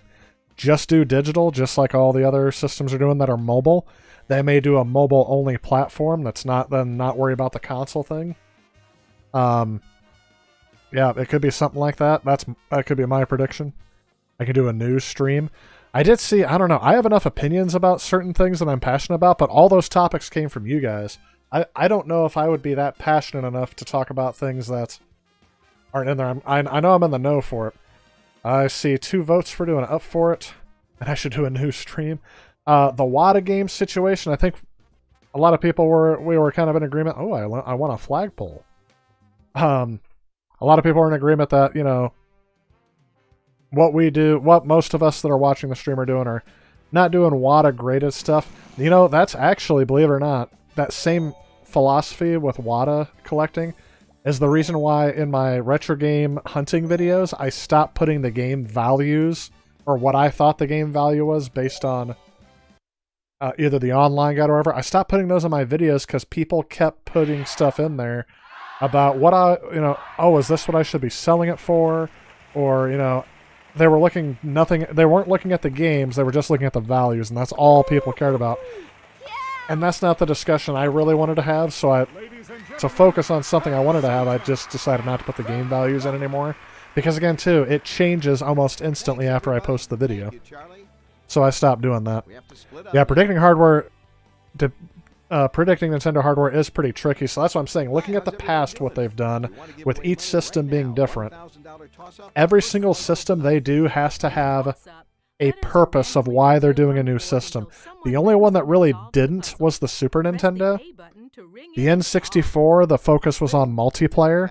The GameCube was focused on multiplayer, but with updated graphics. There was something else that was a gimmick with the GameCube, wasn't it? Different controller for changing the control scheme. That's it. The Wii was motion controls. The Wii U was making gameplay more personal with a gamepad. The Switch was taking your console experience on the go. And here we go. So it all had to do with the play style. And I don't know what the next play style is going to be. I really don't see... is this good housekeeping? Yeah, it's good housekeeping. Sorry, I'm also kind of thinking as we're doing it. It's a podcast about nothing. Hey, it could be like the Seinfeld approach to it.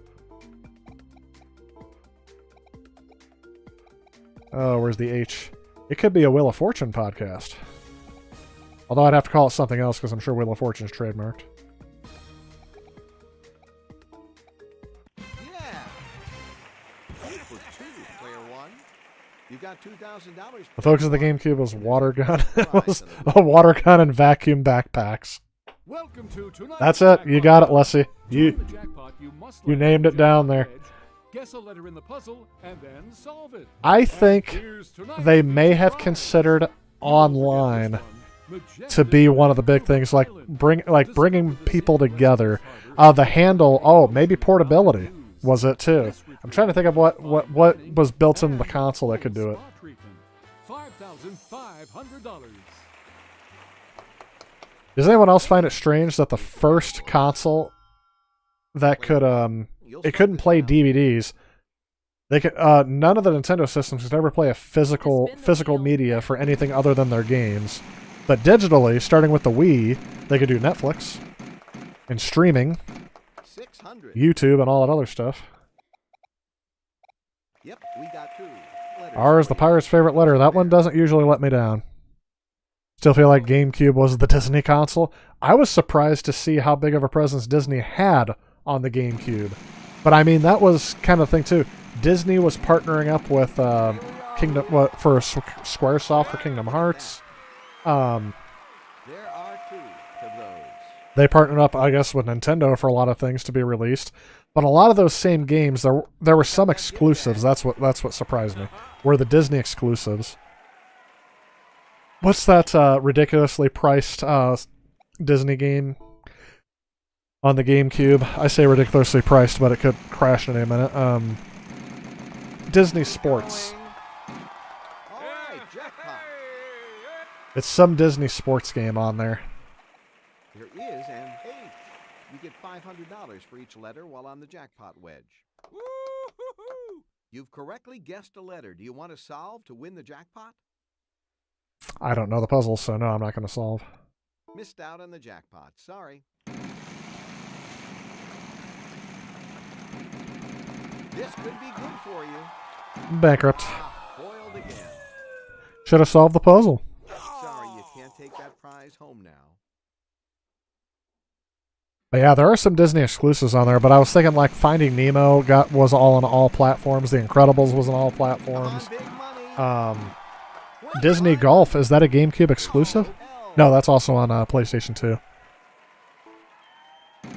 Dreamlight Valley is pretty great, but it'll make you insane. I'll take your word for it. That's one I have not played yet. I don't know if I have it either. Not in this puzzle, sorry.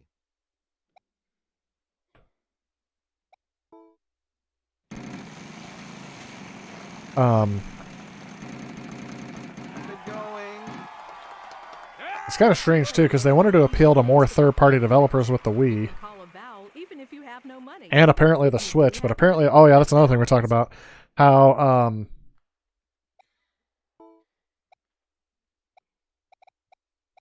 Yes. how the Switch is apparently not third-party friendly now, and I've seen it in articles, I've seen it in interviews, and I've seen it in some podcasts that game developers don't like developing games on the Switch because it's different from the Xbox Series X and the PlayStation 5. And yeah, I think that's being blown out of proportion a bit. No, sorry. Because it's, like I said, and that's where I started talking about, is it really going to hurt the Nintendo Switch if they don't have a copy of Croc's World? That was the example that I did. Since some of you have never played that game, I should probably try that on stream sometime. I don't know if I already have it for a console. I know I had it on my Android phone back in the day. I don't know if I played it since. It's not a bad game. I'm not bad-mouthing the game. What I'm saying is that's not an essential game to have on a console, and it wasn't designed for a console. Okay, the last one is Thesaurus. Anybody else getting that? Dictionary and Thesaurus? Think you got it. If, Come on, big money. I'm trying to think of who that other caricature looks like. Big here. I'm no longer playing against, I'm no longer playing, that looks like Penny from the Big Bang Theory, and I don't know who that is. Anybody have an idea of who this looks like?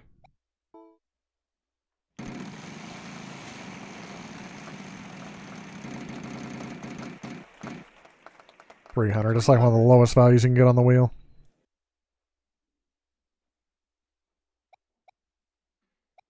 One of them. Have you seen that? Oh, there's another meme that says something like, "Oh no, look, here he comes," and it's got a dinosaur running towards people, and he just keeps saying synonyms of things, like crush, crunch, devour, destroy, and he says, "Oh no, look, here he comes." That's the Thesaurus. Back to you. That's one of those things. That's a teacher joke or a dad joke. That's one I laugh at because of how silly it is. Why? There is a Y. A lot of vowels we haven't gotten yet. Waiting to get that jackpot again. You guys like seeing me swing the Wii remote when I do that? Keep it going. Wild card, wild card? Nope. 300. One of them.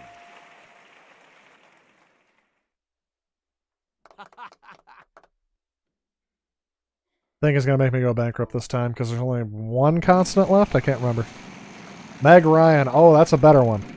I like it. You are correct. It looks more like Meg Ryan. 500. But what about the guy with the goatee? Yes, there is an N. No more consonants. Look at how many in this vowels are in this puzzle compared to consonants. Okay, player one is going to try to solve the puzzle.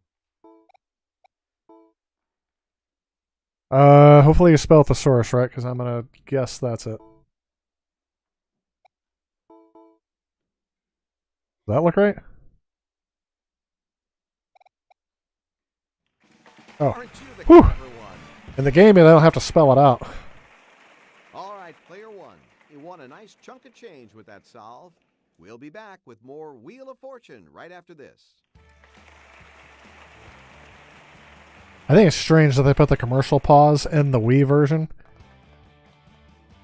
They were probably hoping for some online connectivity so they can show an ad And through the this category game is after you people. plop down $40 to $50 for this game. Prize puzzle. There's that magical sound. There's the puzzle, and here goes player two. Don't even get me started on the pay-to-play games after that you have to spend $70 for now.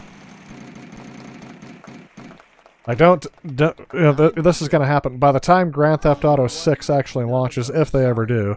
You know it's going to be $70, and you know they're going to put ads on billboards all throughout the game. They're going to put ads on the radio stations as you're driving in the car. 300. And they're going to make $1 billion in 4 days from the sales of the game and all of the ad revenue coming in. I mean, that's gonna be a lot of games coming in. I'm surprised that I've been playing through Horizon Forbidden West, and I have no idea. R. There is an R. People. Red Dead Redeemers. Oh, Vancouver Island. Nice. I didn't even see that was a trip. I'm like, how much do I get for this? So I can't buy a vowel, so I have to go forward again. Today I've yet to pay. It's rare was the day that I paid $60 for a brand new game. I always waited for it to come on sale, or when I had like money off of a game through my in-store rewards. So, and I have yet to pay $70 for a game. I understand that, you know, the cost needs to go up. There's another YouTuber who has a very fair approach to it, saying, hey, the costs are going up for them and the price has to go up. And I'm like, yeah, but for these AAA studios, it really doesn't need to be $70. It really does not need to be. They're literally just charging it because people will pay it. That's what they're doing. And especially, you know, what better time to raise it than during a time when home media was the most in demand. And now that the demand is going down, that price point's going to make more sense because they're going to have to make as much money as they can off of each copy. One of them. There you go. Is it red? I have no idea what this puzzle is. Last time you paid $6 with Death Stranding, and that's because it was a Hideo Kojima game and it paid off. Not for everyone, though. Yeah, and that's another thing, too. I waited to get Death Stranding until... Oh. Lost my trip to Vancouver. I lost my train of thought with that bankrupt. Hideo Kojima, yeah, I waited till that game came down in price and got it for the PS5 and the director's cut. I have yet to play it, though.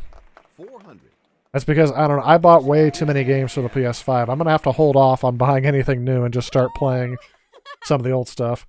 What was the last new game I really enjoyed and played all the way through?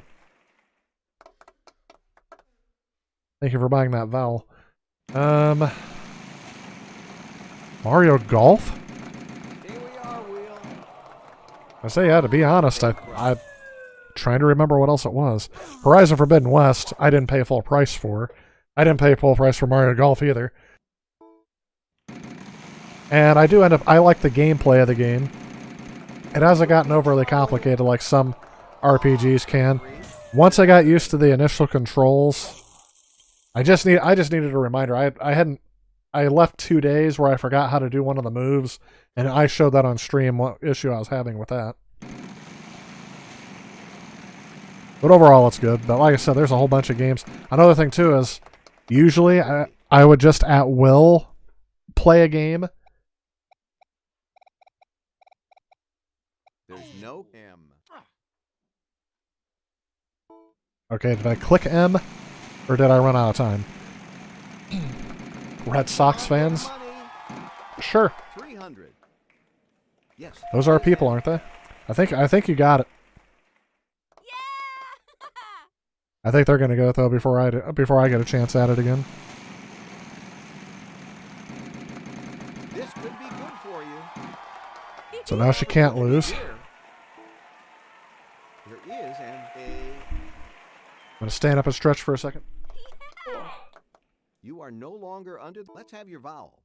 Yes, there is an O. The vowels are gone now. Just sitting in the chair for too long. Got to stand up every once in a while. We'll be trying to She got it. Yep, I knew it. Well done. Didn't see the comment in early enough time.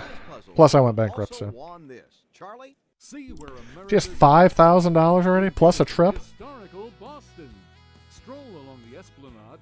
We may not make it to the bonus round this time. $5,500. Congratulations. You've won a prize and all that cash as well. We'll be back in just a second. Yeah, she's beating me at the moment. We're gonna have to put in some overtime on this one. Doing 2 games in a row may not be the best thing. But that's the thing. That also goes into why am I a retro gamer? Because I couldn't afford a lot of new games. Still can't. Around the house is the category. Around the Will be house. player 3.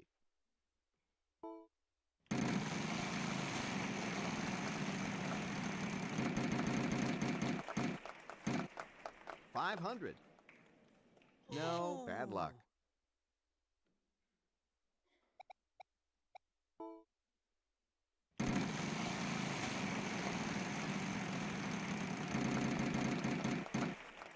Of course, 300. 300.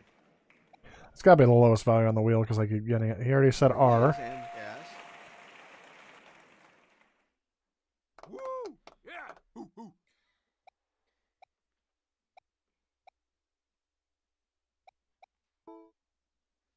I don't know if this thing's out of calibration or what, but sometimes it doesn't want to go where I want it to on there. This is Ubisoft though, isn't it? So it could just be that they messed up the controls. Sorry.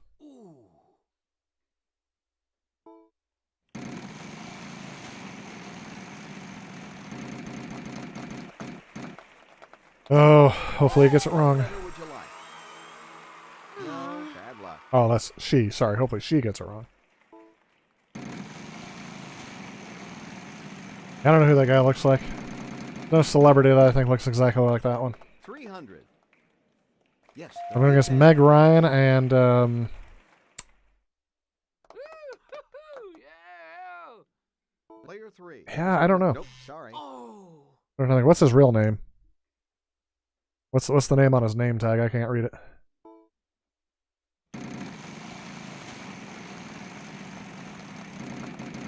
Come on, big money. Replay? Okay. I can deal with this. Very nice.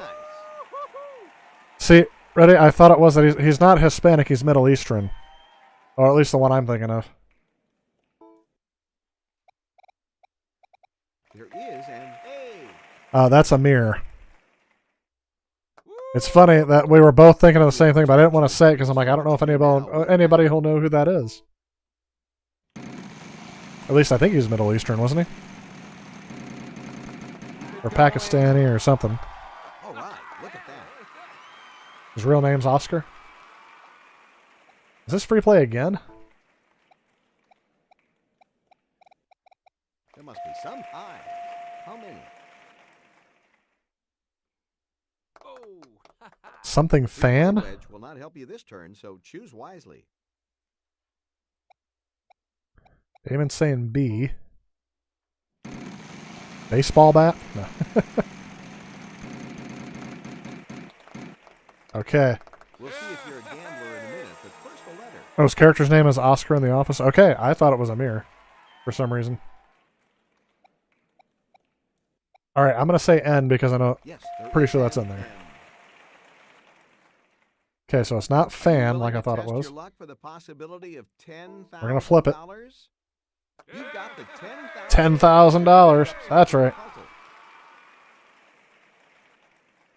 Alright, so B is the next one. I can't spend any of it. I think there's a G. Let's try a G.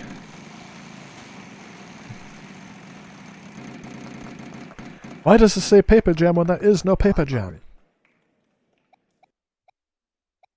Yes. PC load letter? What does that mean? I'm cleaning up the language, by the way, for Office Space references. Have you seen my stapler? Anybody got it? I have no idea what this is.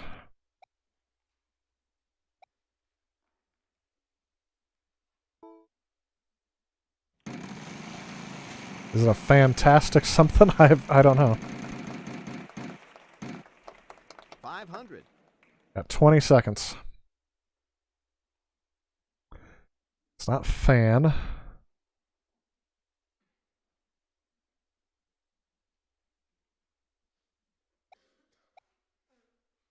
in this puzzle. so- Nah, no B. I went with your letter, Damon.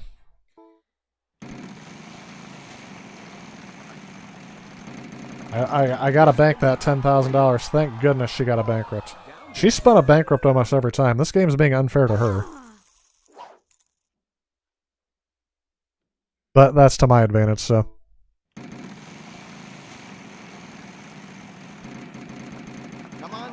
Ah. There's a chance to score big here. Nope, none of those, but you get another turn. Free throw Yeah. is only good once, so this move...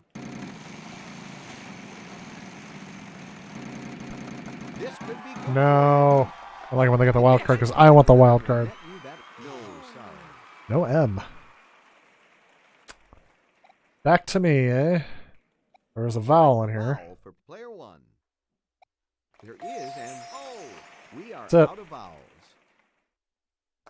Polishing? Oh. Polishing wax? Let's try this.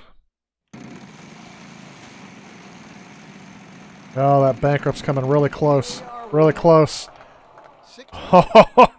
It's not. This isn't real, but felt real to me. There is a P.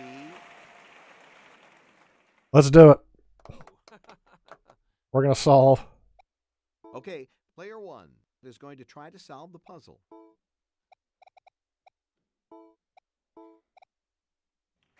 There you go. Hey, I don't have any of that in my house. I don't have any polishing wax. $10,000 plus your other. Yeah, Red, you got it right there. After this. Do many households have polishing wax just sitting around? I have no idea. I don't. I know I don't. All right, it's toss-up time. $3,000. Now we're looking for. I have Windex. Does that count? Vanna, go ahead. Movie title: Avatar. No. And it's Oh, that was easy. Platoon.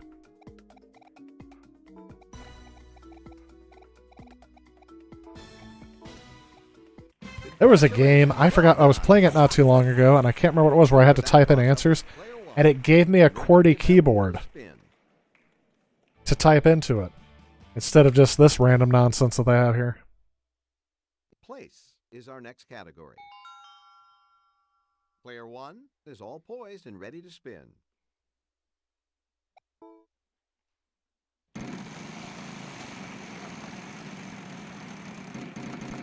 I'm trying to remember what that game is, so I can, 300. because I would really like to give props to that game for not There are screwing up the keyboard by putting like this, like what this game did.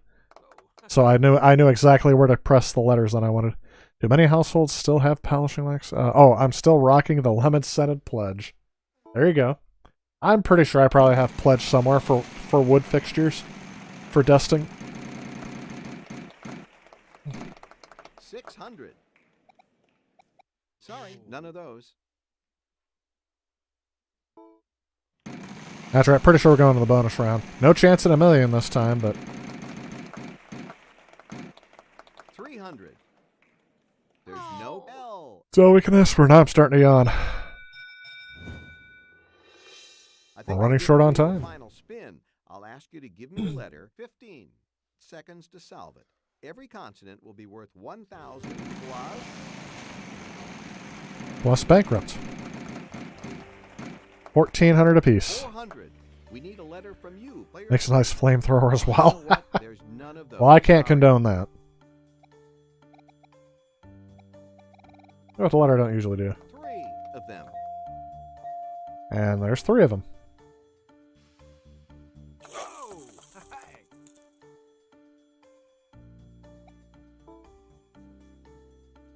Player 2. Aw. No, next time. No D for her. Sorry. Oh. Didn't get his letter. Sorry, none of those. So I'm doing letters I don't usually do. No, bad luck. Nope, sorry. G was going to be my next letter. Hmm. You got it. Place.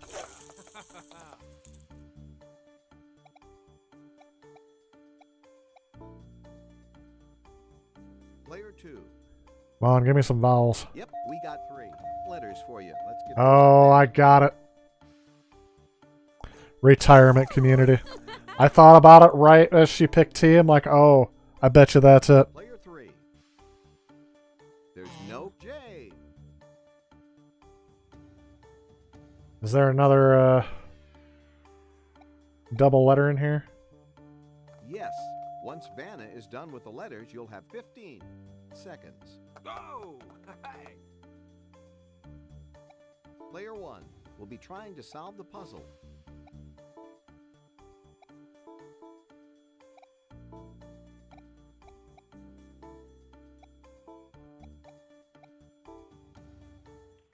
Made that look too easy.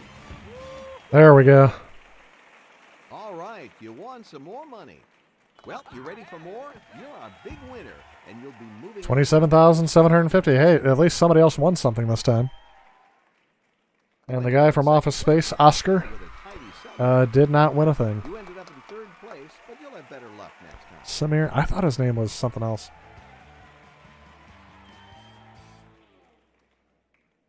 But whatever. Give that wheel a spin and see if you can increase your winnings even more. Clutch solve. Thanks. That's funny. I would have picked the T and probably gotten it at that point, but I was doing letters I don't usually pick. This envelope. Okay. Just because I figured I was going to win that one. Is Living Thing. Living Thing. R-S-T-L. Community. No.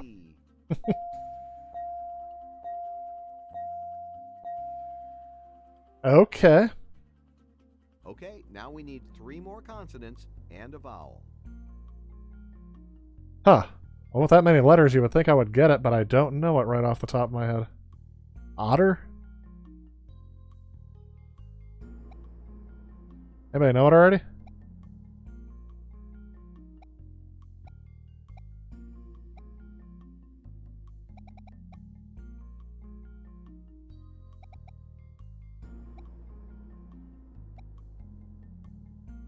What do you have? Okay, you've got I don't know this. seconds to solve it. Work it out. I got otter. Otter something?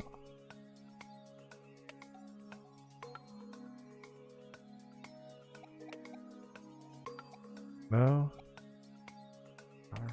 No.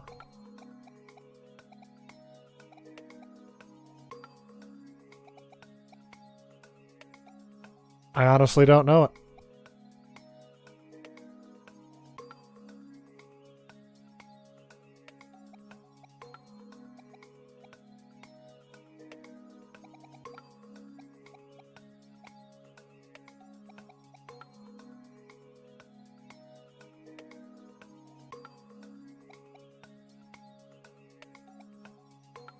I would have thought just otter. Otterbox? Anybody got it?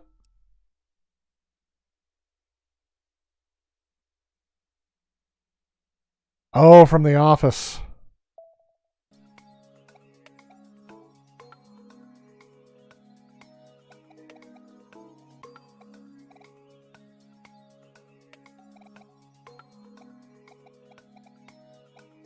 He's already taken. Nope. No. What's an otter hound? Sorry you couldn't take I never would have got it. well, but look at what you Red, we tried to bite off more than we could chew. I have no idea what an otter hound is. Let's look up this living thing. Bye. Thanks for playing. Here's the stats for you. An otter hound. Okay, it's a type of dog. Never heard of it. It's a British dog breed. Where was 8-bit SNK boy when we needed him? Didn't realize I was solving it. Impossible. I have never heard of an otter hound. British dog breed. It is a scent. It is a scent hound and is recognized by the Kennel Club. I mean, I can't even describe it. It looks like the face kind of looks like a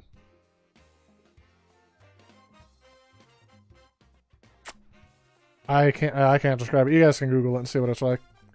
Is it known by something else here in America? Any other names also known as? Okay, well, apparently it's got a bunch of different looks depending on what it is. Huh. Never heard of it. Learned something new today. Yep. We're going to know Otterhound. I always think about that for the people who lose on the final puzzle of Wheel of Fortune. Is that something that's like burned into their memory for the rest of their lives? Like that was like that they're never gonna forget what that is. On their deathbed, that'll be the last thing they gasp. Otterhound! I don't know. Anywho, thanks everyone for joining me on the stream today. I appreciate everyone who came in and joined me and stuck it out till the end. I know the viewership went down. It usually does around this time of night. But yeah, thanks again for joining me. I appreciate every single one of you. Don't forget to like the stream. I always forget to say that.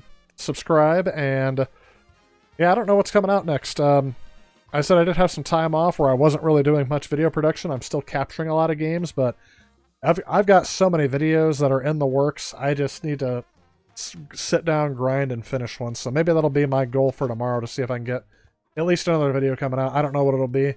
Otherwise, it'll be another short. Just to appease you guys by getting something out there while I'm working on some of the bigger projects. I always forget to keep bringing it up. Yes. Forget to like and so keep bringing it up. Yeah, I will try to. I need to get myself one of those little chat bots. That's will keep putting it in the stream so that you guys can at least be reminded of things like that. I was gonna say, I don't know what else I got. I'm at the point now where I'm tired and I just want to make sure that I'm glad you stopped by, Leslie. It's always fun to see you guys. Red, thanks for your help during Wheel of Fortune. Damon, thanks for showing up as well and sticking it out through most of the stream. If I don't see you guys throughout the week for a video, I will see you all next time. Should be next Sunday night. Same time, same place. Have a great week, everybody. I'll see you then.